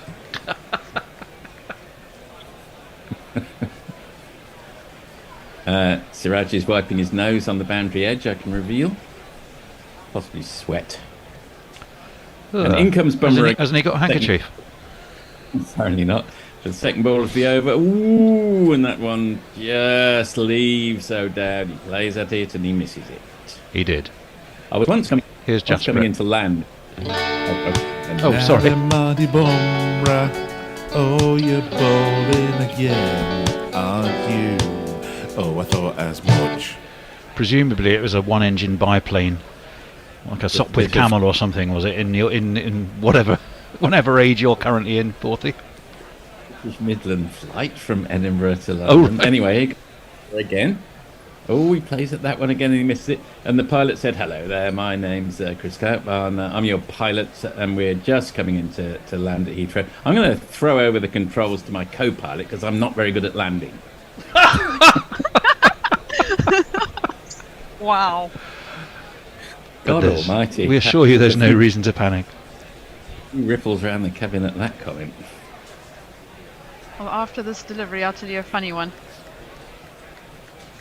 Please do. Bumrah's fourth ball of the over, dot so far, and flicked to mid-wicket, no run. Go Shelley.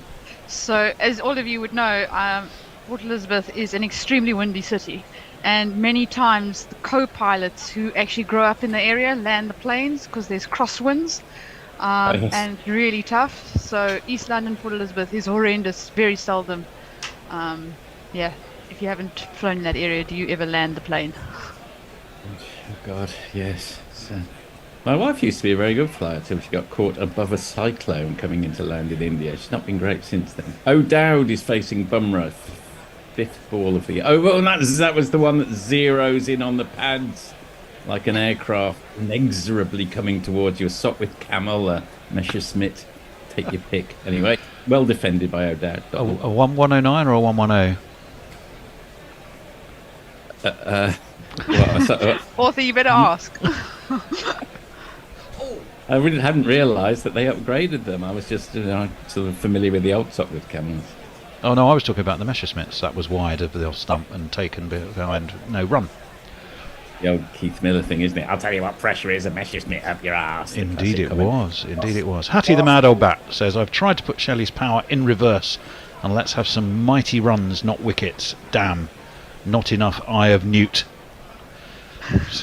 Hattie, have you got like a giant cauldron there? Are there three of you by any chance? Two other.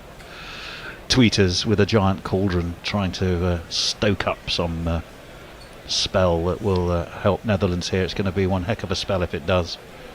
Let me jump. How often Macbeth comes up. Anyway, I'll get back to that in a second. That's all right. Don't worry. I'm going to take a moment to swing over onto YouTube. No, I don't want Middlesbrough versus Leicester City. Here we are. Let's have a look. Oh, and I've now... You've got the volume on now. Yes, I've turned it off. Stephen Kelk, exclusive Dutch opener, fails to score any runs. Siraj was in again to Ackerman, who manages to get a run. So they've broken the drought just wide of mid-on. Defensive shot, but a run's a run. Indeed. Shreyant Sharma says it's Shami, not Siraj, who's not playing. That is very true. Oh yeah, so it is. Thank you for the... Oh, it's been very busy. Eleanor. Yep, Melbourne. How much do we need to super chat to get Bear in the Guerilla ASMR commentary box? He's off doing football today. Bless him. Yeah. Oh, okay. Good days off, I think. He's been working really hard, so... No, don't worry. He does take several opportunities to remind me of that. Got ball. Didn't miss anything there. We're looking at some fairly, I would say, phlegmatic Dutch. I think they know how this movie ends.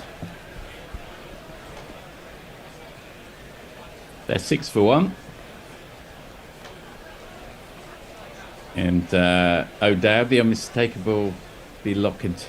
O'Dowd. Oh, he essays a beautiful cover drive. It was there to be hit, and he thumped it through the covers for one of these. 1 and 2 and 3 and 4. Rather a lovely shot, Shelley. Absolutely, and we're also seeing a picture of some of the Netherlands supporters, and it actually seems like quite a big bunch have come over for the World Cup. Yes, and what? Yes, there are quite a few of them, aren't there? Look at them doing their 4 thing. I think they're just there to enjoy themselves, and why not? What World Cups are about. The Dutch are renowned for their banks of orange, be it football or cricket. Defended off the back foot by O'Dowd to mid-on. No run. I was asking Richard in South Africa the same question, but do people kind of like from the southern bit of Africa have any natural empathy for the Dutch because of sort of historical connections, or does it not work that way, Shelley, for you? I don't know about empathy. I think we are such a competitive nation as South Africans. We like to win at all sports. So, the Netherlands game hurt a bit, but I think the previous South African boys, there's literally like 4 of them in the team, I think we're really up for it and G'd the rest of the Netherlands team up for that. So, of course, a loss here does net them the wooden spoon, doesn't it? Well, which is a shame. They also already can't qualify, presumably, for the other Tin Pot trophy that England just qualified for yesterday. There was a dot ball there straight to mid-off. Yeah, yes, I think that's probably fair enough. it's quite funny actually looking at the screen, Tony. We've got cats cleaning themselves right behind you. No, I know. That's intentional. That's our new strategy to try and evade those who would damage our broadcasts by erroneously striking us. Is that the same thing with the previous? We used to have scores and dot balls and things. Is that also a reason why? We've removed all of those. We've renamed it, so it's all about cats. And we shall see. So far, it's worked. But never say never. O'Dowd guided that last ball off Siraj down to third man for a single. He'll keep the strike at the end of the 4th over. Netherlands 11 for 1, Tony. Yes, thank you. I keep jumping time zones. It's like travelling in a TARDIS with you, Forthy. Let me see. Nothing really on Twitter, perhaps because they can't work out which time zone we're actually in. Can I wait for Jasprit? Oh, my word.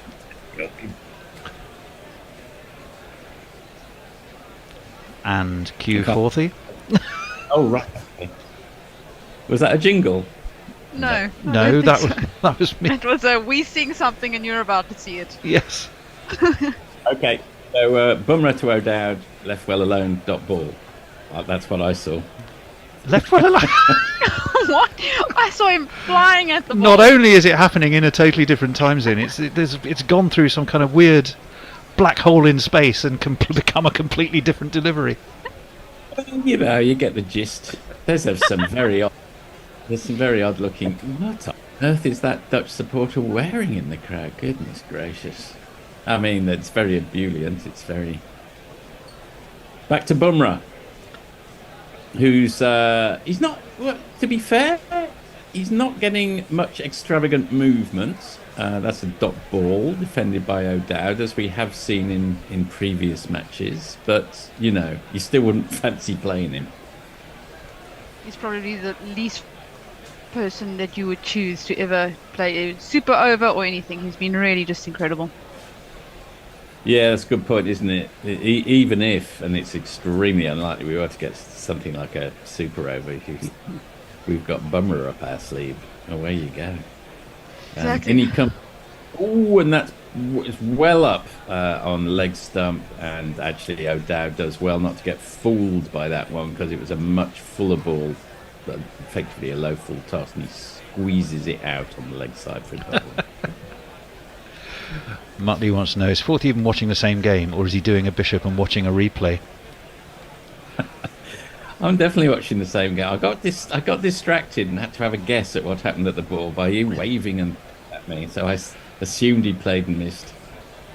Anyway, it is a tiny bit chaotic, I will confess. Bumrah in again, defended by O'Dowd. Dot ball.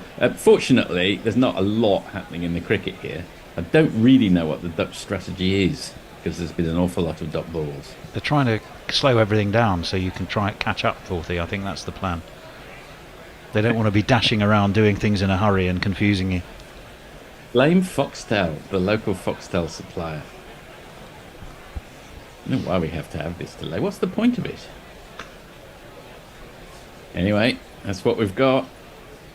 Learn to live with it. In comes Bumrah again. 4 dot balls so far in this, the 5th over. That one's spot on the money again. But this time O'Dowd manages to find that little gap between mid-wicket and mid-on, and hurries through. Would have actually come back for 2. I really do hope that the Netherlands are trying to push for a certain target in their minds. So even if it's 270, 280, that they set their own personal target and try and get it. Yeah, and I was being a little fair there, saying the strategy is to survive, because when you're facing Bumrah and Siraj, that's more or less all you can do in first up in the second innings of one of these matches. They are on fire. Last ball of the over, and that's full and wideish, and it's played out very nicely by O'Dowd all the way through point for one of these.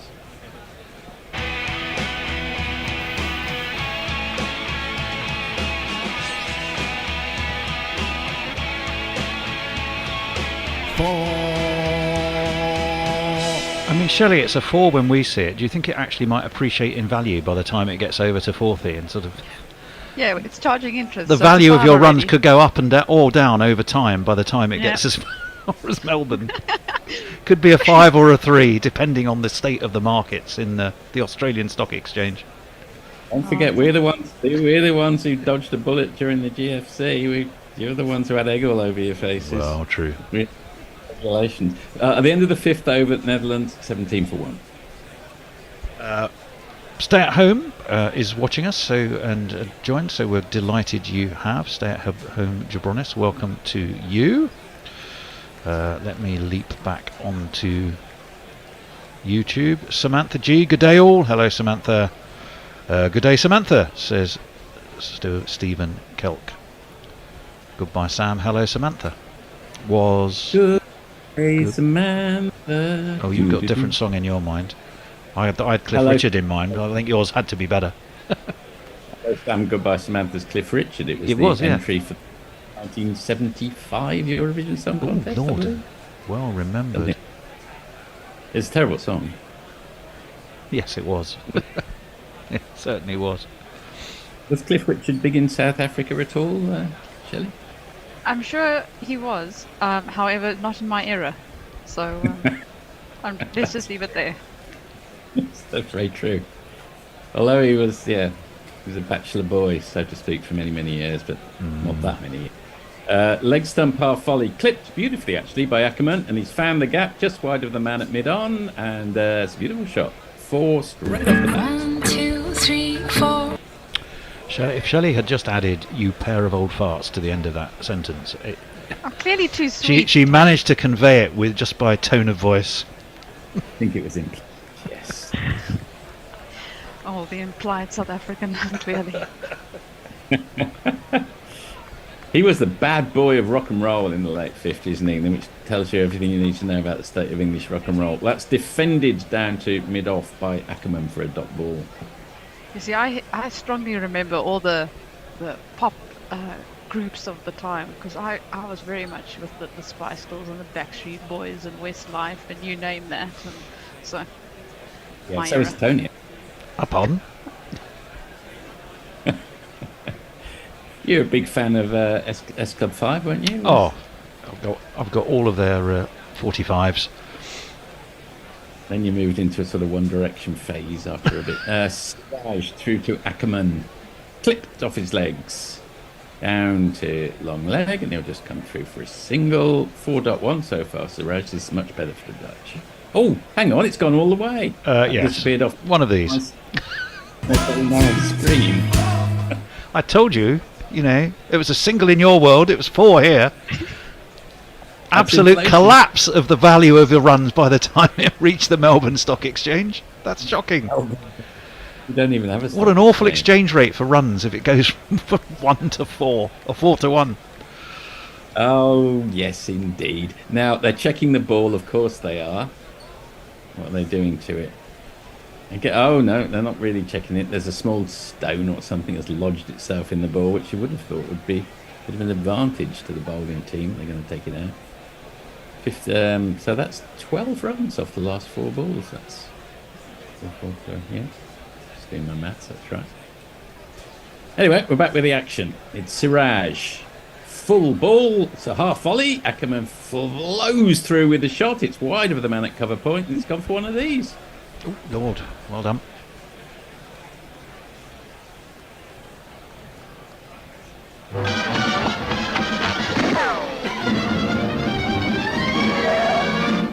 Been just a little bit loose, Shelley. Oh, it's okay. Been a little bit loose, Shelley. Yes, it has. But now also the stream seems to be cutting you as well. Yes, they are seeming to be a bit loose, but also I think they've kind of changed their line and length. Instead of just targeting the stumps, they are definitely spraying it around a bit. And as if to prove the point, Siraj essays a bouncer and succeeds. Sails over the head of Ackerman, but not called a wide, so that's a dot ball. And I find this quite promising for the Netherlands, I think, in terms of just giving themselves some more roll. Get them down to 97% straight away. Last ball of the over. Not that optimistic, Dorothy. Maybe 99.9. Defended off the back foot by Ackerman to mid-wicket. Siraj shakes his head. 29 for 1 at the end of the 6th over. Stephen Kirk says, as a huge Dutch fan, I really enjoyed the Dutch performances in this World Cup, but the ass-kickings are starting to become a bit wearisome. I'm glad this is the last game. Well, they're starting to put up a bit of a fight here. Jong Zina says, who are you English people supporting in the semi-finals? I think that's a general question. And Stephen Kirk says, my English blood will curdle when I say this, but I think I'd take Australia to win, and not just because of Adam Zampa, king of the cricketing universe. Can't quite see it, but if anyone's going to do it, maybe it is Australia. Because they're the ones who can put in a freakish performance, and I think we know who we're looking at when we say that. Okay, Bumrah's in again, and it's definitely a dot ball, and it's to O'Dowd. Straight through to the keeper. And if we look at the teams remaining, New Zealand, South Africa and Australia, I think if I'm in my heart of hearts, the only team I can see beating India is Australia. I think that's probably right. By the way, in the Indian innings, there were 2 centuries and 3 half centuries. I wonder if that's ever been done before in an ODI. That or better. Well, I'm already thinking that maybe we should be asking Mog to create a 450 jingle, because if we're already up to a 410, Won't be long. That's glided by O'Dowd down to third man for a single, so you wouldn't say they're looking on top, because that run rate will be escalating all the time, but they're certainly looking more comfortable than they did in the first 3 or 4 overs. Jersey Oak's been doing some very interesting cooking. Looks like a French onion soup, I think. He's been sharing. Sharing pictorially, not sharing with other. I mean, maybe sharing it with other people. Had some lunch. Had lunch with croutons made from olive oil to butter. Oh, okay, very nice. Bumrah to Ackerman, again, down to third man, again a single. I once went out with a girl with Dutch heritage who was called Angela Croot, not Angela Crouton. She's now married to a man whose uncle played rugby for England. Just to give you the full, just to give you everything you need to know about Angela Croot. Hopefully she's not listening. Or is listening. Well, she might be. She won't be listening. And that's again played down to third man. She lives in Paddock Wood in Kent. I'm sure she loves her I used to house, go out right? with a girl from Paddock Wood in Kent many years ago. The Croot? It wasn't a Croot, no. I don't think it would be the same person. Ackerman's 14 off 11. O'Dowd 14 off 24. She exchanged one surname of Croot, and you thought you might well point. You might well point, Tony, but don't forget I'm in a different universe here. I sense something might be about to happen of great excitement. Bumrah to Ackerman. Oh, unfurls a beautiful cover drive. Didn't expect anything exciting to happen off that ball, but in fact it did. And he scored one of these. And if you kids can't listen, then you bound to see the way you get shot for crossing a boundary, Yep, she exchanged the surname of Croot, and should I be Angela Jones or Angela Johnson or something? No, she's now Angela Dubaya. Dubaya. Yeah, it's quite an exotic name. Exotic.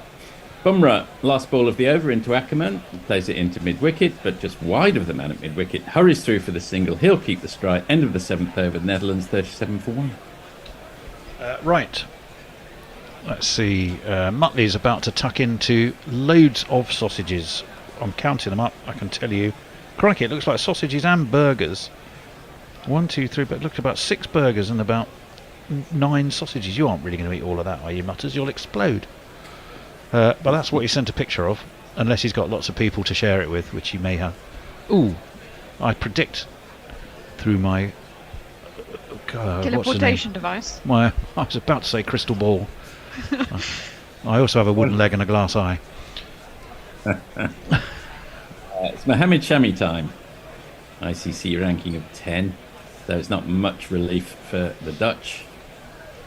Best of 5 for 18 in this tournament. And he's averaging 7 of 16 wickets, so not much respite, as we say. Defended by Ackerman, nicely enough, at cover point, dot ball. I think I'll also just give you an update. I quickly popped on to our GPL league, and we have somebody who thinks the Netherlands will be out for 81. And then the next one we have is all the way up to, I'll have to work it out, 575. 575 minus 410. Thinks they'll be out for 165. So those are the 2 closest predictions. I'd say 165 sounds the more likely at 37 for 1. In comes Shami to Ackerman. Strays onto leg stump and nicely glanced for 4 runs. Here's a jingle. Here it is. It's just another score. It's just another 4. McCartney again. Second time in this power play. Because we have time, here's the bowler. When he gets from the ball, he goes back to the top of his mark, where he stops and he turns and he goes for a strike till he gets to the creek and he bowls it again. Unbelievable. Third McCartney. But don't you want to face him? He's coming down. Still going. That's it. And that's not a 4 this time, and there have been quite a few of those recently. And I'm seeing some explosions, so I can't tell you exactly how many were scored off that ball. Probably 2, I would say. Seeing some Maxwell action from the other night. What an innings that was. It was unbelievable. Yeah, I was calling it ball by ball, and I tried to do it justice, but it was really quite tricky because the action just escalated out of all control, really, by the end. He went from 150 to 200 in about 7 minutes. That's played by O'Dowd, wide of the man at mid-on. They come through for a single. Definitely think that India's bowlers should be really focusing on some good line and length for a few overs and really just trying to put the Netherlands a bit more under pressure. At the moment, the runs are just flowing way too nicely. Yeah, they are as well. And they need to, they should, I suppose they see it as an extended net, these bowlers. Well, if they're seeing it as that, just to tighten the line a bit. Yeah. Mohammed Shami in again, 5th ball of the over to Ackerman, who's 24 off 16, go very nicely. And that's a very nice shot, but straight down to the man at mid-off top ball.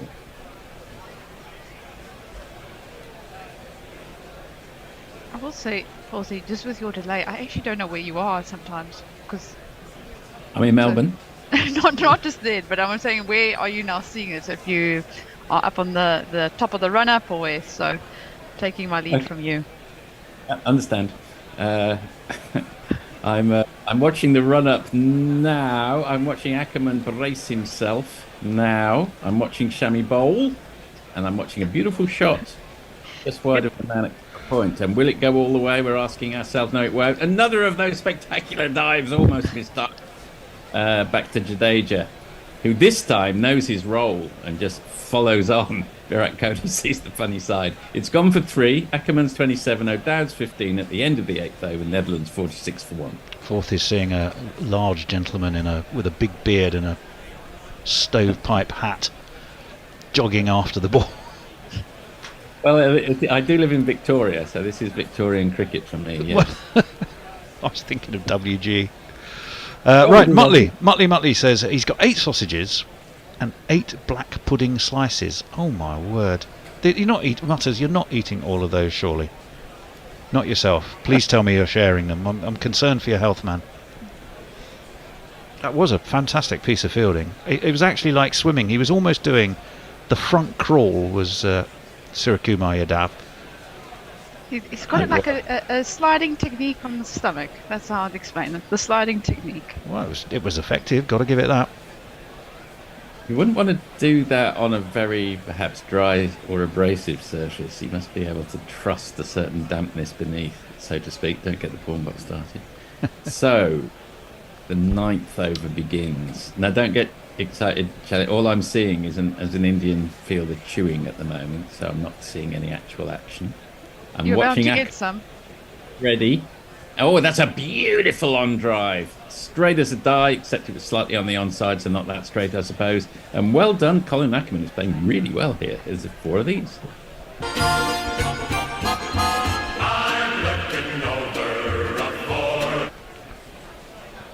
Gorgeous straight drive. I like that. Beautiful. One of those beautiful shots in the game. Absolutely. Yeah. Although we don't often speak of him for various other reasons, that was quite Michael Vaughan-esque, I would say. Beautiful drive. In comes Siraj again. Then flicked, but doesn't quite get that one right. So just trickles out to mid-wicket. There's a rather tame lob at the stumps, which comes to nothing. Dot ball. But 45 runs already, or 41 balls, this partnership. Really looking good. And very happy for the Netherlands that they've been able to put such a partnership together, not just this massive fall of wickets. No, it'll be something to, when Tony's flying them back on the flight back to the Netherlands, they'll get distracted with some happy memories of this match from their incompetent pilot. In comes... Ooh, and that very nearly gets past mid-off, that shot.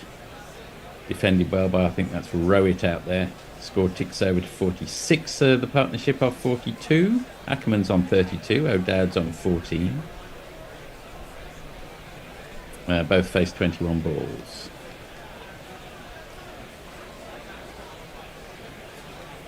Did we ever find out when the Netherlands was returning home? Because I remember one of our viewers was asking that in the earlier session. I'm sure Kate was going to answer that question. They wanted the exact detail though, because they wanted to meet them at Schiphol. That was the objective of the question. I see. What would in what way? They're not going to throw tomatoes at them for coming bottom, presumably. No, but I think the two wins are. Or... Yeah, I think the two wins are worthy of celebration, even if they do end up coming bottom. Definitely, yes. This partnership would be funny if they won this match. That would be for sure. They have done.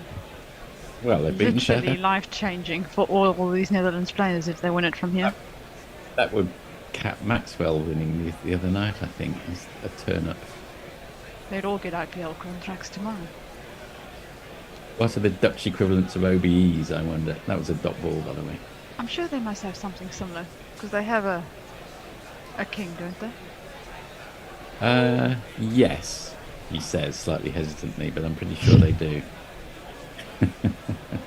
One of those monarchies that you seem so modern, you think, surely they don't have a monarchy, but they do.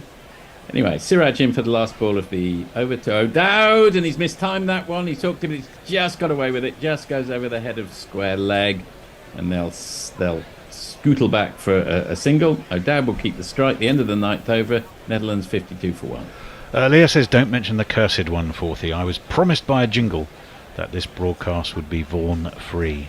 Indeed you were. Messers on YouTube says, one of these days, one of those people who absolutely certainly won't be listening will be, and the world will collapse into a black hole. Well, I didn't say anything negative about Angela Crute. I just mentioned her. No? We had a very happy 2.5 years together until we didn't. I mean, all things to an end at some point or another. Maybe in that parallel universe she's talking to someone about you right now, Forthy. David Bubaya? Well, her husband, that's right. It's 32 years. If Forthy's part of the conversation, then what the hell's it about? Well, that's true. I'm still they're very nice people. Oh, lovely. What a shot. So stop You're about to see. Saying what you haven't seen it. You can't predict the future. Anything could happen off this ball. It's Shammy to O'Dowd. What happens next? Beautiful shot, that. Unexpectedly. Smashed. One bounce straight over his head into the crowd for one of these. 1, 2, 3, 4, get on the dance floor. 1, 2, 3, 4. Yep. Didn't see that come. Came as a complete surprise, did that. It was lovely footwork, by the way. It was as well. A lovely sachet down the wicket. I'm sure there's a movie. What was it called? Deja Vu or something, where you could go back in time for 2 minutes and 30 seconds or something. That's what this feels like. Deja vu, which is a phrase which usually gets misused, isn't it? So deja vu is a very specific thing. I wonder what the French call it. What the Germans call it. They've usually got some say. They're defended by O'Dowd. Dot ball. Well, you wouldn't say already seen over here. You'd have to call it something else. It doesn't make sense. I'm having an overwhelming sense of already seen. Maybe it's just because we know it's deja vu that that doesn't sound right. No, well, that's things don't always translate exactly, do they? Well, indeed. I'm going to predict the future now. Jason will be on in 3 balls here and probably 4 balls for you, Forthy. 4 balls for me. 3 now, though, because Shammy has just bowled that one, and that brings us level in our parallel universe, isn't it? It's a dot ball played out to cover. I was just thinking, is there any other words like that we've borrowed across the board? So, for example, ennui would be one. I don't even know what that means. Forthy, you're better. Yeah, so you could describe that after this ball. No, actually during this ball. Sense of well-weariness. Sense of. I refuse to be intimidated by my time zone shortcomings. That's pulled! Oh, he didn't get hold of that at all, O'Dowd, and it's just as well he didn't in many ways, because it falls short of the man at mid-wicket and it's a dot ball. Tony, is Richard in the waiting room? He is, and he will be admitted for his sins. Multiverse. waiting room he's in. He might be in the wrong multiverse for all we know. In comes... Oh, no, I went too soon there. I glanced down. I think Shami- Richard suffers from more difficult things than the multiverse. He would probably suffer from load shedding. Shit. So many difficulties. It's a miracle we get this to you, but we do. And that's pulled by O'Dowd. I think he's got most of that. Yes, he has. It's gone 5 rows back. A superb hook. And that's a maximum.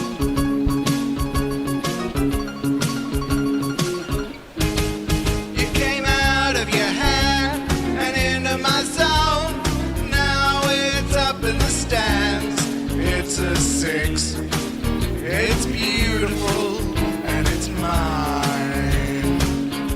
Well, we've had a very Beatles-esque half hour. That's that was a Ringo song originally, wasn't it? Mm-hmm. Last ball, Shami to O'Dowd, and maybe a few sighs of relief around the world as you'll enter the normal universe after this one. It's defended by O'Dowd, 2 mid-wicket, dot ball, Ackerman 32, O'Dowd 26, end of the 10th over, end of that power play, Netherlands 62 for 1. I shall sign off. Lovely to have been with you. Thank you, Shelley, and thank you, Tony. Good stuff. Thank you for See you in a bit. And thank I'm you still all. traumatized by the thought of Tony flying my plane. I've got to say, but somehow we have to survive these things. Hello, Richard. Hello, Messi. I appear to have walked into a bunch of running jokes here where I wasn't taking part in the running. So fresh start, I guess we could say. Or maybe you can fill me in when the time's appropriate. We're missing our third. Jason is just coming. His cup of coffee was coming first, and then he's followed it. All is well. Indeed. And we have a bowling change. It's cool deep on for India. So we're going to see a change of pace for the first time as well as we head into the 11th over. It's interesting to see India not having much penetration in the power play, isn't it? Against a team that's not recognised for doing particularly well in the power play. Well, there's been a fair bit of respectful blocking from the Dutch, as evidenced on the first ball of Kuldeep's over there, which is blocked away straight down the wicket. So that may have played a part in it. The Dutch, I think, want to make a day out of this one, don't they? This one, Ackerman attempts to sweep, but he misses it. It just goes straight across him. Fielded by the wicketkeeper. A little bit of stump repair going on. But no And harm 62 done. in the power play is not a bad start. Not at all, especially considering, they've been careful to select what they go after, and there's been some bad bowling as well, from what I've seen. Kuldeep once more forces Ackerman back, but he ends up just prodding it down the pitch whilst somehow on the hop.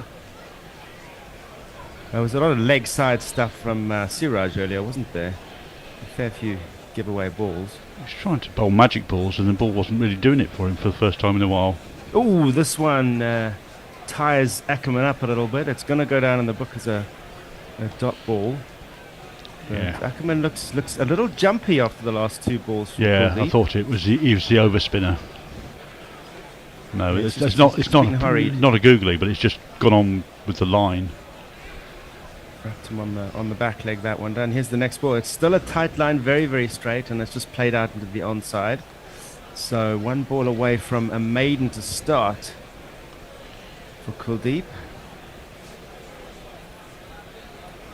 Has Ackerman got an answer for him? We'll find out in just a second. Here's Kuldeep once more. Ackerman does play a slightly more expansive shot away to backward point, and they've scurried through for a single. No maiden. The score is 63 for 1. Social media. Hattie the Mad Old Batty Atkinson sends us a picture of some fluffy little bats outside some sort of construction she's made. My cauldron is outside with its lid on due to health and safety, but here are some of my bat collection, hence my name. I do bat conservation too. Good on you. Bat conservation is quite a big thing in Australia as well, because in some states they really do have a tough time. And Leah says something in German I'm not even going to try and read. Oh, that sounds like a challenge for me. There you go. Yeah, just Can you see Twitter? I will have a look at it in between deliveries. Talking about stuff from the last session after this ball. Yeah, Shami to continue. That one's outside of stump. It's driven away hard through the covers. There'll just be the one run there. Yeah. Ackerman. There's loads of words in the English language that have been appropriated from other languages because we don't have an equivalent. And we mentioned ennui, and I can think of Schadenfreude. I think they mentioned another one as well. Deja vu. The Germans steal their fair share from us as well, it must be said, and usually use them wrongly, especially in a business context. Yeah. Which makes translation great fun, I must say. I often have to translate the English that's already in the German that I'm supposed to be translating to English. Shami once again, outside off stump once again, Adar just dabs it again in the direction of backward point, and they will get one for that. This is all very steady from the Netherlands at the moment. I've had the feeling since ball one they want to bat out their 50 overs. That's Yeah, their target. they want to show that they cannot be bowled out by the team that's probably going to win the tournament. Yeah, and we just wonder if that will sow any seeds of doubt in the Indian bowler's mind, and whether that would be a good thing going into the semi-final for their opposition. Probably not. The last thing anyone wants to see, who has to beat India, is India getting a rocket in this game. That one is just defended away into the onside by Ackerman. No run. Well, I think the problem for most sides playing India is, first of all, you've got to win the toss. If you win the toss, you have the option of making them not bowl second. Where they're most dangerous with the ball on the lights, and it doesn't allow their batsmen to set up a score. No, exactly. puts them slightly and on the back foot. A huge score on the board, almost certainly. Yeah. So, no, as Mike really said, the first thing to do is to be lucky and win the toss. There's Shami wide of the wicket into Ackerman, who just defends it into the offside. There'll be another dot ball. Yeah, I mean, anyone who's playing India, New Zealand, of course, in the semi-final, and then whoever does get them in the final, I mean, what they're hoping for really is some kind of collapse or some kind of overconfidence issue on the Indian part. And from that perspective, they will want to see India absolutely smash the Dutch today, not get a wake-up call. Yeah. What they want is for India's wheels to come off in a match where it matters, and the most likely way of that is for them chasing a score and not having their bowlers bowl first. That's cut away on the offside by Ackerman. It's cut hard, but there's a man out there playing the sweeper role, so they'll just get the one run. All singles so far in this over, 3 of them. Yeah, Shami's often a slightly slow starter in his first over, and then the ball starts moving around a bit as he gets into his work.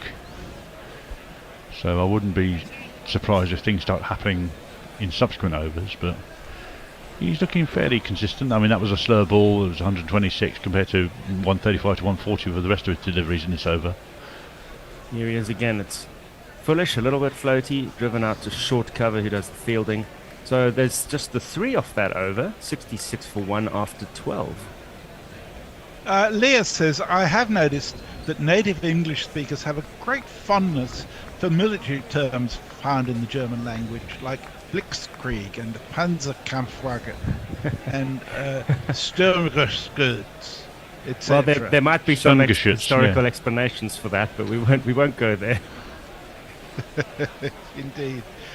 Stephen Kelk says, cracking start from the Dutch, and he's probably feeling fairly pleased at the moment. I mean, I'm sure if you paid a bit more, Stephen, they'd do even better, but, we'll leave that up to you. Stephen's been very generous with us on the Super Chats. Oh, yes. Particularly when the Netherlands have done well. We're very grateful to that. That's out. Ooh, That's out. An attempted sweep from Ackerman there, and it just hits him on the pad. The umpire's finger goes straight up. He almost doesn't even have to wait for the appeal. Is there going to be a review, discussion between the batsmen? I would not review that. I think that's Midland leg hitting leg. Well, they're going to have a look. Oh, you should have got your money in, Stephen. Yeah, he doesn't look happy, Ackerman. I think he thinks he's a goner, but he's reviewed anyway. Oh, well, he missed a sweep so in the last fly. over, and he didn't heed the warning, did he? He's tried it again this over, and once again been hit on the pad. That's going to be hitting straight up the middle of leg stump, I'd say. It's landed right on middle, hasn't it? Yeah. And hasn't done much from there. Yeah. If he hasn't got a tiny little scratch on that as it goes past the bat, then he's absolutely dead meat. And we're looking at it now, and it's there's no worm. It's flatlined. No scratch. I think you are a dead dodo type thing. Dead dodo type thing. I think that will have to go down in the book as a poor review. Yeah. Well, we've had plenty of those in the last 3 days, that's for sure. So, O'Dowd departs. Sorry, Ackerman departs for 35 of 32 balls, and the score is 66-42. Let's give you a jingle.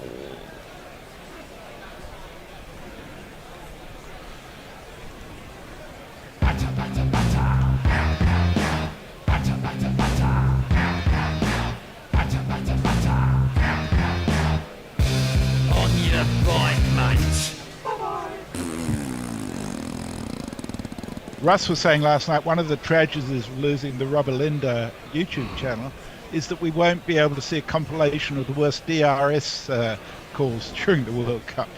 Because there have undoubtedly been an awful lot of them. Well, let's hope somebody buys the legal rights to worst DRS calls in the universe. I suppose there must be a rights holder somewhere. Right, but we have a new batsman. Certainly in India. And it's this guy, if we get his jingle in quickly. Brand Engelbrecht, he caught the ball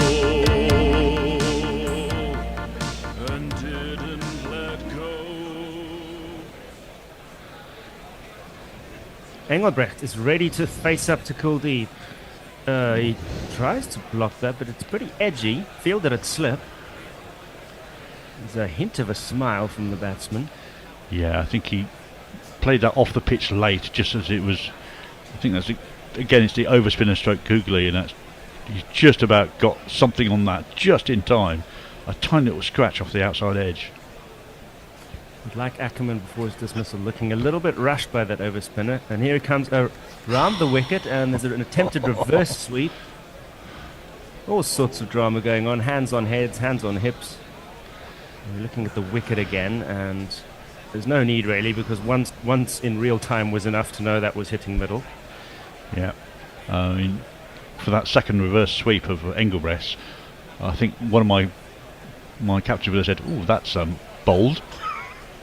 Second ball, when you fucking stupid, just missed the first, just got a tiny little scratch on the first one, and he's immediately come out and said, "Oh, can I have another helmet, please?" Well, you want to be protected if you're going to get a top edge. Well, he's done the right thing. At least he waited 2 balls before he asked for the helmet instead of doing an Angelo Matthews. And he's been quick about it as well. So did he know that his helmet was on the cusp of not functioning? On the brink of collapse. Here's Kuldeep continuing around the wicket. This one is blocked very watchfully away into the offside. There'll be no run. Can I do the German tweet quickly from Leo Lavender Guerilla? Yeah, go ahead. Bescheuertes kurzes Bein, that's the name of Leo Lavender Guerilla's podcast, über Insemams Vorbildfunktion für Neuseeländer. So there's, we'll carry on after this ball. From Kuldeep, he's switched to the other side of the wicket again, and that's also blocked away for a dot ball. So apparently Inzamam played a, how do you say it? Played a exemplary role for New Zealanders. I guess you have to watch the YouTube insert to find out. Engelbrecht is caught on the crease and just blocks it away. Well, that squatted quite a lot. Away. Yeah, it's carried through. That was the overspinner, I think, and it's just gripped and died. That concludes the over. 62 for 2 is the score. Messi. Armchair Cricket Podcast retweets a meme from Broken Cricket Dreams cricket blog, which is last time an associate nation chased it against the top team at the Chinnaswamy in ODI World Cup. This is what happened. And there's a picture of Ireland versus England 2011. Is that what it is? It might be. Oh, right. Is that not a South African? Somebody's got something with RSA on Steve. So I don't know who's who in that, to be honest. Oh, it was probably Netherlands versus RSA in this tournament then. So that first ball is just tucked away into the leg side, past square leg by O'Dowd for a single. It is Shami continuing. That would be the last time a win of an associate versus a top tier nation. That was at Chinnaswamy too, was it? I think so. Yep. Engelbrecht still looking for his first run. This is the sixth ball he's facing. Shami gives it a good old shine on the thigh. He's ready to come steaming in now. That one is angled away onto the leg side. The batsman helps it along its way and he'll get 1-2 deep backward square leg. So Engelbrecht off the mark. Chased by his four shadows of the apocalypse. As we see the floodlights have well taken over completely now, and everyone's got four shadows. Now, there'll be no shortage of lights around in Bengaluru and the rest of India. Diwali and all that. Here's Shami once more. Nice and straight, but perhaps a little too straight. It's just dropped into the leg side where there is no fielder, and it runs past the square leg umpire. There's an easy single for O'Dowd.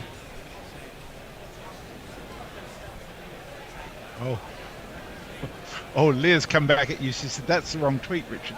The one in question described Austria as Germany's mountain provinces. Ooh. I remember that one from months ago. Well, she's stuck on a theme, obviously. Shami again. That one's just defended away, although with some intent by Engelbrecht. Yeah, I mean, I was asking for trouble there, trying to figure out the sequences of tweets. The context, yeah. Are shown in anything but sequential order when you go onto the website these days. So that was from November the 9th. Yeah, if one only reads. Another great innovation from X, formerly Twitter. Yeah, I formally give up with social media. You think he's only interested in SpaceX now? Not a lot else. No, he's interested in himself, basically. Yeah, Shami once again. Engelbrecht looks for the single as he pushes it out towards Brent, but the fielder is in quick sharp. There won't be time for one. I mean, I've not seen the film Glass Onion, Knives Out Glass Onion, but I'd love to know if that representation of a megalomaniac multi-billionaire is in any way accurate of... well, not just him, I suspect. I like the idea of a glass onion. I suppose you could chop it without it making you cry. Although if you dropped it on your foot, that would be a different story. Here's Shami one more time. He's going to conclude the over with a single. Probably just the one conceded into the deep on the leg side. And that takes the score into the 70s. To be precise, 70-2 after 14. Hattie says your Flying Fox is the Australian Flying Fox's bats are magnificent. It's a good life cricket and bats. Yeah, Flying Foxes are pretty impressive. Although if they're in great numbers, some people get a bit worried about them. And Shelley correctly points out Butler's reviews in the last game were shocking. They were dreadful yesterday. They were all missing by about 6 inches, and they still went wrong.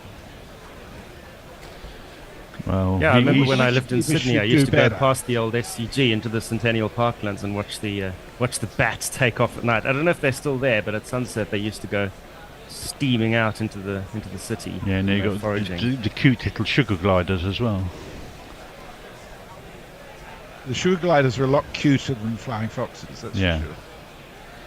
So Kuldeep continues. That one is on the leg side, not the greatest. All Engelbrecht has to do is dab the bat onto it and he'll get one out into the deep. Yes, I had a friend who had one as a pet for about 5 years.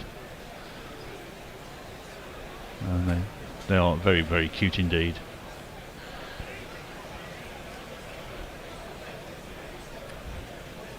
Kuldeep Yadav continues. Now over the wicket, that one goes past the outside edge, straight on past the outside edge. O'Dowd is just standing there looking sheepish. Yeah, looking at it, he can play that 10 times. I don't think he's going to pick that one at the moment. I think he's playing everything as the ball that's coming in at the moment. Kuldeep rolls his eyes. He's gone back around the wicket. He's chopping and changing a lot with his angles. And O'Dowd tries to sweep, but he misses it. He's not looking great against the spinner. But he did manage to get himself miles outside off stump, therefore they cannot be LBW. I mean, that probably would hit off stump, but there's no chance of it ever being given. Yeah, it might have done. But best thing he could do is get bat on ball, I suppose. Again, now he's changed again to the other side of the wicket. This one has been launched high into the sky. The question is how high? I think it's coming down in the field. It has come down in the field, but Siraj has dropped it. Is he and just he's clutching his throat? Has it hit him in the throat? Caught him there. Anyway. He's obviously made a meal of this one way or another. It's going to be an interesting replay. Oh, he's going for some sympathy by getting himself injured. Yeah. So O'Dowd's run out of patience. He's taken a great big step to the onside and driven this straight over the bowler's head. But it hasn't made it all the way to the boundary. And Siraj, it's just gone straight through his hands and caught him somewhere around the collarbone. Yeah, I think that might be worth one of these. Way up in the sky, little darling. And if it falls, I'll pick it up. Just pick it up, mate. Well, Siraj is sitting down, leaning up against the boundary, clutching his throat. He's obviously not doing well. Virat Kohli was briefly caught having a...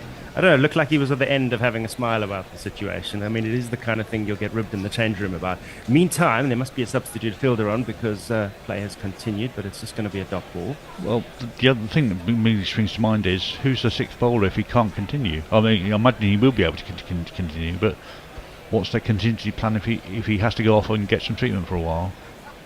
Well, that's something for the Brains Trust to think about. This one's played away into the offside, but there is a man pretty close in at cover.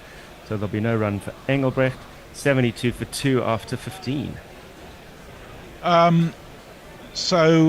Jay says, you do need a drink, don't you, Jay? He says, in an attempt to make the most tedious tweet of the day, I must inform you that Hyderabadi biryani and cardamom chai I had for Diwali dinner were delicious. Well, yeah. Does sound like a treat. But, Jay, that's not you. It's really not you. Barrett Badshaw says, I'm mildly bored and peckish, so a cricket culinary dream. In Phoebo's embrace, the slog sweep unfolds. Crocotten dance, a story to be told. Batsmanship meets Dutch delight. Cricket and snacks unite, a perfect bite. Well, thank you, Barrett. That's very nice. We are teeming with culture here on Guerilla Cricket. Plenty of poetry to be found. And for those who hoping this game might be wrapped up quickly, for whatever reason, Ravindra Jadeja is on, and he's immediately beaten the bat. And I think, has that bowled? Has that bowled in? Yep. Wow. O'Dowd is on his way. So, right on cue, Jadeja is, hopefully from his point of view, inducing a Dutch collapse. First ball of his spell. Wow. He's got rid of O'Dowd, who scored.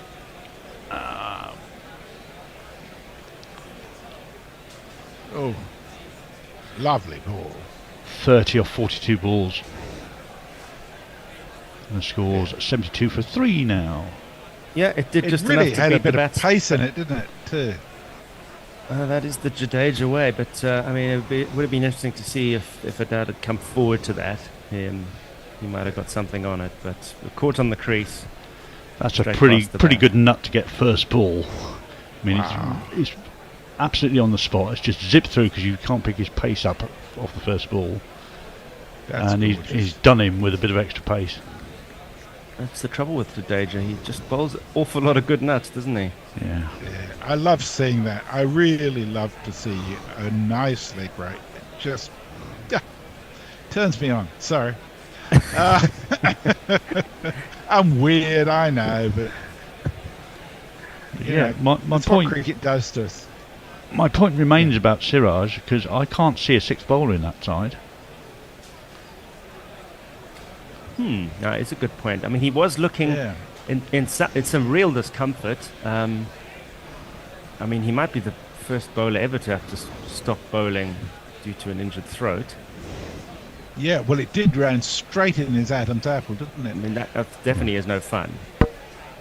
But I can't see them getting to past 30 overs in this innings, to be honest. Probably not. And I think you're not missing any play, by the way, because I think they are taking drinks as the wicket has fallen around about the 15th over. Yeah, so with Shami out, of course, that's brought Jadeja into play. And if he does what he did against South Africa, and what he's done against so many other teams in all forms of the game, well, he certainly ripped that is through India saying, South Africa. Enough of this. With 5 wickets in about 5 overs. Now, Pirate Badshaw points out to me the problem I was having with that picture. He says, Messi, can't you recognise Kevin O'Brien with this charity dyed hair? He's had pink hair in it. He says RSA are an insurance company and were Ireland sponsors back then. So that's what got me all confused. Because it wasn't from the game earlier this year. It was from a previous occasion. I think insurance companies ought to learn they will never make themselves interesting just by sponsoring sport. There'll still always be insurance companies. Well, that's pretty true. But they will also have corporate boxes and be able to entertain guests at sports matches. So they're good people to know. Well, we have a new man to the crease. I should jiggle him up. It's the captain. You're at the buffet, ruefully looking at salads. A figure swoops in, it's the famous Scott Edwards. Yeah, here he is, Scott Edwards. And Jadeja doesn't get a wicket this time around. It's actually just going to be a dot ball. It hurries on to Edwards as well. 72 for 3. Holland are going to really have to dig in here and somehow see off Jadeja if they're going to want to even raise that question of who bowls instead of Shami later on in the innings. This one's worked away into the onside. They're going to look for 2. I think they'll get him pretty comfortably. So Edwards off the mark. And Shami, meanwhile, Siraj, I beg your pardon, Siraj, is making his way around the boundary with he's gone army of physios and hangers-on from the Indian setup, and it doesn't look like he's going to play a part in the immediate future. It's Jadeja once more, fizzes it in. Edwards picks up on that just fine and earns another single on the leg side. Naughty person. Did you see that right at the very end? The fielder came in, picked the ball up and threw it into the dirt on the way back to the keeper from about 20 yards. Well spotted. I think square leg umpire will be having a word. This one is just played out at the offside by Engelbrecht. No run there. And Jadeja stands on the cusp of completing another over. Here he is, the left armer, one more time. It's blocked away. So the Dutch continue to trickle forward. 75 for 3 after 16. Jay explains his unusual sobriety. He says, if my parents feed me at Diwali, the least I can do is stay sober. More guests coming this afternoon and evening, and I'm fueled only by tea, fags, and anti-anxiety medication. I don't care. Get to put my Ganesh and Garuda candles out anyway.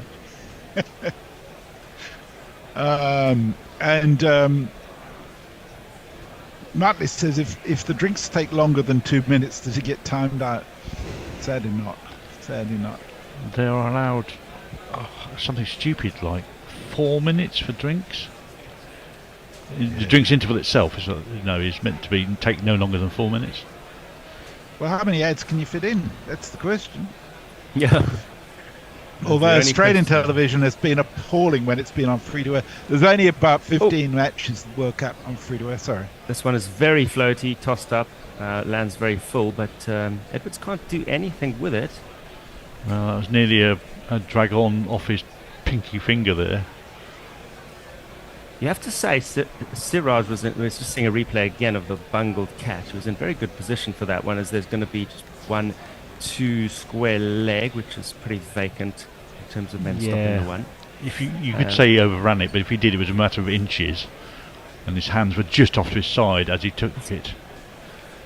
He wasn't exactly in an upright position. He was a little off balance, but his hands were in a great spot relative to his body. It was right under his eyes. He's getting the concussion test. It's Kuldeep once more, and he's drawn a forward defensive from Engelbrecht. The last boundary, if I'm counting correctly, was at the end of the in the 10th over. We are now in the 17th over. So if you think it's been a while, you're right. Here's Kuldeep once more. Forward defensive from Engelbrecht. Kuldeep's figures 1 for 4, and he's closing in on the end of his 4th over. They scored maybe 20 runs in 7 overs. It's very much go slow at the moment. Yeah, with the Indian spinners keeping it on point. Kuldeep over the wicket to Engelbrecht, who has a swipe at this one. Has that caught him on the back pad? I think that went over the top of off stump and caught KL Rahul by surprise. And he's defended it to short point. And actually, looking at it now, was that the googling? You just got a tiny little scratch or an edge on that, and it climbed. They don't seem too unhappy about it, so that may not be the case, but it certainly bounced a lot and caught Rahul by surprise.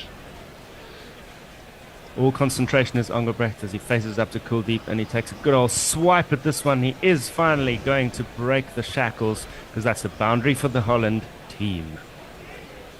And if you kids can't listen, then you bound to see the way you get shot for crossing a boundary,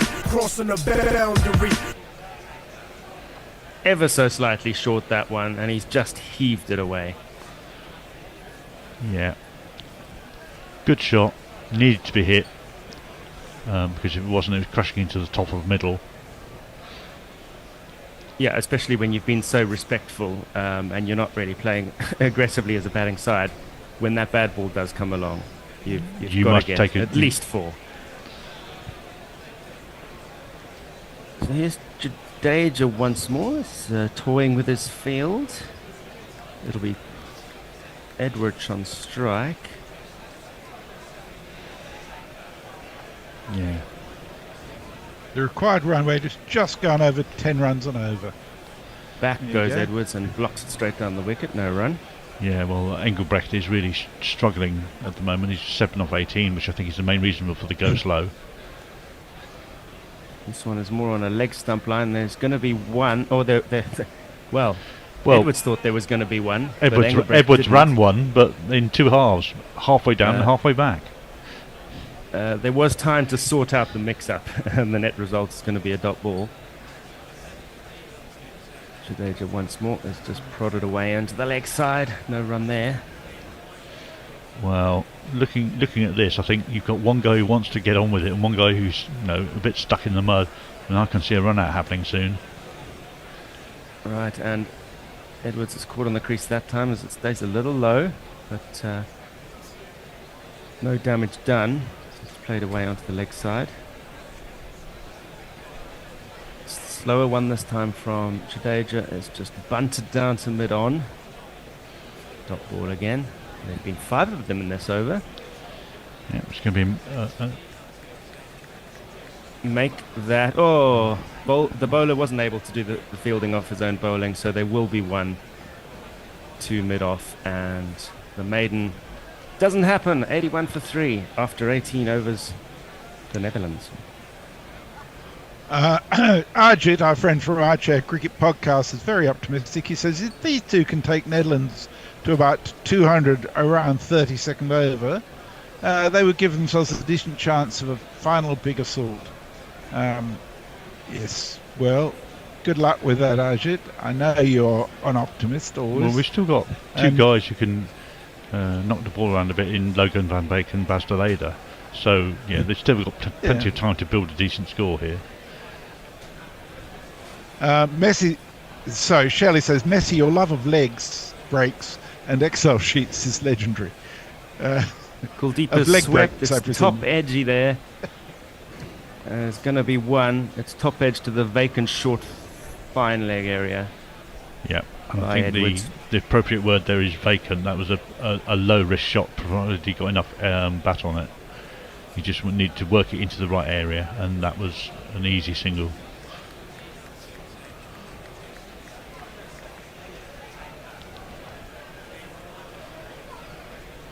Just looking at where Edwards scores his runs based on the length of the ball. This one is cut away to point,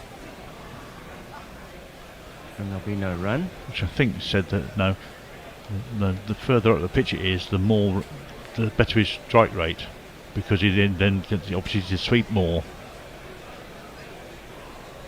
Watchful forward defence there from Engelbrecht. And the battle continues, really, as the Indian spinners dominate, really, from both ends. Almost halfway through his allotment here, Kuldeep. This one's tossed up just a little bit more, but it's still a defensive shot.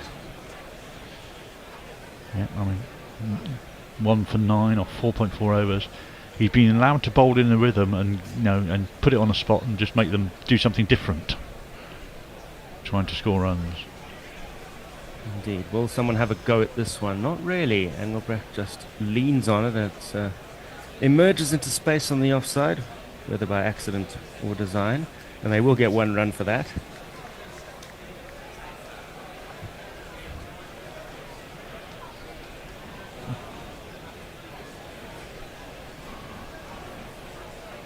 Kuldeep. Ball in hand, the top of his very short run. Here he is to finish the over. Back goes Edwards, and it just dribbles out to backward point. There won't be a run, so there's just 2 from that over, and the score has crawled along to 83 for 3 after 19. Hattie sends us a nice picture of, is it a pillow cushion with a Ganesh sign on it, holding up a hand with a 3 on it. I'm sure there's some significance in the symbolism there that I don't understand, but it's for Jay in response to his mention of lighting a candle for Ganesh. And we're quiet over on YouTube. Oh, there's an inside edge here from Engelbrecht as Jadeja starts a new over. Just manages to miss the stumps. Which is waiting for him to here. hit a ball, to try and hit the ball away from the stumps and smack KL Rahul in the chops there. This is a more solid defensive shot. There'll be no run. As the ball bounced up behind the stumps, I think he was thinking he might come back on him. So he's about to try and do something about it. Indeed, yes. And this is defended, but it squirts out in the direction of vacant space, and they'll scamper one. And as if by magic, in 3 balls we will have a change. Katie's going to join us, the Yorkshire lass that transplanted to the Netherlands, an erstwhile scorer for the Netherlands. Back goes Edwards and just plays it straight back down towards the bowler. Yeah, these 10 overs have gone mighty fast when you've got Jadeja bowling half of them, Kuldeep bowling the other. And I think Tony's coming back. 22 runs for 2 wickets. This one is swept from outside serving off Shelley's stump wicket taking by Edwards. And he'll get 1 for that. It's actually one of the more solidly played shots we've seen in this stint since the beginning of the 11th over. And said stint is about to come to an end. Just 1 more ball to come from Jadeja. It's a slowish one, and Engelbrecht doesn't know too much about that. It's inside, edged away towards square leg, but he will get the reward of a single nonetheless. Yeah. So 86 for 3 the score after 20 as we hand over to the next crew. Have fun, folks. Thank you. I'll just do one last message on YouTube from Stephen Kelk. He says, I'm not sure what the context was, having been distracted by the vicar, but leg breaks and Excel sheets sounds a pretty damn sexy combination to me. Yeah, you can't go far wrong with leg breaks and spreadsheets. Welcome back, Kate, and I shall leave you all in peace and catch you on Wednesday. We're up to date on Twitter and on YouTube, Tony, so we'll catch you later. Thanks, Jez. Thanks, Mrs. Hello, Kate. Hi. This is Kuldeep coming around the wicket to Engelbrecht. Plays this down to long on. A single. Takes the score to 87.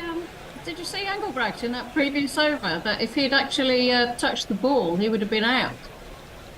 He stuck his hand out as if he was trying to protect his wicket in case the ball bounced anywhere near it. But to be mad, he would have been out. I have a vague recollection of Graham Gooch being out for doing something similar. A one-handed sweep shot down to long leg by Edwards will garner him a single, bounced harmlessly in front of the fielder. Yeah, I'm sure I have a vision of like Graham Gooch punching the ball away from just off the stumps, but that was in the days when it was out-handled the ball, which is now obstructing the field. That'll be the thing. Played by Engelbrecht as far as short cover. The throw was hit the stumps, and there's been an appeal, and Jadeja is the person who I think has thrown the stumps down, and there will be a review at the non-striker's end. Now, all that happened in a blur and a flurry, so I couldn't even tell you about who's in and who's not. He's going to be in, isn't he? Yeah, he's in. Tell you what, though, you can't. Joel Wilson is the third umpire, so anything can happen. No, he's safely in. Proceed as normal. Dot ball. But yeah, if Bear is listening, I wouldn't be against putting money on your run out here. Yeah, 14-1 or something all the time. Played down to long on the second time this over. Yeah, Scotty Edwards is a very, very, very quick runner between the wickets, and you know he's usually aware that his partner is not so. But Engelbrecht has got form in this tournament already. Yeah. So yeah, the combo is not looking too safe. You're as strong as your weakest link. I think that'll be the nicest way of putting it, as this is from over the wicket play to backward point. I was going to try and pick your brains between overs as much as we can, because there might not be much time between spinning, about what your highlights of the tournament have been, Kate. The sort of being there and being a part of it all probably has a very different feel to what we've experienced watching on a screen, as this is the one that goes the other way, and it's beaten backward point, but there is a deep cover there to do the fielding. That's the 4 off the over, and that brings us to the end of the over. Tony, are you the man in charge of social media? I am indeed. Well, just our little neck of social media, not its entirety. Well, although I could certainly do a better job than Elon, probably. But there we go. Social media needs a czar, Toad, if you're off. Well, it certainly does. That is for sure. Not a lot going on, I've got to be honest. I can butt in and tell you about my highlights if you want. Go on then, do that while I look on YouTube. I mean, the highlights were obviously winning the 2 games, but the whole experience, I think I can be a bit Dan Norcross here, is just noisy. It's just very, very noisy. Jadeja from around the wicket plays to balls to Edwards, stopped by the foot of Jadeja, and there'll be no run. Yeah, the encroaching into your personal space as well is. Yeah, this is swept by Edwards down to long leg. Brings the score to 91 for 3. 411 is the target, remember? But Easy. 91 for 3. Yeah. We're just getting to the point where it's going to be fun. I wish. I could give you a couple of interesting facts about Bangalore if you want them. Did you know it was the first city in Asia to have street lamps, electric street lamps? I don't know what to make of that. Jadeja slightly closer to the stump, and Engelbrecht plays to the covers, wisely sent back by his partner, and another dot ball halfway through the 22nd. Were there any particular venues that were better than others, Kate? Oh yes, yeah, definitely. This one from around the wicket, but onto the hip of Engelbrecht. He tries to place the ball through mid-wicket, can't do so. Yeah, I mean, unsurprisingly, Dharamshala is, is quite an amazing place to go to the ground. Faster delivery from Jadeja is played to short cover, no run. I think everybody's looked enviously at the games at Dharamsala and goes, "Whoa, that's going to be on my list of places to visit." As this is almost slogged down towards long off. Just the one run from the over. I would thoroughly recommend going to Dharamshala. The facilities at the ground are not so brilliant, but I think you can put that aside when you've got the Himalayas to sort of look at to keep you happy. Just don't use the toilets. But it's it's a wonderful. Dharamshala itself is sort of below when you stay at a place called MacLeod Ganj, which is up the mountain where the Dalai Lama lives, and that's a fabulous place. It really is a fabulous place to go to. So if anyone's actually thinking going to the test match there in March, I do recommend it. However, I was told by the locals at the beginning of March it could be 5 or 6 degrees still. So, Tony, I hate to interrupt this conversation for some cricket, but Virat Kohli's going to bowl. Oh my lord, what is going on? Is this because we're still without... Yeah. Oh, How magic is his magic arm? This is just outside the off stump. It's kind of a medium pace that Kohli is bowling. It's played up to mid-off and there's no run. Do you want to jingle up this new Indian all-rounder? Oh, I can. And I'll just fade it as he bowls. Oh lord, that is horrible. Quick but short and able to be turned round the corner towards long leg. We don't need. He lets lose all his shots when the bowlers are fatigued, and we wait to find the match is dead, and our doom is Virat. And Davey Warner rides around and says Kohli's the cat. And this is in the slot, able to be driven down the ground. There is a long on in place who's able to just make sure that it gets to be a single. He's actually bowled 644 balls in ODIs. Yeah, he has. Is it leg spin he's bowled? This is drops just short of backward point. He's listed as right arm medium. It looks. I can't tell right at the end about whether it's going out the back of his hand. It looks like he's bowling out the back of his hand, but but trying to do it at great speed. I mean, Jadeja's quick as a spin bowler, but this is definitely in the realms of medium pace. The loopy ends up being a full toss, which is driven by Edwards down the ground to long off. Another single, 94 for 3, with one ball left of this experimental 23rd over. The thing that rather intrigues me about the fact that poor old Siraj, I mean, it looked horrible when it happened, but they've said he's gone for a concussion test, but it 100% smacked him to the side of the neck. Well, that still might be a concussion. This one has taken the edge of Engelbrecht very wisely. He's edged it where there is no fielder in sight, and that will go all the way down to third man for 4 runs. Are you allowed to do that to Virat? Well, yeah. be off his Christmas card list. I would say. Actually, it was not Virat's fault. KL was asleep behind the stumps. Otherwise, that was a definite wicket for Virat there. I think it was a pretty big edge. It would be difficult to take that with how KL is right up to the stumps. So maybe we'll see a couple more overs of Virat Kohli. Stephen Kelk says hello to you, Kate. Hello, Kate, fellow Dutch superfan. Sorry, who was that? That's Stephen Kelk over on YouTube is saying hello to you. It's very nice. As a fellow Dutch superfan. He has very much carried the flag, hasn't he, Tony, on social media while we've been covering the game.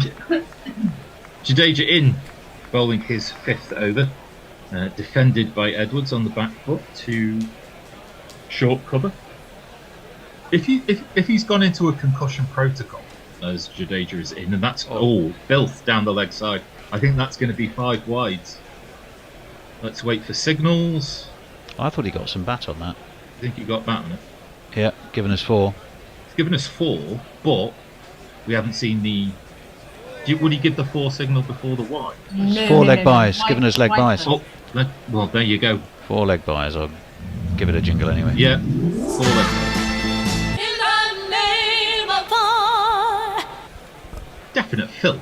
No matter what the ultimate end result was. That's again down the leg side. Lovely fine sweep by Edwards, and that will not be cut off in time, and that's back-to-back boundaries. 1, 2, buckle my shoe. 3, 4, shut the door. And was that Siraj I just saw field? Or was I dreaming? We're going to find out. Want to see the replay? I don't think anyone gets close enough to the ball to see the names on the back of the shirt. With the semi-final being on Wednesday, there's a real chance that you won't make it. Well, if he's out there fielding now, then he will. That's what made me think was that Siraj. Just off the toes of Edwards, turned to square leg, deep square leg, takes a single. I didn't see it that closely, but it seemed to sort of hit me on the Adam's apple. I don't, is that right, or was it more to the side? Both batsmen on 17 as Engelbrecht pushes this ball down to long off. 108 for 3 with 1 ball left of this 24th over. Oh, and there's going to be an overthrow. Oh Lord, this is sloppy stuff. Yeah, I think that sums up the Indian performance in the field. Would we not say that? It's just going through the motions and sloppy. Well, you look at Rohit. Regardless of the score, I think one team has been far superior in the field than the other one. I would say so. Last ball of this over, just pushed past the short cover to the short cover's left-hand side, gets to the edge of the circle, but a single taken. Engelbrecht on 20, Edwards 17, and the total is 110 for 3. Armchair Cricket Podcast says here's India's mystery bowler, bowling off the wrong foot and delivering licorice all sorts. That's about right. I implore you, Netherland batters, don't give him a wicket. Jay takes me to task and points out that, of course, a blow to the side of the neck can render you unconscious, and poor old Philip Hughes. Although I thought that was more the sort of the back of the neck, but either way, it's I think true. I think the point stands. Yes, it does. Kohli to continue, as this is pushed out from outside off stump by Engelbrecht down to long off. And Kohli, interestingly, has a very short mid-on at the on-Hayden position, doesn't he? Yes. Maybe does. they're hoping they're going to drive him on the on drive him and straight to that fielder. Something missed time. Yeah, I think that would be the plan. He's given a good old shine on his good trousers. I have to say, he does look like he's having a ball as he's doing this. A very full delivery, almost Yorker length. Edwards can't quite beat extra cover coming into sort of a mid-off position, and there'll be no run. Nelson for 3. Are you superstitious, Kate, about Nelson and all these other scores? Less so about Nelson than other things. That is, I was going to say absolute filth, but he's been strangled down the leg side. Kate clutches her head in disappointment. Engelbrecht has gone. Rahul bowled. Virat Kohli. Edwards has gone, for 17, and it's Nelson for 4. I think we have to celebrate that with one of these. Shit gets wicked, so try and see. A slow full toss is a guarantee there. Shit gets wicked, obviously. Shit gets wicked, so shit gets wicked. Are you allowed to say that about his Kohliness? We just did. Is his whole life dipped in gold? Is this the way it works? Or, it's all sorts of emotions running through my mind. Probably not the same ones that are running through Kate. Who I think have you resorted to alcohol? Have you got the jingle for the beer? Because I've just opened one of these. I don't know which jingle that is, but cheers anyway. Yeah, some rather nice 6.5% IPA. Oh, very nice too. Varieté in Amsterdam. 111 for 4. Kohli's just got himself a wicket. Yeah, press the blue button for that one, Tim. I just did. and the new batter will be Bus Deleda. Even though we've still got the adverts. Yeah. Very surprised. Yeah. Inside knowledge. Got no skills, got no runs, got no future, got no hope. No! Don't you know you got as a leader? Deleda's first ball is played straight back to Coley, who looks. He's got the look about him of. It's like he's rediscovered his zest for life. He's like, why have I been batting all this time? I could be a bowler. As this is played to backward point by Deleda, no run. I think getting a wicket in the manner that he did, by uttering absolute filth, I don't think he'll be thinking that. Golden filth, though. But he does have a spring in his step, doesn't he? Yeah. As if he's, I don't know, lost cricket for 5 years and gone back to it suddenly. Oh, a full toss is attempted by Deleda to beat mid-off. He cannot do so. Plays it straight to him. 1 run and the wicket from Mr. Coley, who celebrates like he's won the World Cup. He's 1 for 8 after 2 overs, and it's Nelson for 4 after 25. Kieran Roseblade says, I'm now listening on YouTube instead of the website because I'm in the world's longest traffic jam whilst trying to drive from Galway to Longford. But the positive is I can now watch the Gorillas. Well, hello to you, Kieran. I'm not sure how positive that really is, but I hope you get out of that traffic jam. Stephen Kelk, soon Virat will be thinking he's a better bowler than Zampa. Jadeja in. Oh, this one guided maybe outside half of the bat by Engelbrecht. Beat slip, beat short third man, and that's gone all the way to the boundary for 4.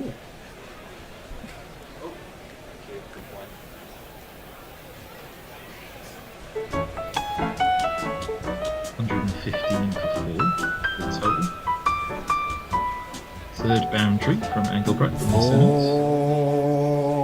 Oh, and that's been it's an edge which has been dropped. A very sharp chance to row at Sharma at slip, which has hit the deck. It hit his hand and then it hit the deck. So it's definitely a drop. Yes, fingertips on that one. Yeah. It's quite a wide edge. Went very wide to Rowett's right hand side. As we'll see a highlight of that. The ball after just defended back to him. Yeah, he's kind of palmed it round the post rather than bowled it. This one defended by Jadeja. Again, another drop from India. But they're not 100% concentrated on this by any means, so you can't really blame them. A fuller, loopier delivery by Jadeja is driven by Engelbrecht, and that will beat mid-on. And that's the second 4 of the overtime.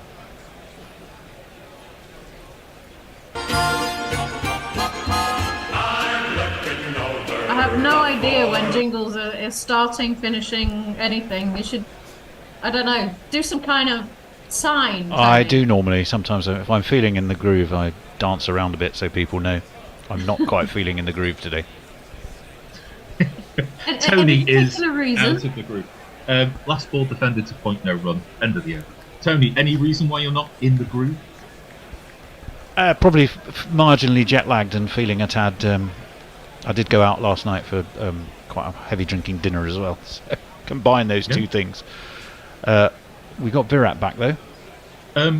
Did you go anywhere nice for dinner? Yes, our local Italian restaurant, and it was very, very nice indeed. What's if you happen to be Werner in Claygate, if you're ever there, say pop Tony in and say hi and say Tony sent you. Absolutely. Coley's third over is about to begin. This one, middle and leg, maybe just a shade outside leg. Play to mid wicket, no run. What's your go-to Italian dish when you're there? I must admit, I had a pizza. I had a pizza last night. No, I don't normally have the same thing. Some sort of pasta dish normally. Yeah. Short of a length, able to be played off his hit by Deleda, off the mark, down to long leg for a single. 120. It took me 20 years to find a decent, well, 19 really, to find a decent Indian restaurant over here. Because frankly, the Dutch don't have an appetite for spice. A absolute filthy full toss outside off stump, played by Engelbrecht in front of square. I think that's Bumrah, who's made a lot of room to his right to be able to cut it off, but that gets 2 runs. And this restaurant, that they're all mad cricket fans, as you can imagine. And when I told them that I was going to the World Cup, I got a free meal and a T-shirt. Oh, wicked! So I should shout out for Pakwan in Amstelveen, the finest Indian cuisine you can get in the Netherlands. Well, while you're there, have a look under a couple of the tables, because you might find some of the cricket balls they lost while England were playing last year. It's about 2 kilometres from there. Well, exactly. You might well find a couple of the balls from that match. It was a burger joint then, anyway. Oh, right, okay. This one slightly closer to the stumps by Coley. Can only be driven to short cover, no run. I like reaching a point of my life where it's just like I know where I'm going. It's like I have these places that I go to and these places that I order from. If this next ball is driven back to the bowler, no run. It's like I have my regulars and that's it. And I know what I'm going to have when I go to those places as well. I know what I like. Eliminate all the You don't uncertainty. like trying out new then? Occasionally. As this one is turned off the hip by Engelbrecht, and that's going to be a really sharply taken 2. The ball didn't really get out of the circle, the 30-metre circle, but by the time the fielders converged on it, because they ran the first one hard, they're able to take 2, and Engelbrecht's moved on to 33. Kieran Rose 124 for 4. Sorry there, Al. Kieran Roseblade says, out of interest, what's Tendulkar's bowling figures like compared to Kohli? Well, I'm glad you asked me that. I must say I haven't yet done the comparison, but I did look up Virat's, I did look up Sachin's, which surprised me because if I'm right, he's got 154 wickets in ODIs, which is extraordinary. Did you know that? His bowling was that decent? And it's definitely not his son, who I know is a bowler. Jadeja bowling. This one just outside the off stump.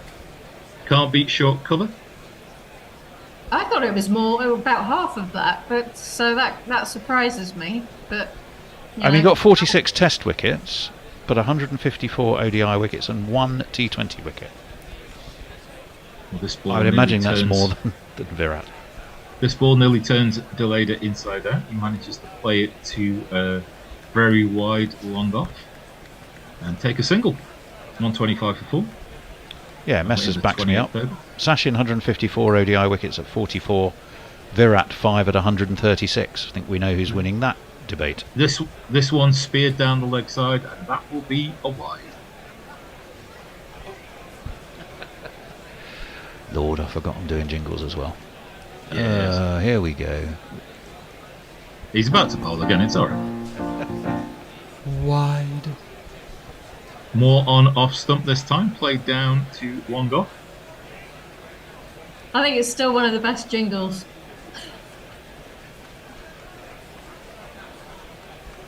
And not to be compared with Dane Pete, of course, which is Gorilla's best jingle of all time.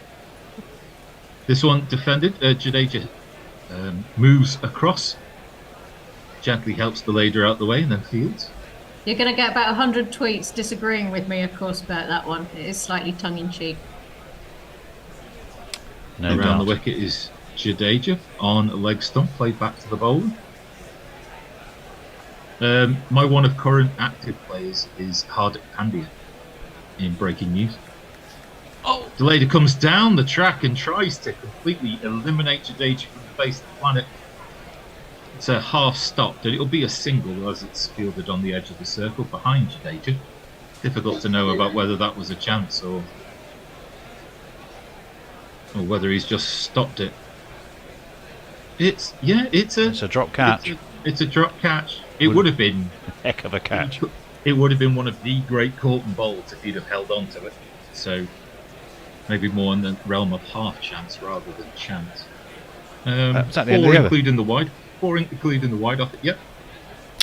Pirate Badshah, Guerilla Cricket does AA Road Watch. Samantha G, I miss pizza. Can't have tomatoes anymore. Pirate Badshah also unable to. eat pizza without tomatoes? Well, you can indeed. Also unable to sate my hunger with croquetten. What with the lack of Febos in Dublin, I've resorted to plate of mushroom cooked in butter, finished with creme fraiche and served with roast potatoes. Febo's a chain here where you put your money in. It's a vending machine to get your... We've got more part-time bowling. We'll jingle up the bowler in just a second. This first ball's been played out to deep point.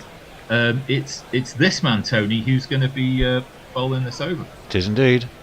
There are plenty of guys who talk like they know what they're doing. Liars and frauds. Shubman Gill is the real deal.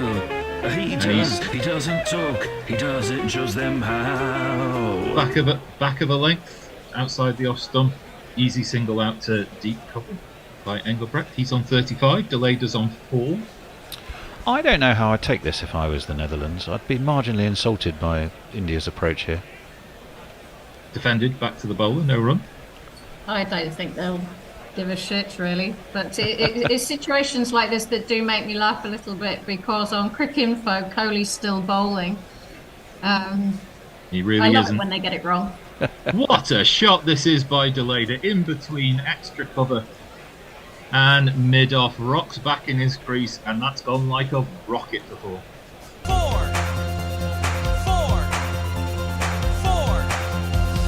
F-O-R. Take your part-time bowling and shove that. Great shot by Delayder, shot of the day. Yeah, unfortunately, he hasn't scored as many runs in this tournament as his talent. He's attempted to smear that one over mid-on and long on. Missed time. No run. Yeah, he's a very talented player all round his best, but not quite got it together in this World Cup. But we know that he can deliver. This one very wide, able to be cut away with ease. Down to Bumrah in the deep. Delayder will keep the strike. He's on 9, Engelbrecht 35. Panand 35 Max for 4. wants to know why the cat's moving. Well, because they're live cats. They are live cats. Yes, although they are filmed live cats, but they are very much live cats who belong to one of us, Josh, our Guerillas. Let me see over on Twitter. I'm going to go in the opposite direction. Dame Pete, best jingle ever. Fact, says Jay Grover. Although there are those who will definitely disagree. And Indo says, when many things about this Cricket World Cup are long forgotten, this image of sheer delight will continue to be remembered. And that's Virat, and I think Mrs. Virat, celebrating that wicket. Leah says, that Dame Pete jingle is a magnificent auto-tuned abomination, Kate. Yes, it is. Who said that? That was Leah. Jay Grover said, I've had some quite spicy Indonesian food in Holland. Oh, I do like Indonesian food. A good rijstafel is a reason in itself to go and visit Amsterdam, I reckon. Slight change of pace here. Bumrah's back. And that's gone through Delayder's attempted cut shot, and I think that might have been dropped. Judging by KL Rahul's expression behind the stump. Either that or he's jammed his finger.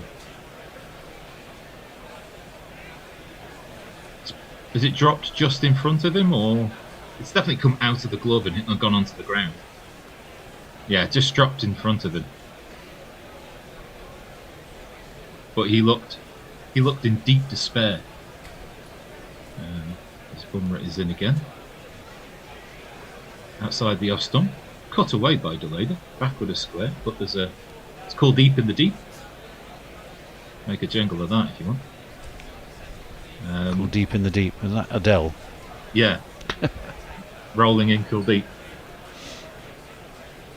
So double figures for Delayder. So yeah, they're showing some pictures of basically everyone having a bowl. Well, Rohit, of course, can turn his arm. So if he's really going to carry on taking the piss, well, he might as well give himself a chance to as well. Well, why not? Everyone gets 2 overs each. As this is just dabbed into the covers. And before you can say that's Jadeja, don't run on his arm, he swoops in and there's no room. What do you think of the Indian training kit? I think it's rather nice. The orange.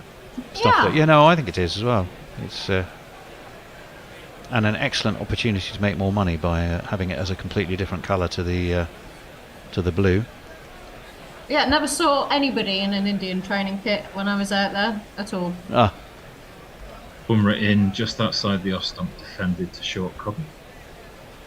What colour is Watford's third kit this year? Blue I think is our second kit, and I think white our third kit. Well, believe this or not, I know a Wendy Ball thing. An Ipswich Town away kit is orange, because I bumped into somebody in Delhi that was wearing an orange shirt from Ipswich Town. Well, there you go. I'm sure I know something. Grubby will have known that. Wouldn't have known that. You could have given me a million guesses. This is a short delivery, which Engelbrecht half plays and half doesn't. It goes through to the keeper. And there's one ball left. And we've whizzed our way through to the 30th over. I haven't even got through my first beer. I know it's been going at a million miles an hour. Tone, who's on for the next 10? Very good question. I will tell you in a moment. Oh yeah, I've just realised that is the end of our... I'm predicting it to be Jason, because we worked out Messrs has got us flip-flopping all day. Yorker length delivery. That is a savage delivery. Well dug out by Engelbrecht. He has every right to check the end of his bat there after that one. But he kept it out. It's going to be the return of Shelley the Destroyer. I can tell you that, who I'm about to admit. And then it's going to also be Jason and Richard. So we got double South African attack. Yes. Very strong South African flavour to this next stint, and it is indeed flying by. I mean, if they were going to give extra points out for getting through your bowling innings ultra fast instead of applying penalties left, right and centre, India might be on for some extras. Not that they need them. I will say, just briefly, one of our main sponsors is a South African guy called Cobus Nell, and he's out in India, but he flew back to Paris for the final of the Rugby World Cup final, and then went back out to India again. So, congratulations. So I think we're all back in. Yeah, Shelley, you are ball by balling. Fantastic. Hi, Richard. Has been a while. It's been a long, long while. How are you doing? I'm good. Last time we chatted, we were 3 times Rugby World Cup champions, and now we are 4 times Rugby World Cup champions. You put it perfectly. Right, so it's Gill into Engelbrecht, and it's a dot ball. I think I missed the first ball with the changeover, and there was 1 run off that ball. It is currently 137 for 4. Gill in again to Engelbrecht, pushed into the covers, going to the boundary just for a single. How are you, Jason? Been having a good day? Yep. I'm still awake, which is better than I was last time I was in the studio, where I fell asleep for part of the second innings. Oh no. All right. Gill in to Belinda and push down the ground also for a single. Yeah, there's a lovely picture of me taken by Andy Ward of me zonked out in the green room. No. Back. No. Mouth wide open at all sorts. Gill into Engelbrecht and smashed into the covers but stopped. They run for a single, but it looks like somebody just got a bit winded from trying to stop that. But they're having a smile about it. And Shelley, may I just say how nice it is to be on air with somebody who can say Engelbrecht so convincingly. Well, listen, I was listening to you in the previous session, and your German is outstanding. Thank you very much. Gill into Delinda and just defended for no run, and that is the end of the 31st over. Jason, do you have any updates for us? I think so. I'm just going to check whether or not you've heard this before, but Leah tells us that this is the first over Shubman Gill has bowled in ODIs, apparently. Oh. I don't think I disagree with the 2 previous commentators. I don't think they're taking the piss. I think they're just using up the 10 overs as quickly as they can of the 5th bowler, just in case they get the shepherd's crook for Mohammed Siraj and he can't bowl any further. So just decided to get the 6 overs that he needed to bowl out and get through them as quickly as possible with 2 occasional bowlers. It is Bumrah into Engelbrecht and just defended onto the length side for no run. But just to see Bumrah again today just being his very dangerous self. I think he poses a challenge for every single team he meets. And I wish New Zealand the best of luck in the next game, really. I'm glad that from a South African perspective, New Zealand are the ones who are going to try and knock India out. I think of everybody that could have made the semis, they've got the best chance, small though it may be. Bumrah into Engelbrecht and just defended. Strangely enough, Richard, I think for me, the blockhouse match actually would have been Pakistan-India. I think, yeah. That's the one that would have set up for the perfect script, right? But could you trust Pakistan to come up with a cunning plan the way you might trust New Zealand to just come up with something? Especially since they've been losing so much in big international World Cup events recently. You know, they've got some damage to put right. New Zealand have played true to type. They've got to 5 consecutive World Cup semi-finals. Bumrah into Engelbrecht and heaved onto the leg side, running for the boundary. Massive dive, but comes down, not a catch, and should be 2 runs. And who was that? That was the man who got hit in the throat last time he tried to catch one in the deep. I was just waiting for him to dive, because I don't think he was ever going to reach that. He was dive, the ball hit the deck, and then bounce up and hit him in the throat again. Gosh, and when I was looking at that, I was thinking to myself, why is he even on the field? He looked like actually had a concussion earlier. He was right there. I think he was suffering from the last. That definite drop for me. Definite drop. Massive drop. The commitment in that dive, outstanding. Bumrah in to Engelbrecht and very much just kept out. It was actually a beautiful, almost Yorker, and no run. But Bumrah is just outstanding. Yes, Richard. He was nowhere near it, Siraj, but the good news is he hasn't done himself any further damage. But have a look here. They're doing the repeat. He was there. Well, nowhere near it is. The ball's just missing his hands every time today. There's no ways he could. For me, he was there. I think he made every effort to make that. Bumrah in and bouncer to the keeper. That should be a wide apparently. Let's have a look. Yeah, wide. Too high. But is it officially a drop if it never touches your hands? Well, if you miss the catch, but are there? Yeah, as he has been twice today. But it's basically missed. It might have caught a fingertip on one of them. Well, flesh on the ball is definitely a drop, regardless of how tiny amount it is. Same as umpire's call for a wicket, pretty much. Bumrah into Engelbrecht and very strange reaction, but just pushed down to third man for a single. He almost looks surprised with that.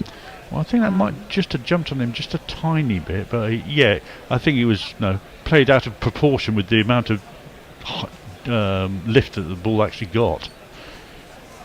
Yeah. So what are we thinking is the ploy for New Zealand in trying to take on India? What possible plans could possibly derail this Indian team? Bumrah in for the last ball of the over to the leader and just defended into the covers for no run. So that is 100. Oh, did he get him out? No, the off stump did the defending into the covers. Oh, gosh. It looked like it could have come off the bat, but no. Indeed. Smashed into the stumps, and that's a wicket in my first over back, second over back. Who'd have thunk it? Who'd have thunk it? And once again, it is Bumrah. Yep. Look at that. What a delivery. Absolutely. Bails go flying. Oh, fantastic. Do you have a jingle for us, Jason? I'm just trying to get the score. So Baz leader, 12 off 21 with the score on 144 for 5 as he is dismissed.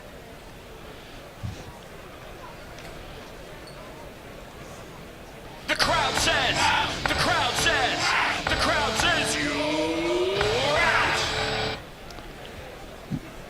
I should get some tweets in whilst we're waiting for the it's new the end of guy. the over, so go for it. Jago says, "Are you smug sapper bastards? For Uber pages are pretty swift to leave your country." And Leah says, "I recently found out the South African monkey gland sauce doesn't contain real monkey glands. Next you'll tell me boerewors doesn't not made from real boars." No, it's not. Oh gosh, Made by real boars. That's why it's called boerewors. And the monkey gland sauce is perhaps made by monkeys. No comment. So what I will say though is I have noticed how people barbecue here in England is completely different to the way we braai in South Africa. Yeah, that's why we have different words. Oh my word. So when we braai, we have chops and steaks and sausages and all sorts of things. Yeah, it's patties and pork sausages and yes, it's very different. Well, you have Lovely all burger, sorts of different yeah. things in South Africa. You have snook for starters.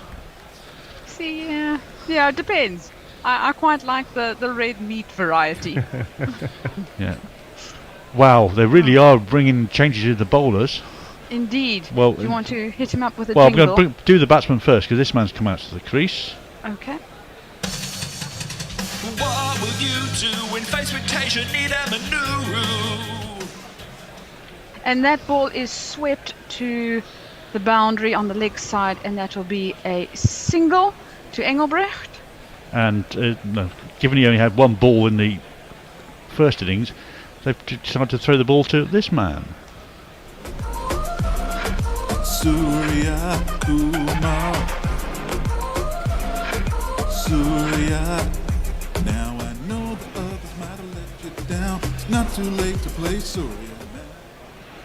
Surya Kumar into Nidamuru. How do I pronounce that? Nidamuru? I'm not going to step in and help you. Okay, I can't. So it was a dot ball and in again and just defended onto the leg side for no run. Does every auxiliary bowler in India bowl off spin? I think a lot of them bowl off spin with the odd leggy. Well, we So Surya Kumar in and beautifully paddled on the leg side, very close to the keeper, but will be thrown back in just for a single. Well, they almost all bowl a bowler variety that doesn't allow you to get hardly a word in before it's time for the next delivery. But I Yes, may fair. just put some housekeeping in on Shubman Gill, who was taken out of the attack after, was it just 2 overs of his first ODI spell? I just had a little look. He has bowled a test over before, just if anyone's interested. Oh, fantastic. So this was into Engelbrecht and swept onto the leg side and will be a single. And for some further geekery, that wasn't Virat Kohli's first ODI wicket. He actually now has a total of 5 of them, including 2 against England. Wow. Another amazing stat against England. So last ball of the over and push back to the bowler. Oh, I think that was a misfield. Went straight through his hands and will be a single down the ground. And that's the end of the 33rd over, 148 for 5. Jay Grover says, I've never been to South Africa, but without a doubt the best barbecue I've ever had were done by a South African Oki in Uganda. Does They will braai wherever they are in the world. Yeah. I Even can if it's confirm pouring that. with rain. Yeah, I've got a South African teammate, and he will talk to his meat to say you're going to make good steak, aren't you? No, when he brines it and prepares it and everything else. It's very common to personify your meat and say it's time to turn these guys over, for example, and meat often becomes a guy. That's in actually braai. true. I've never thought of that. Yeah, braai I'm slang. going to go turn these guys over. Absolutely. We all say that. Bumrah in, and it is a bouncer and will just go straight through to the keeper. But I've never thought of it to be that we actually go and give names to our meat. But yes, we do. And the meat is always male, so I guess that's very sexist of us. Maybe, but it's. I will say that since coming to the UK for myself, it's to find the things such as societies and those kind of things that you don't really see here too often. You got to know where to go. Bumrah in again and played onto the leg side, and they are scampering through, looking to see if they'll come back for 2, but no, kept to a single. Very well fielded to get only 1 run for that. How long have you been in the UK, Shelley? 3 years. 3 years, So okay, it's quite been a while fresh. now. Yes, indeed. So that And makes you a COVID arrival. I could literally write a book on my repatriation flight to the UK. Please I do. arrived. I'll buy it. Oh my God. Okay. I like to support independent authors because I am one. Oh, there we go. So Bumrah in to Engelbrecht, and this is pushed at for no run, just fielded in on the leg side. So I actually went through flying from a local flight from Port Elizabeth to Johannesburg, and I arrived at OR Tambo, and the entire international section was dark. The lights were off. There was no security. We had bomber sniffer dogs actually be our security. There was nobody around. There was literally a couple of, probably 200 of us, and there we sat. Nobody. We got food on the plane that came in brown bags. That was it. Boomerang into Engelbrecht and pulled onto the leg side, but fielded for no run. So yes, that was my experience of my arrival. Did they ship you off into a hotel then? Lucky enough, I have family that lives near London, so I was immediately directed into a car and put straight into staying in the house for 2 weeks. Yeah, couldn't leave. In a room Yes. with nobody coming to see you. Well, I might have ventured around the house after a day or two when they all saw I was okay. Boomerang in again and played very well by Engelbrecht, blocking it out for no run. But yeah, it was a different time. My husband joined possibly a month later and he got hot food on the plane. I didn't even get hot food. Literally, brown bag, apple, juice and a sandwich. That's what it was. For 12 hours, that's a lot. It's not a more lot. than you'll get on the average Ryanair flight. Oh, there you And go. you have to pay for it. Yeah. Exactly. But yes, interesting times.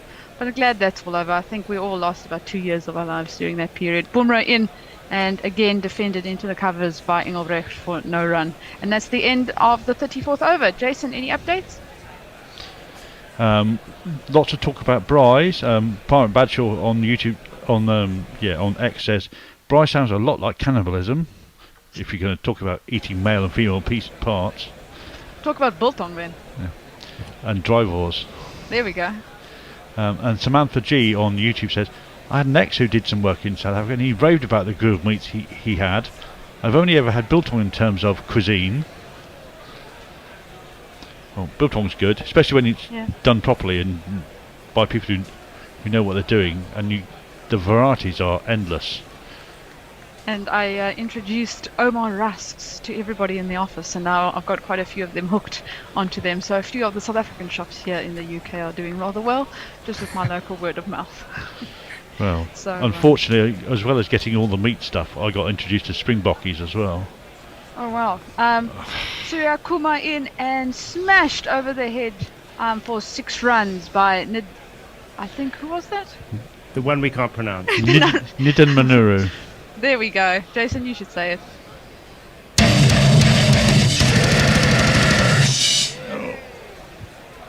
We got a jingle? Yep, we've just done it. Oh, didn't hear it.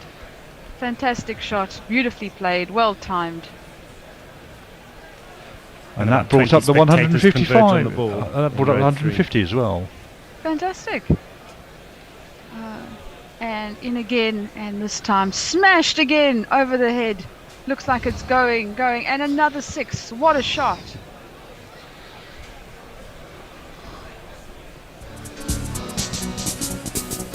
I've 2 6s in a row. 2 6s in a row. 2 6s in a row. That's a great jingle. I haven't heard that one before. But yeah, absolutely great shot. Beautifully played. Well timed. And smashed. And somebody's practicing a baseball swing as well by one of the Dutch supporters. And in again. And played onto the leg side. Very, almost like a little weak.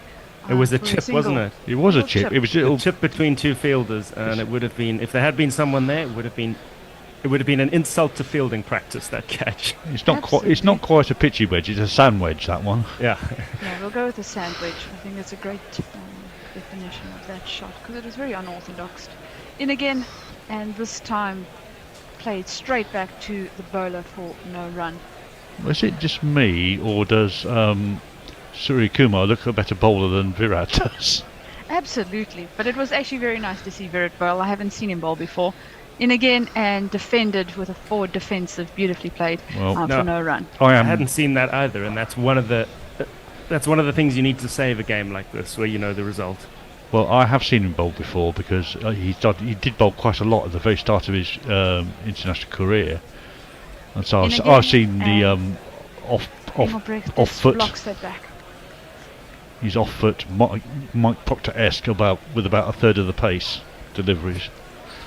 And that's the end of the over. It's 35 overs gone, 162 for 5. And checking. Leah says the Sappers have got nothing on us Germans. Knew a guy who ended the Grizzlies with a Weihnachtsgrillen on Boxing Day, and then opened the next one with a Neujahrgrillen on New Year's. Yeah, but it would have been mini bratwurstel. It doesn't count. Muttley Those says are real sausages. And Muttley says, well, presumably he says woof, but he also says I've made my own biltong jerky before. Yes, I know you have, Muttley. You send us lots of lovely pictures of them. But if you say jerky, it's not biltong. No. Hattie says British barbecue. 4 hours to get it hot enough to use, then get umbrella to cover it as you starts to rain. Retreat inwards and put food under the grill. There we go. That sounds about right. Suraj is in again, and this time no run displayed onto the leg side. So he's recovered, Suraj. Throat is okay. Throat is okay. I think his throat was probably always okay. Just the time off the field was probably not spent yet until he could bowl again. I almost think he was worried about the aftermath of dropping the catch more than anything else, because I saw Kohli look at him with terrible eyes after dropping it as well. Just wanted to keep his distance. Exactly, and Virat, thought, maybe. rather just get off the field for 5 minutes and make him forget. Kohli gives a death stare to everybody. You've got to be expecting that. Suraj in again and played beautifully off the pads just for a single down to the boundary. I don't think leaving the field for any length of time is going to be enough to let your teammates forget about dropping a catch and getting spanked in the throat. That's the kind of thing the change rooms will remind you about repeatedly for the rest of your career. Indeed. And Suraj was talking, it looked like, to the umpire about something, but he at least had a smile on his face. Oh, we're watching a replay of the catch. Oh, we that ended up on his throat. Interesting. Are they saying that it came straight out of the lights? Unbalanced lower body, apparently. Based on its trajectory. Yeah, for me, it's about he was getting confused whether he was taking his hands facing the sky or down below, and you got all mixed up in the end. So Suraj into Engelbrecht and smashed through the covers, but will be fielded on the boundary and thrown back in for a single. So I definitely think that India have used this as a warm-up, but also have taken it quite in their stride. From the beginning of today, I was saying this will have the 400 jingle very much on notice, and it was. And yes, I think the Netherlands have shown themselves to be able to at least keep their own and not be dismissed for 85. Suraj in, and this is pulled and got an below the bat edge and running away to the boundary on the leg side for a 4. 1, 2, 3, 4. Yeah, sclaffed really. Just a tiny little scratch on that, but it went down. Actually, off the forearm, I think. That should be four. That should be 4. Buys. Yeah, leg buys. Yeah. And I actually wonder if he hasn't. Normally, you see a massive bump forming on a forearm if it doesn't have any padding on it. It didn't, but he hasn't even called for a trainer or anything. Suraj coming in, and this will be played just almost defended into the leg side for no run. It's almost as though Suraj and Bumrah now are starting to use this as practice trying to bowl Yorkers in a match situation, because it's getting fuller and fuller. And why not? They can afford to give a few away if they get it wrong. And they're going to be playing at the Wakedi Stadium, if I remember correctly, in their semi-final. Yep. And if you're bowling in the second innings, this will very much be good practice for them, because the dew should be quite bad there, if I remember correctly. Suraj in, and this is again blocked onto. Try to play it onto the leg side, but for no run, and that is 168 for 5 after 36 overs. Stephen Kelch says the run rate is creeping above that tricky 15 runs an over now. 16 runs per over, sorry. And Darajizi and says hi on YouTube, and Stephen Kelch replies. And let's just see what we've got on X. Dia says there's a picture of Gursport Performance Centre Thuringia, which I'm not, which I may have Performance Centre. So yes. Richard would have to So you can improve. It looks like The picture looks like somebody fencing with a very large bratwurst. Well, that does sound Skewered onto their fencing foil. This commentary stint will be over by the time I find the stint with my technical non-abilities. And we have a change of bowler, and it will be Kuldeep coming to start a new over, and Engelbrecht will be facing. And he does deserve some wickets. 1 for 14 off 6 so far. He's due a couple, I'd say. Kuldeep in and played into the covers, but straight to a fielder for no run. I saw an interesting stat just between the innings to show that Engelbrecht is the Netherlands' highest scorer this World Cup, followed by Edwards. Yep. So in the previous partnership, you had the 2 highest scorers. There it is again. He has 298 runs this World Cup, so well done to him. Kuldeep in and pitched on the wickets and just defended onto the offside for no run. Really think that the bowlers who have been targeting the stumps today have really seen reward both in the Dutch as well as in the Indian team. It's really very much this idea of hit wicket if you miss. So Kuldeep coming in, and this ball is... Oh, what a delivery. Right on cue, Shelley. Delivery. He missed, and what happened? Well, pretty much. I think it was deflected back in. That was a fantastic ball. Went over the stumps, if I saw it correctly. We're going to get a replay now. And Hale's taken off. I was hoodwinked. I thought that had been bowled. It's okay. It did jam on my side. So after the last one, where I think it thought it went into the offside, it was actually a wicket. So I took a moment. So no run off the last ball. Kuldeep in again and just defended again. Back to the bowler by Engelbrecht. But beautiful delivery. Didn't miss by much. Literally a paper hair between the wicket. It was a good advertisement for continuing to bowl straight and aiming at the stumps. He's done a lot of that today, and it does reflect in his figures. He's troubled the batsman all day. Kuldeep in and again targeting the stumps and played into the offside. No run. And yes. It's not just the line that's been so good for Kuldeep, it's the length as well. There's it's jumping up at you, and it's not quite there to... Well, he does go a little bit too short. It's not quite there for you to get room to cut it. Kuldeep in and pitching on leg, and this time swept onto the leg side by Engelbrecht just for a single to the boundary rider. And that is the end of the 37th over, 169 for 5. Anything from your side, Jason? Yep, Stephen Kelk saying, Shelley, it is not part of the deal that you also commentate when Netherlands are batting. Well, I did 2 and 2. I did 2 sessions this morning, and I'm doing 2 sessions this afternoon. So I think Messi was very much trying to be and put my powers equally across the board. I like this idea by Pranay Jain. He says, I think India and Netherlands Sports Ministry should sign a memorandum of understanding in which Netherlands help India to grow football in India, and India will help in growing cricket in the Netherlands. What do you think about this? Well, yes, I think bilateral sports cross-training, definitely. Go for it. I don't know if it would work though, and I'll tell you why. It's because in India it is so deeply ingrained that every single young person wants to play for India in cricket. There is one sport that they both play where they could mutually benefit from experience, and that is hockey. Indeed. Good point. Field hockey. Very, very true, because they meet each other in Olympics when they do the often. Olympics. So very often. Amazing hockey teams.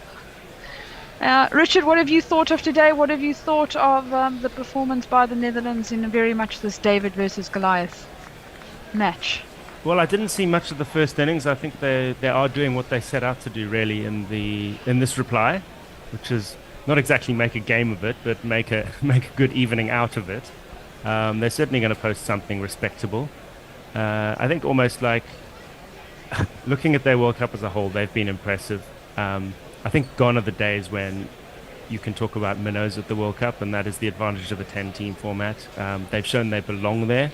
I think Afghanistan have more than done that as well. South Africa found out to their cost that Netherlands cannot be overlooked. And I saw an interesting article this morning where Ryan Cook was I don't know if it's been discussed earlier today, but where he revealed that a number of coaches from other teams at this World Cup have approached him and said, how's the schedule looking? We would be interested in playing you more often outside of World Cups. And I think that's probably the biggest testament to how useful the Dutch have been in this tournament. You know, they've shown that they're worth playing against, if you know what I mean. Absolutely. And they just really want to go to Amstelveen. Indeed, but also I think I worry about teams like the West Indies who aren't here. And it kills me to say that the long gone are the amazing matches of watching Curtly Ambrose, Courtney Walsh, the dread that they put into other opposing teams. You almost long for the West Indies to return to their former glories. I fully long for them to return. Unfortunately, I have my doubts. But yeah, I must say, my generation experienced that West Indies going from great to a long way from great, almost overnight. When they were still beating Australia in the mid-90s in Test series, and then they came to South Africa in 1999, and just suddenly they were crap, and they went 5-0 down, and that was kind of it. They were never the same again. And then they followed that with a tour of England in 2000, where they had a 2-day test, where Andrew Caddick had 4 wickets in an over, bowled them out for about 60, and there were 4 innings in one day, I seem to recall, which sounds unbelievable. I wasn't paying too much attention to that one, but it rings a bell. Yeah. And I think the worry is that that also starts happening to Sri Lanka with all of its off-the-field issues that they currently are going to. Yeah, spot on. And then maybe even South Africa down the line, although they're doing okay at this World Cup. Bigger picture, I mean, this feels like a little bit of a peak in a very slow decline of South African cricket, and I really hope I'm wrong. Have South Africa got through their issues of positive, what's the word for it? I know what you mean, but I don't think that is the thing anymore. I think it's more about money, maladministration.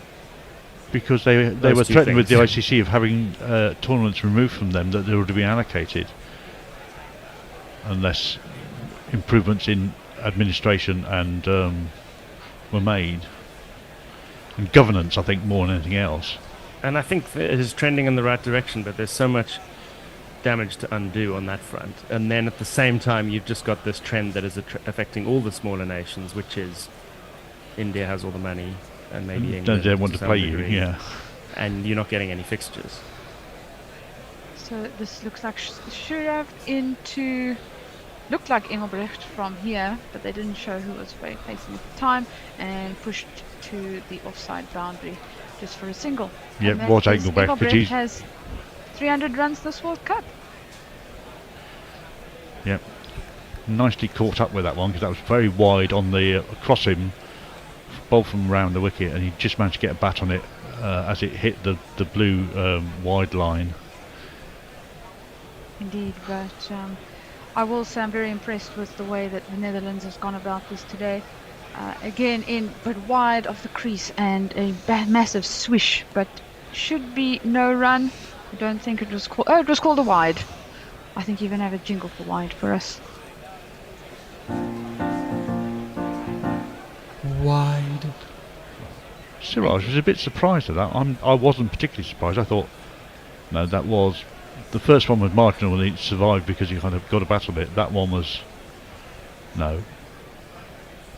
Indeed. A lot more clear cut, particularly when you go around the wicket and spear it that wide. Suraj in again, and again wide, but this time he got bat onto the ball, into the boundary just for a single. He shouldn't. Sorry, he shouldn't have been surprised to at least have one of those balls go for wide, because that seems to be the thing he's working on, or if you want to say practicing, or that's. Well, yes, exactly. I think he's running through his game plan of various tactics that they're going to employ potentially. Yeah, and this over he's which is around the wicket, wide across the right-hander. Which is not a bright thing to do necessarily, because you're giving your game plans away, or giving early sight. Maybe he's just trying to find out what he can't do right. Suraj in and bowled. Great delivery, a lot more Yorker length and gets his man Engelbrecht out for 45 after 79 balls. And if that was a setup, it was the least subtle one we've ever seen. He bowled 3 that were flirting with wides. One of them actually was. And then he bowled a straight one. The batsman wasn't ready for it. Beautiful delivery. Actually went straight off the pad. Yeah, I pitched a long way outside the leg, actually. Another one bites the dust. I think that is going to be out, Fred. Another one bites the dust. And the bear jumps into some of our songs. I thought it was more of a Yorker length when I first saw it, but no, it pitched with a decent amount, came off the pad, hit into the stumps, and that's the end of a really good innings, I thought, from Engelbrecht. And he held it together for quite some time. Well, So- we're down to the hitting all-rounders now, I think. The question is which one's going to be next. We'll Let's have a wait look and see. I've got my idea it's going to be this guy. But I'll also queue up this guy in case I'm wrong. We're currently looking at advertising of more diving. Yeah, I got it right the first time. It's going to be this man. Van Beek, I know what you're bowling. It's a hard cricket ball, so don't hit me 'cause it hurts. No. So this is Logan Van Beek coming into the crease, and he will be facing up to Suraj, who I actually thought hasn't bowled his consistent line and length that he has in previous games, and I actually think he's been a bit lucky today. Apart from getting hit in the throat, but that was again his own making. You're right. When early on he wasn't great either. A lot down leg side. Suraj in, and this time very much Yorker length, but managed to keep it out for no run. He's definitely going to struggle to get an LBW, coming well wide of the wicket, round the wicket to the right-hander. Totally agree with you. That was pitching also at the previous wicket of Engelbrecht, way outside the left leg stump, but he actually missed it, and even as he was coming through with the bat, hit himself with the bat on the head. I don't know if you saw that. No, but he was wearing a helmet. Luckily, I think that saved him from a concussion. Right, Suraj in again to Van Beek, and there he comes. And full ball and a wild swing to it, no run, straight through to the keeper. I would like to think there is a resource somewhere out there that, where somebody has compiled a list of injuries cricketers have sustained themselves in fits of anger after getting out. Could well be. I mean, we've all seen it in change rooms and on the way to change rooms. Markram springs to mind. Didn't he punch a wall and break his wrist or something along those lines? Ben Stokes punched a locker and broke his hand. Jason Roy threw a bat through a window and it didn't quite go through the window and came back and hit him, I think. I think there's even ones for when the guys have been between days I'd love to be able to talk about, because I can remember Belcher cutting biltong and cutting his hand through with a knife. Golf carts, football games. The amount of injuries these guys create by not playing cricket. And famously, recently, Ben Folkes slipped on the bar of soap in the changing room. Quite what he was doing now, I don't know. I don't remember that one. Siraj in and played onto the offside, going to be picked up on the boundary, and just a single. And that should be the end of the over. I actually thought it was the end of the over, but there was a wide. So that is 173 for 6 after 38 overs. Leia says, I mean, the Netherlands have made more runs against India than England have in this World Cup. Just making the point. Jay Grover says, I grew up in the 80s and 90s, and the West Indian decline mirrors my loss of childhood. And Hattie the Mould on Matty says, oh, Kirtley and Courtney and Wasim and Wakar, fantastic duos. Yeah, I think... Oh, can I jump in on a social media? Go for it. Because I have finally found Leah's tweet with the Grillsport Leistungszentrum Thüringen. I wonder if that is for real or if it's a joke, because it is basically a high-performance Braai Centre would be the South African translation. But then I kind of think it might not be a joke, because there is a Braai club quite close to where I live in Austria, and they seem, well, they don't call it Braai, of course, but something along similar lines of a Grillsportzentrum. Wow. It does seem to be a thing that they take seriously, even if the performance by South African definition isn't always there. Called deep into Van Beek and defended beautifully. No run. But also, South Africans, there's TV shows created called Braai Master, where they actually go just like you would with any kind of cooking show in the UK or around the world, but it's all about the braai. And they have weekly contests that eliminate people. Kuldeep in again and just played into the offside for a single into the covers. I think the only country that truly does worry South Africans a little bit when it comes to braai performance might be Argentina, because I hear rumours that they know how to turn a steak on a fire. But I will have to go and try it for myself one day. It's on the list. And Brazil, and possibly Brazil as well. There's lots of grilled meats in Brazil, I think, as well. But they don't play rugby, so they have to get in line behind Argentina. Yeah, maybe that was a few points making it from a tri-nation to a four-nation. Call deep in and smash down the ground. Will it be called? No, and I think that's a 6. It is. Only just a 6. I mean, he did his best to haul it back from the boundary. He was always going over, given the amount of batter he got on it. He just managed to get a finger on it, I think, but couldn't keep his field in play and keep the ball in play at the same time. Yep.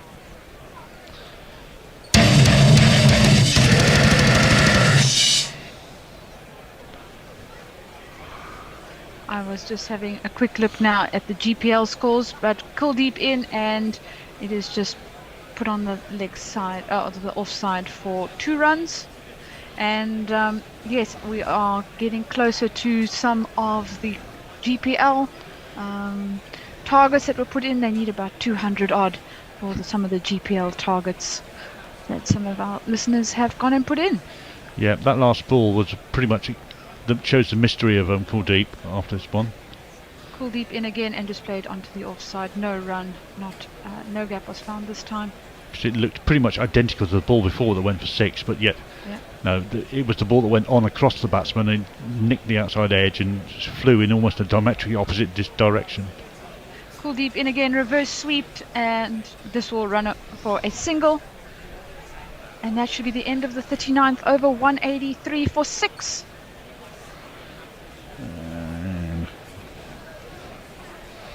And Leah asks you, Richard, what's your Twitter handle? Asking for follow purposes. My green jacket, and thank you very much. I'm already following you, Leah. Does that mean you're a golf fan, Richard, with my green jacket? Yeah. Well done on picking up the connection. It goes back to a time when I decided to see how good I could get at golf and just play golf full time. Yes. And I made a whole marketing thing around it where I was kind of trying to get to the Masters in inverted commas.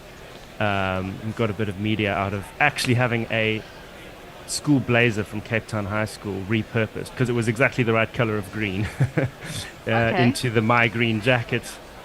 Just had a South African badge on it in front instead of a US badge, but basically copied the Masters logo apart from that.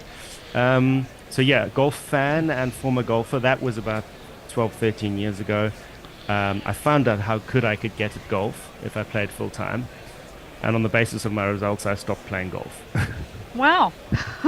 Because I got to 10 handicap and no better. Oh, that's all right. You're still playing really well at 10 handicap. Chamois in and smashed down the ground, but just falling short. It was complete miscue.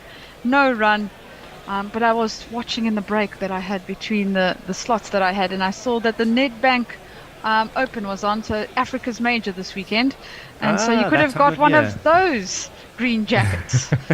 So indeed, beautiful course that they play at, and yes, Max Homer, if I'm not mistaken, won this afternoon in South Africa. I was thinking of having a flick to the other channels, but I've been busy with this all the time.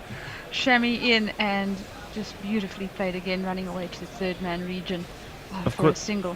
Of course, being really old as I am, I remember the days when it was the $1 Million Challenge and it was invitational with 12 players. And yes. I don't know, I mean, obviously things were better when you were young, weren't they? But I still think it's just become like another European tour event now. What was nice is there was the 2 Americans, Homer and his name escapes me now. They flew in from America for the first time, and they've just been praising South Africa and what they've experienced in the last week. So really nice to see. Excellent. chamois in to Van Beek and pushed off his hip towards the boundary and will run for 4. 1, 2, 3, 4. 4. And then just some of my own history. As being a PE girl, I grew up learning golf at Humewood Golf Club, so I learned of a links course. I so am jealous. I am very privileged to say I did that. My husband grew up in Parkland, so we have very different flight trajectories, let's just say that. Chamois into Van Beek and beautifully played into the covers for a single. Absolutely beautiful golf course. I can't reach enough praise for Humewood. Absolutely stunning on the ocean and very well kept. That's quite a niche topic, isn't it? Links courses in South Africa. I think people who haven't actually been out there and played or paid very close attention to the professional tournament scene there, they might not even know that we have links courses, and there are only a handful. But Humewood is always the standout, isn't it? Exactly, and the ones that we have are I mean, I gave up known. this ball. Chamois in and again played into the covers and just no run, dot ball. Jason? Yeah, I gave up cricket golf at quite an early age, but I did do a lot of caddying for my father, who was a really good golfer. He got to be about 6'5" at his best, and I'd spent a lot of time walking around links courses in the southwest of England. Did he tip well? I was out with my dad. It was a good day out for me. 10%. Do you know that? You at least give 10%. I got beers. I learnt to play snooker in the golf club. There's all sorts of life experiences I got from that. Chamois in and off the outside edge, and we'll run to the third man region for a single. And boys, I think that's our stint done. It is. Thank you very much. Sadly so. It's been fun. Cheers. Tony is hovering with. Now we'll pass the baton. It is 190 for 6. Thank you very much, everyone, and see you all soon. You too.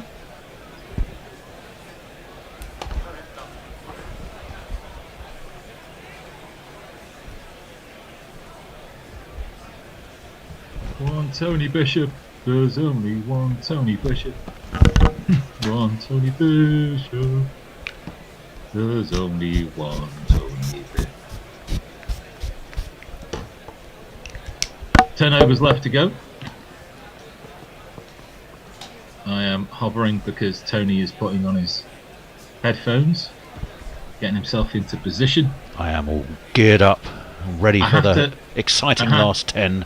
I have to admit, I was kind of hoping this would all be wrapped up by now. Yeah, I'm not sure Kate would agree with that, but yes. Oh, which reminds me, isn't Kate supposed to be on with us? I don't know.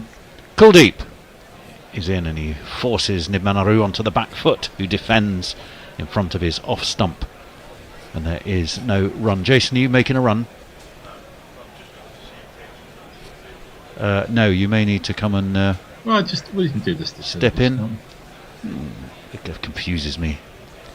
Oh, that's up in the air. It's lofted high up. Oh, I think he's gone all the way. Surely he has. Yes, he has. What a shot that was. Right from him, right in front of his middle stump.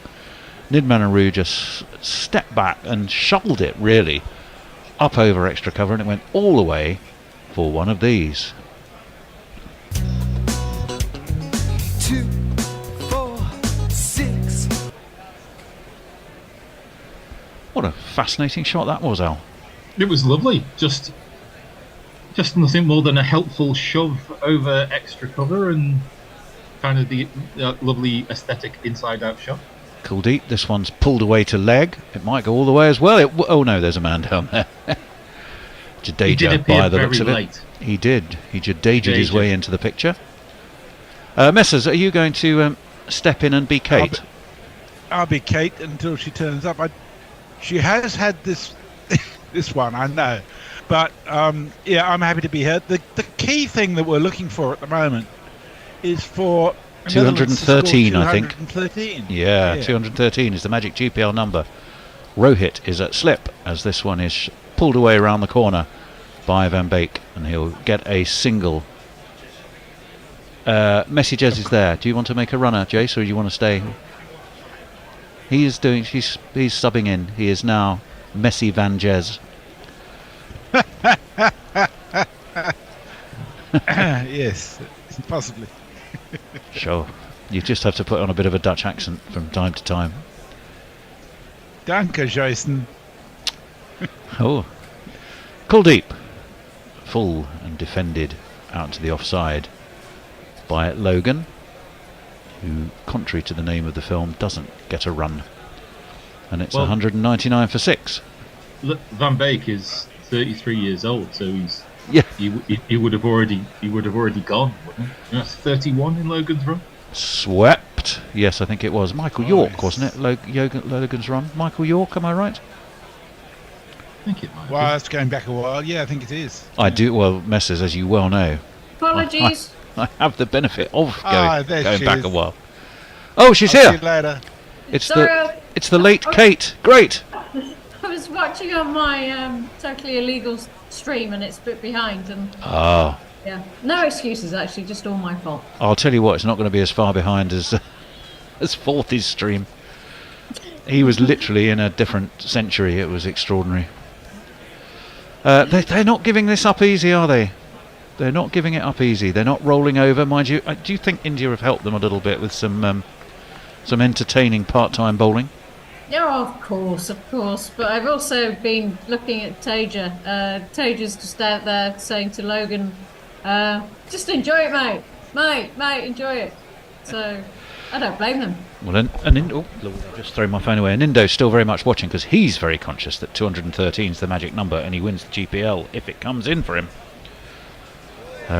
But yes, they're going to have to get some quick wickets. Shami back into the attack and is guided very nicely by Logan Van Beek down towards third man. And they will take a single.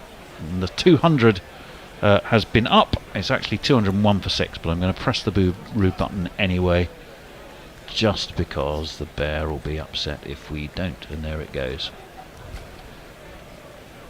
I fear that once this tournament is over, Tony, that you're just going to be randomly pressing blue buttons wherever you go. If ever I see a blue button, I just press it. It's become a sort of Pavlovian reaction now. Shami round the wicket. Oh, it's rinse and repeat. Again guided down to that man at third man. And again it will be a single.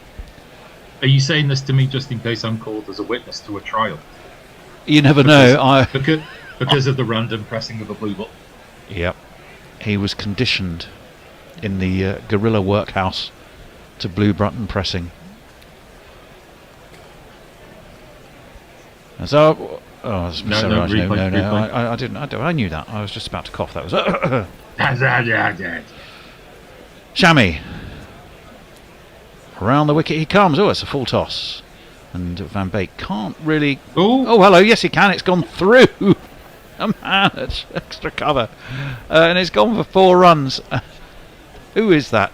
They are hanging their head in absolute shame. It's Rohit. Is it Rohit? Was it Rohit? Rohit registers some level of disappointment there. Well, I'm not surprised, but was it actually Rohit who let the ball through? To be fair, it was a very nice drive to a pretty poor and rare poor ball from Shami. Now, who comes round and allows it? It is Rohit, and it completely nutmegs him and goes through his legs. He might have got the faintest fingertips, but no wonder Rohit hangs his head in shame. That was a shocker. That is what was that delivery. Shami's completely lost the plot. I need to do the 4 first of all. 1, 2, 3, 4. But Shami then, I mean, Kate, what's he bowling? Other than utter filth. He's Stephen Harmison. It almost was a Harmison. I mean, well, first of all, we're going to enjoy that little bit of complete non-fielding from Rohit. Better Dutch nutmeg. Was it Rohit or was it Joe Root? Oh, I don't know. Root. Root trying to shovel and nutmegging himself. Yeah, that one is a better ball, and I think that is what Shami was aiming at the last time, which is to force him wide of off stump and induce the false drive. But he really did spear that so wide the one before. It was Can I ask a fielding position question? Please do. Is first slipper actually at fly slip, considering how deep it is compared to where the wicket keeper is? We'll have a look. Is it? Well, we can't quite see at the moment. We'll let you know. Well, kind of, yes. It is near fly slip. It's so far back. It's more like short third. It is. Well, third man. Almost. That's Very short pushed out third. to Jasprit Bumrah, who's at mid wicket. They'll take a single. And well, momentum's everything, and India are going to win, and they are playing this game at, well, 3/4 pace would be kind, to be honest, in the field. But I've not seen them this sloppy this tournament. One hopes, for their sake, they can switch right back on when they've got New Zealand in their sights come Wednesday. I'm sure they will. Round the wicket comes Shami. That's short, and Manaroo ducks tidily out the way. But put it this way, in terms of sort of like club cricket, I don't think there's going to be a fines meeting this evening for the sloppy fielding and drop catch in India somehow. Well, the run rate, by the way, if you're following such things, they're going to need is 25 runs and over, which of course is unlikely to happen. So what you're saying, there's a chance? So, well, Al, I think you're the man on socials, aren't you, Al? I am the man on socials. Well, socialist. Socialist, social you I will. Hello, Pockrell. Yeah, Europe is car for football, and also FIFA takes every team equally, provides a chance to every team no matter its ranking. Woy Pom comes back with a comment about the Dane Pete jingle. Hopefully to be heard again, because it's apparently coming out of retirement. I really hope not. Well, it needs to stay retired. If we hear him suffering a gratuitous knee injury getting out of this car, it needs to be not only retired, but like nuclear waste, buried in something impenetrable and made of metal. Has he bowled him? Has he got right through? He has. He's complete. Van Beek was looking to launch him high, handsome, over mid-wicket, and Kuldeep has got right through his defences, pinned back his off stump, and Logan Van Beek, I'm afraid, will not make the great Van Beek-off in this series because he's gone. Yep, had a swing and a miss. It was actually his leg stump. He was trying to haul Kuldeep high over deep mid-wicket, I think, but his head was in one direction, his bat in another, and I'm afraid with the score on 208 for 7, Van Beek's gone for 16 off 15, and he's been bowled by Kuldeep Yadav. We'll give it a jingle. Upsetting. Very upsetting. You know, after I don't think I'll ever get over this summer when he scored 30 in the Super Over against the West Indies. I was going to say that's probably up there with that's a Maxwellian feat of hitting, isn't it? That 30 off that Super Over. Maxwellian, is that the new name for super turbocharged six hitting? It was amazing, and then to take 2 for 8 while bowling, it's got to be the Super Over performance of all time, and probably will be. Well, it certainly was. Right, the new man. Here comes the Bulldog. The Netherlands, the Bulldog. As you rightly say, what would Dutch for Bulldog be, Kate?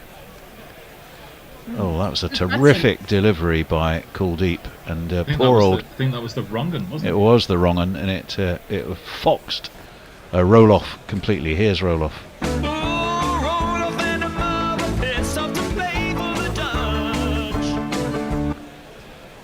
Kuldeep attempted sweep from Roloff, who tries to style it out. He went for a. Did he go?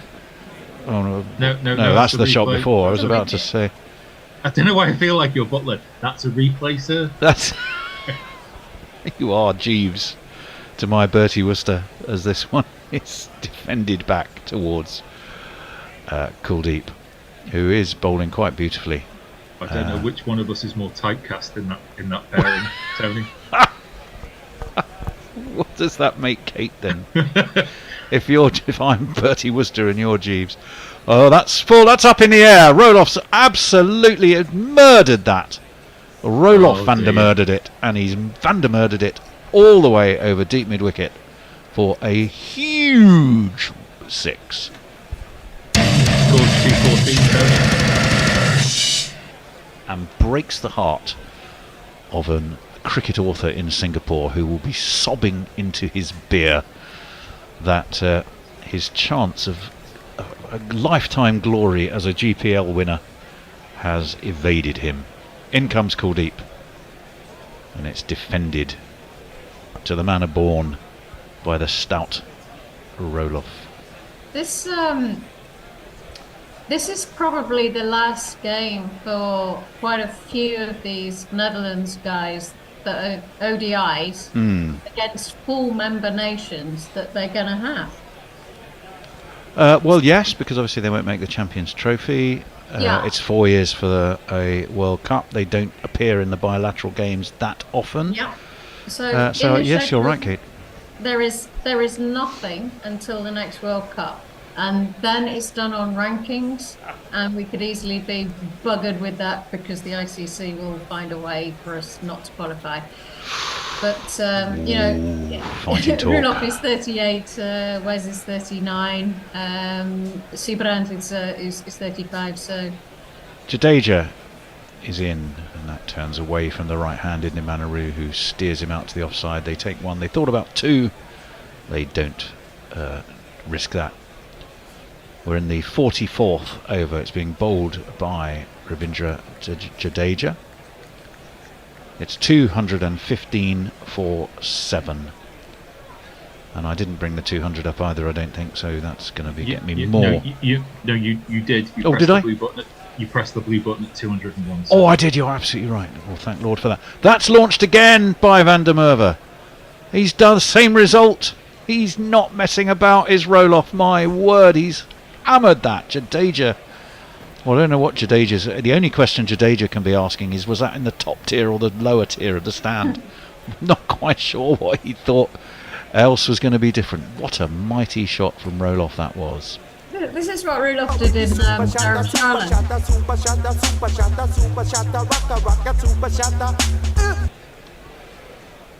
Well, that one's gone for 4 as well, as Van der Merwe is going to have fun. He must have heard you, Kate. He's thinking, if this is my last serious encounter with one of the top nations here, it's the end of my World Cup, the last my World Cup I play in, I am going to go out with a bang. Exactly. Good for him too.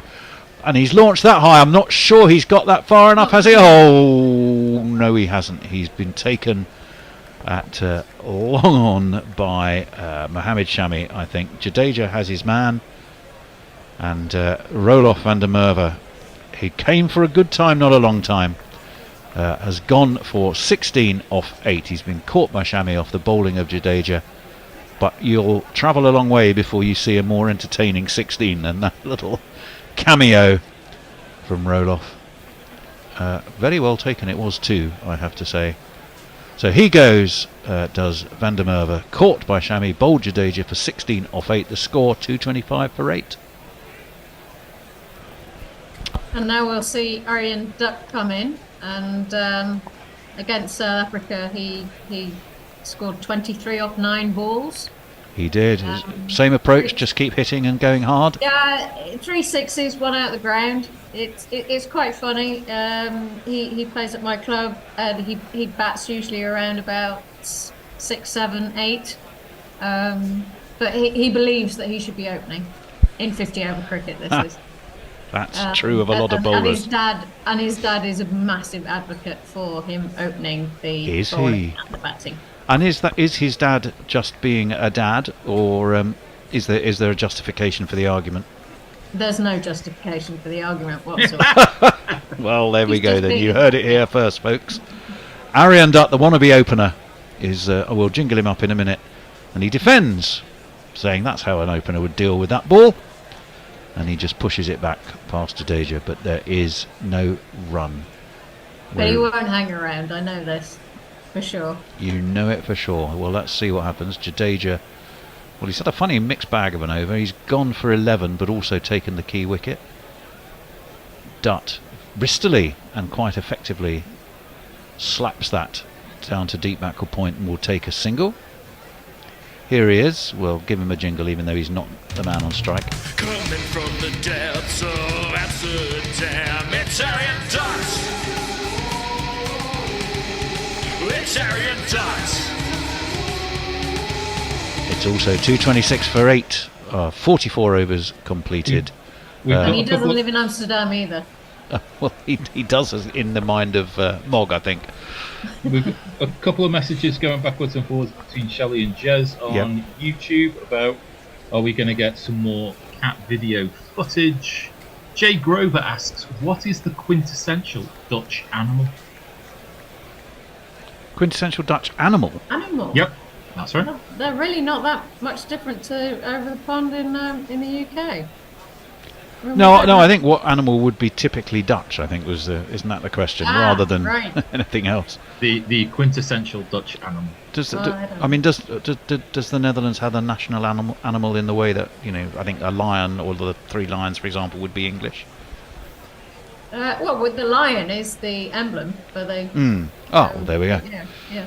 Jasprit Bumrah, hop, skip, in he comes, full, and played onto his toes by Arian Dutt in. Scurries Jadeja at speed. We're watching the dismissal, I think. Are we? That was a terrific catch by Shami, who's just so cool. Yeah, I mean, he didn't have to move, but he really had to plant his foot, because just the merest backward step would have put that back foot onto the sponge, wouldn't it? So the national animal of the Netherlands is the lion. It is the lion. Okay, there we go. Bumrah in. Defended by Dutt, the wannabe opener, like an opener. For bonus points, though, can you tell me the national animal of Scotland? The national animal of Scotland. Play along, folks. You've got till the end of the over. But that also has a lion on the flag, though, doesn't it? If I'm right, isn't there? I can picture a lion on a Scottish flag. Am I dreaming that? No, I don't think so. In comes Bumrah. How that didn't clean up Arian Dutt, I have no idea. Jasprit Bumrah has no idea. Rohit Sharma has no idea. Big old smile on Bumrah's face. We'll have another look. Kate, what did you reckon here? Well, it clearly missed. How on earth it did, we don't know. No. Coat of paint job. Paint job. Could easily have got a little tickle on the inside edge and straight onto the stumps. He could indeed. Watch this one. It's going to go out the ground. Well, that's the prediction from Kate. It's full, and it's not going out the ground. It's barely bumbling its way to a fairly short mid-wicket, and there will be no run. How dare they do that to your predictions, Kate? That's so unfair. How dare they? But I think we've got 2 more Yorkers coming up in this over. Yeah. Well, Jasprit Bumrah at least has looked like he's taking this pretty seriously. He's got 1 for 25. He's bowled 4 consecutive, very sharp and full dot balls. This one's again a Yorker, but it's whipped off his toes by Arian Dutt, and there is a man down at fine leg. And I think they may not even have got a run. Did they run? They run. They did run. They did get a single. Arian Dutt's after the strike, That's what he wants. He's thinking it's getting near the end of the over. I want to keep the strike. And he's got himself a single. Yeah, but Taja might be thinking that too. He's got the last ball, hasn't he? Or was it the end of the over? No, there should be one more ball from Bumrah. He's bowling it to Nidmanaroo. Oh, it's a slower ball as well. It's a clever slower ball. Jasprit's enjoying that. With a huge smile, teeth sort of appearing out of that beard as he smiles, and cunningly disguised. I'm not sure it fooled Nidmanaroo though. He seemed comfortable enough leaving it. It's 227 for 8 after 45. Okay, we've got a super chat of Shelley of £2 for prize money for Josh. More cat videos. With regards to the national animal of Scotland, I want to say congratulations to Samantha G, who was first. Jez also on YouTube, and Jake Grover on X, who all correctly told me, and Diana Patterson as well. The Scottish animal told me that the national animal of Scotland is the unicorn, which doesn't actually exist, which is even more bizarre. As that maybe is Scotland doesn't exist. Steered away out towards deep extra cover, where it's fielded by Kuldeep. I didn't ask you about whether it made sense. I just asked you what the national. All right. And hello, Diana. Nice of you to be listening in. How are you? She's a lovely lady. I've met. Yes, well, I met her by Zoom. That's a terrific delivery from Jadeja. Dutt had a swing and a miss. It turned away just too much. But and into the gloves of Kay Ali it went. Down the track comes Arian Dutt.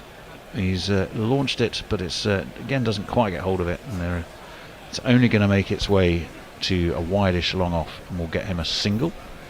With regards to your fact that the unicorn doesn't exist in Scotland, Samantha G says it's as real as the lions in the UK and in the Netherlands. And that's in the air. Is it going to be taken? No, it's going to evade that man at long off. And Nibmanarua has got himself a maximum and done it in a fine style as well.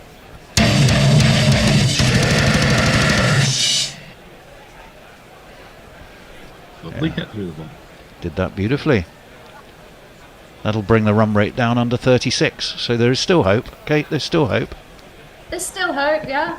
These two boys are my club boys, so... that was an extraordinary ball from Jadeja. It was an extraordinary attempt at a shot by Nibmanarua, who sort of stepped back, and I think he was half thinking about a ramp, and the ball was pushed through just a bit too quickly. He's laughing, thoroughly enjoying himself. That one was dragged down a wee bit, but quicker from Jadeja, slapped to short third, and it's a dot ball to finish the over, off which there were 9 runs, 2 for 49 for Ravindra, 236 for 8 are the Netherlands after 46. Ow. Pirate Bradshaw. It's giving me Dutch pronunciations, which I don't. Shall I read them out? If Kate, can you save me on this? Well, can Kate see what you're looking at, though? Continue. Yes. She's having a look for us. There we go. Sorry about that. I know I'm trying to get somebody else to do my homework for me, but that is basically Jez on YouTube also mentions that the dragon is not necessarily prevalent in Wales. Very true. Idris, the dragon, he's bowled him. Bumrah has got right through Arian Dutt, the wannabe opener, and if he's going to be an opener, he's not going to play shots like that and get away with it for very much. He's had his middle stump pinned back, his feet were planted, he had a swing, he missed, Bumrah hit, and Arian Dutt's also entertaining little knock, probably based on its variety more than its style, has come to an end. He's been bowled by Jasprit Bumrah. He's gone with the score on 236 for 9. He's bowled 4-5 off the 11 balls that he faced. Bowled by the slower ball. It spun like an upright. And we'll give him a little farewell, I think. Although this one's probably a bit harsh. He's not really a loser. I'm a loser. Yeah, I'm a loser, babe. I'm just a loser. The end is very much nigh, Kate.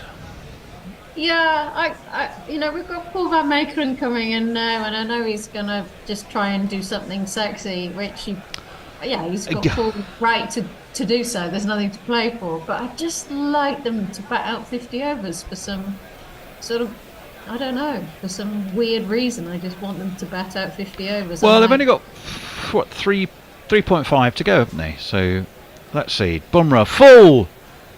Just about gets the bat down on it. He might actually get... No, he won't get 4 runs because Mohammed Shami is third man. Tell you what. Well, first of all, they've batted longer than England did. Yeah, it was a single. It was indeed. The Netherlands have batted longer than England did against the Netherlands, and that was a pretty sexy edge down to third man for 1. Okay, as far as sexy batting goes. That was a good start. Kate's looking for something sexy. No, I'm not. Well, you're not looking for something sexy. I thought you were. That's what you were after from Van Meekeren, and that one's guided down to Shami at third man by Nibmanarua. His 50, I think, Kate, what we really want now then is the 50 for Nibmanarua, isn't it? I would like Taja to get his 50, yes, of course I would. I'd like anyone to get a 50 for the Netherlands, but it would be great for him. Well, he's on 44 off 34. It's just a Van question of Meekeren's whether he on can. strike, and he might just try one of these kind of Well, we reverse. should see. There is ramp- a very short mid-off and mid-on, and it's dabbed very tidily too down to third man. They'll take a single. Played that very, very, very Yeah. smartly, Maybe I he's think. listening to me. Well, maybe he is. Maybe he is. Maybe he's thinking, well, we aren't going to win, but I can get Menaru to a 50. I can get us to 250. And you know what? We're playing India, and that won't be too bad an effort. Not at all. Bumrah, in he comes. Over the wicket, full, whipped off his legs by Tejanid Manaru. He's not going to get four. He might do, there might be four. Oh, I think has it gone through Kuldeep? Well, I think he's more worrying. He's rolled on top of the ball, hasn't he? I think he might have done. Has he hurt his hand? No, he's all right. I think there's a few Indian hearts in mouths there. It did. It's gone for 4. It takes Tejan Manaru on to 48. With Go on, one Teja. of these. 1 and 2 and 3. Oh dear, well, we've talked about Scottish animals. That was Scottish goalkeeping, I'm sorry. He completely dived over it. He's totally Jim Leighton that. He has Jim Leightoned it. In comes Bumrah, full, driven by Manaru, but driven straight to one of those 3 fielders on the offside. That at a very short mid-off. It's the end of the over. It's 2 for 33 for Jasprit.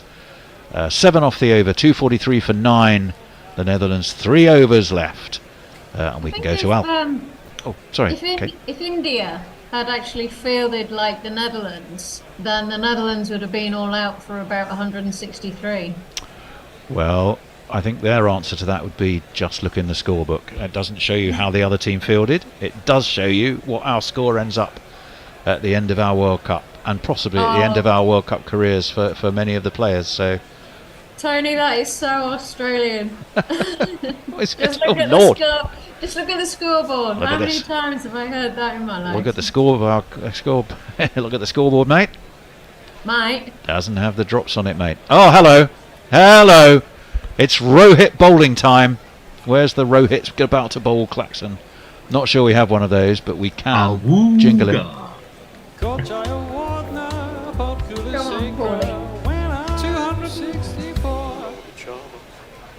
I'm sure Leia's listening somewhere.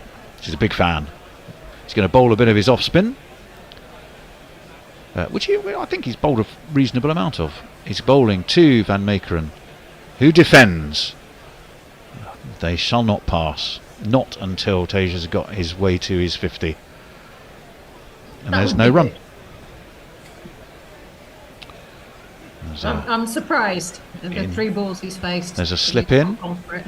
Back onto his back foot steps Van Meekeren. Slaps it down to backward point. Kuldeep fields. They take a single. And Tejaneb Manaru is the Medned man of the hour. Or the Nid man, I beg his pardon. Come on. Are you alright, Al? What's up? I was like, come on, there's 2 Oh. here. Come on. Who looks to reverse sweep? No, Rohit's asking for a catch behind. That's a very optimistic shout. Well, he was asking in all seriousness. I don't think there was much danger of it actually being out. Come on, Teja. I'm just looking to see what we can see what Nidmanaru's top score is.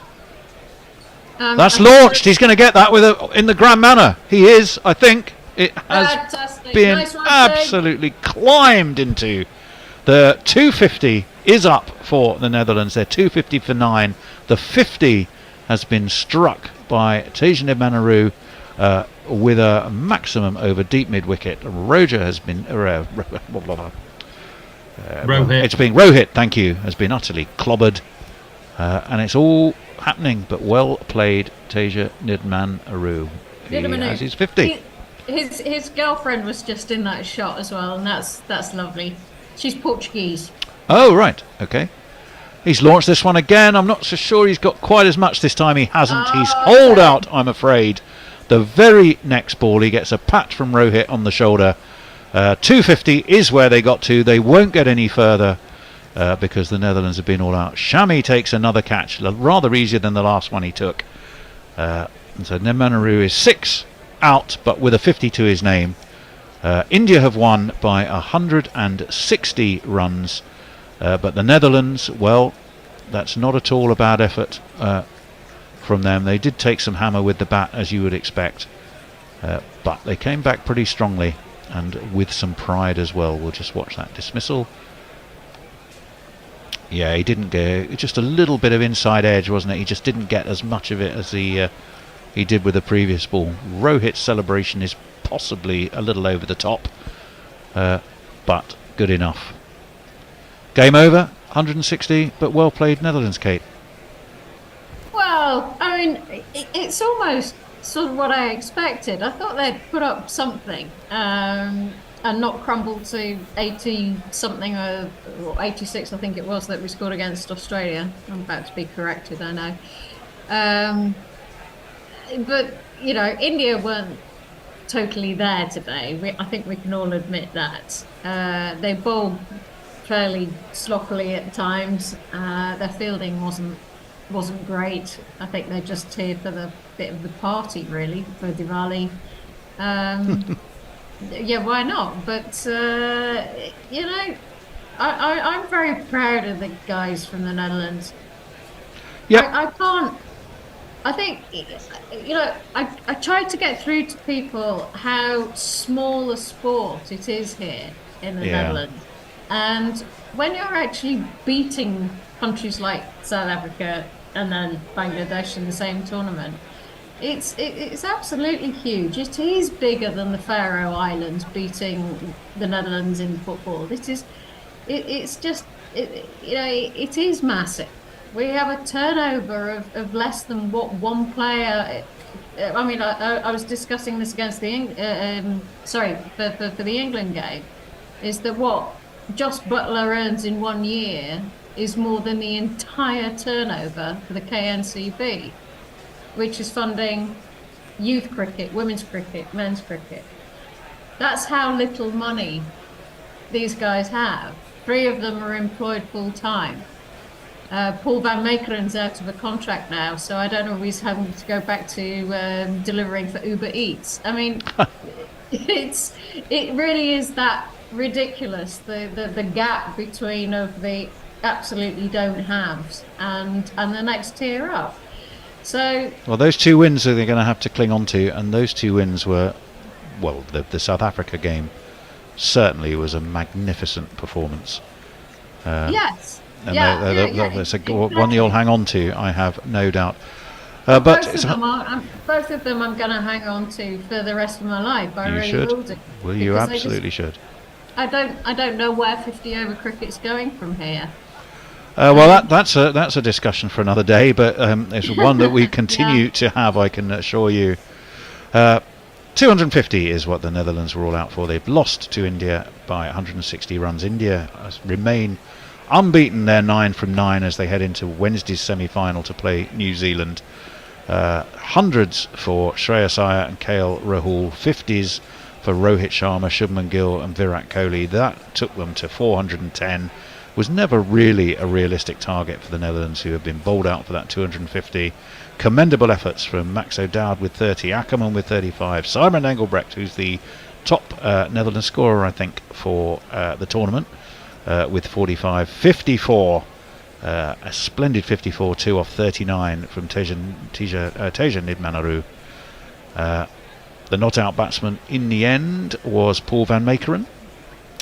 250. The bowling, 2 wickets for Jasprit Bumrah, 2 wickets for Mohammad Siraj, who went off and came back after getting a ball in the neck that had slipped through his fingers from a steepling catch. 2 for Kuldeep, 2 for Ravindra Jadeja. 1, wait for it, drum roll, for Virat Kohli. 1 for 13, 2. Shubman Gill as well had a little bowl. Surakumar Yadav had a bowl. Rohit Sharma had a bowl and got the final wicket. Game over, and an entertaining one too. Al, any final messages? There are just a couple of final messages. So let me just whiz through these. Let me make sure I don't miss any. Hattie talked about the Scottish animal was the haggis.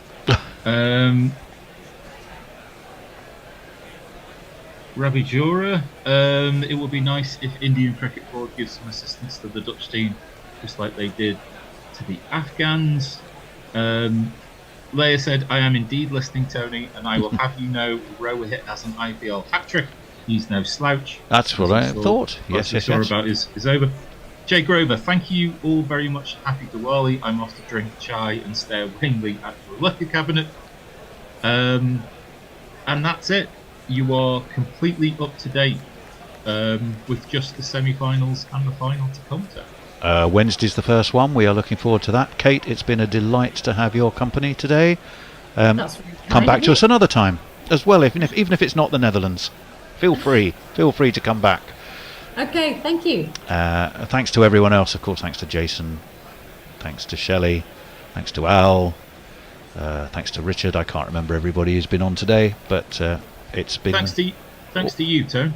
Oh well, yes, I did have my wobbly moment when just about everything seemed to go wrong, but that's par for the course on Sundays when the Bears not around. But we're going to love you and leave you, and we're going to see you for the first of those semi-finals. It will be India versus New Zealand. It will be on Wednesday, and we will be there for every single ball of it, and we hope you will too. In the meantime, goodbye, and thank you all very, very much indeed. Bye. Bye. Guerilla cricket. Whoa. Guerilla cricket. Whoa. Guerilla. Take guard, man the barricades, patrol the cover boundary. At last the time is come, this is a cricketing emergency. Hear this call to arms for every cricket revolutionary. Take up your bats and stumps for the test match insurgency. At first they tried to silence us, but we would not be silenced. They threatened us with lies, so we threatened them with violence. Che Guevara, Sangakkara, Joseph Stalin, Douglas Jardine, Robespierre, Darrell Hare, Vladimir Lenin, O'Brien Kevin, guerrilla cricket.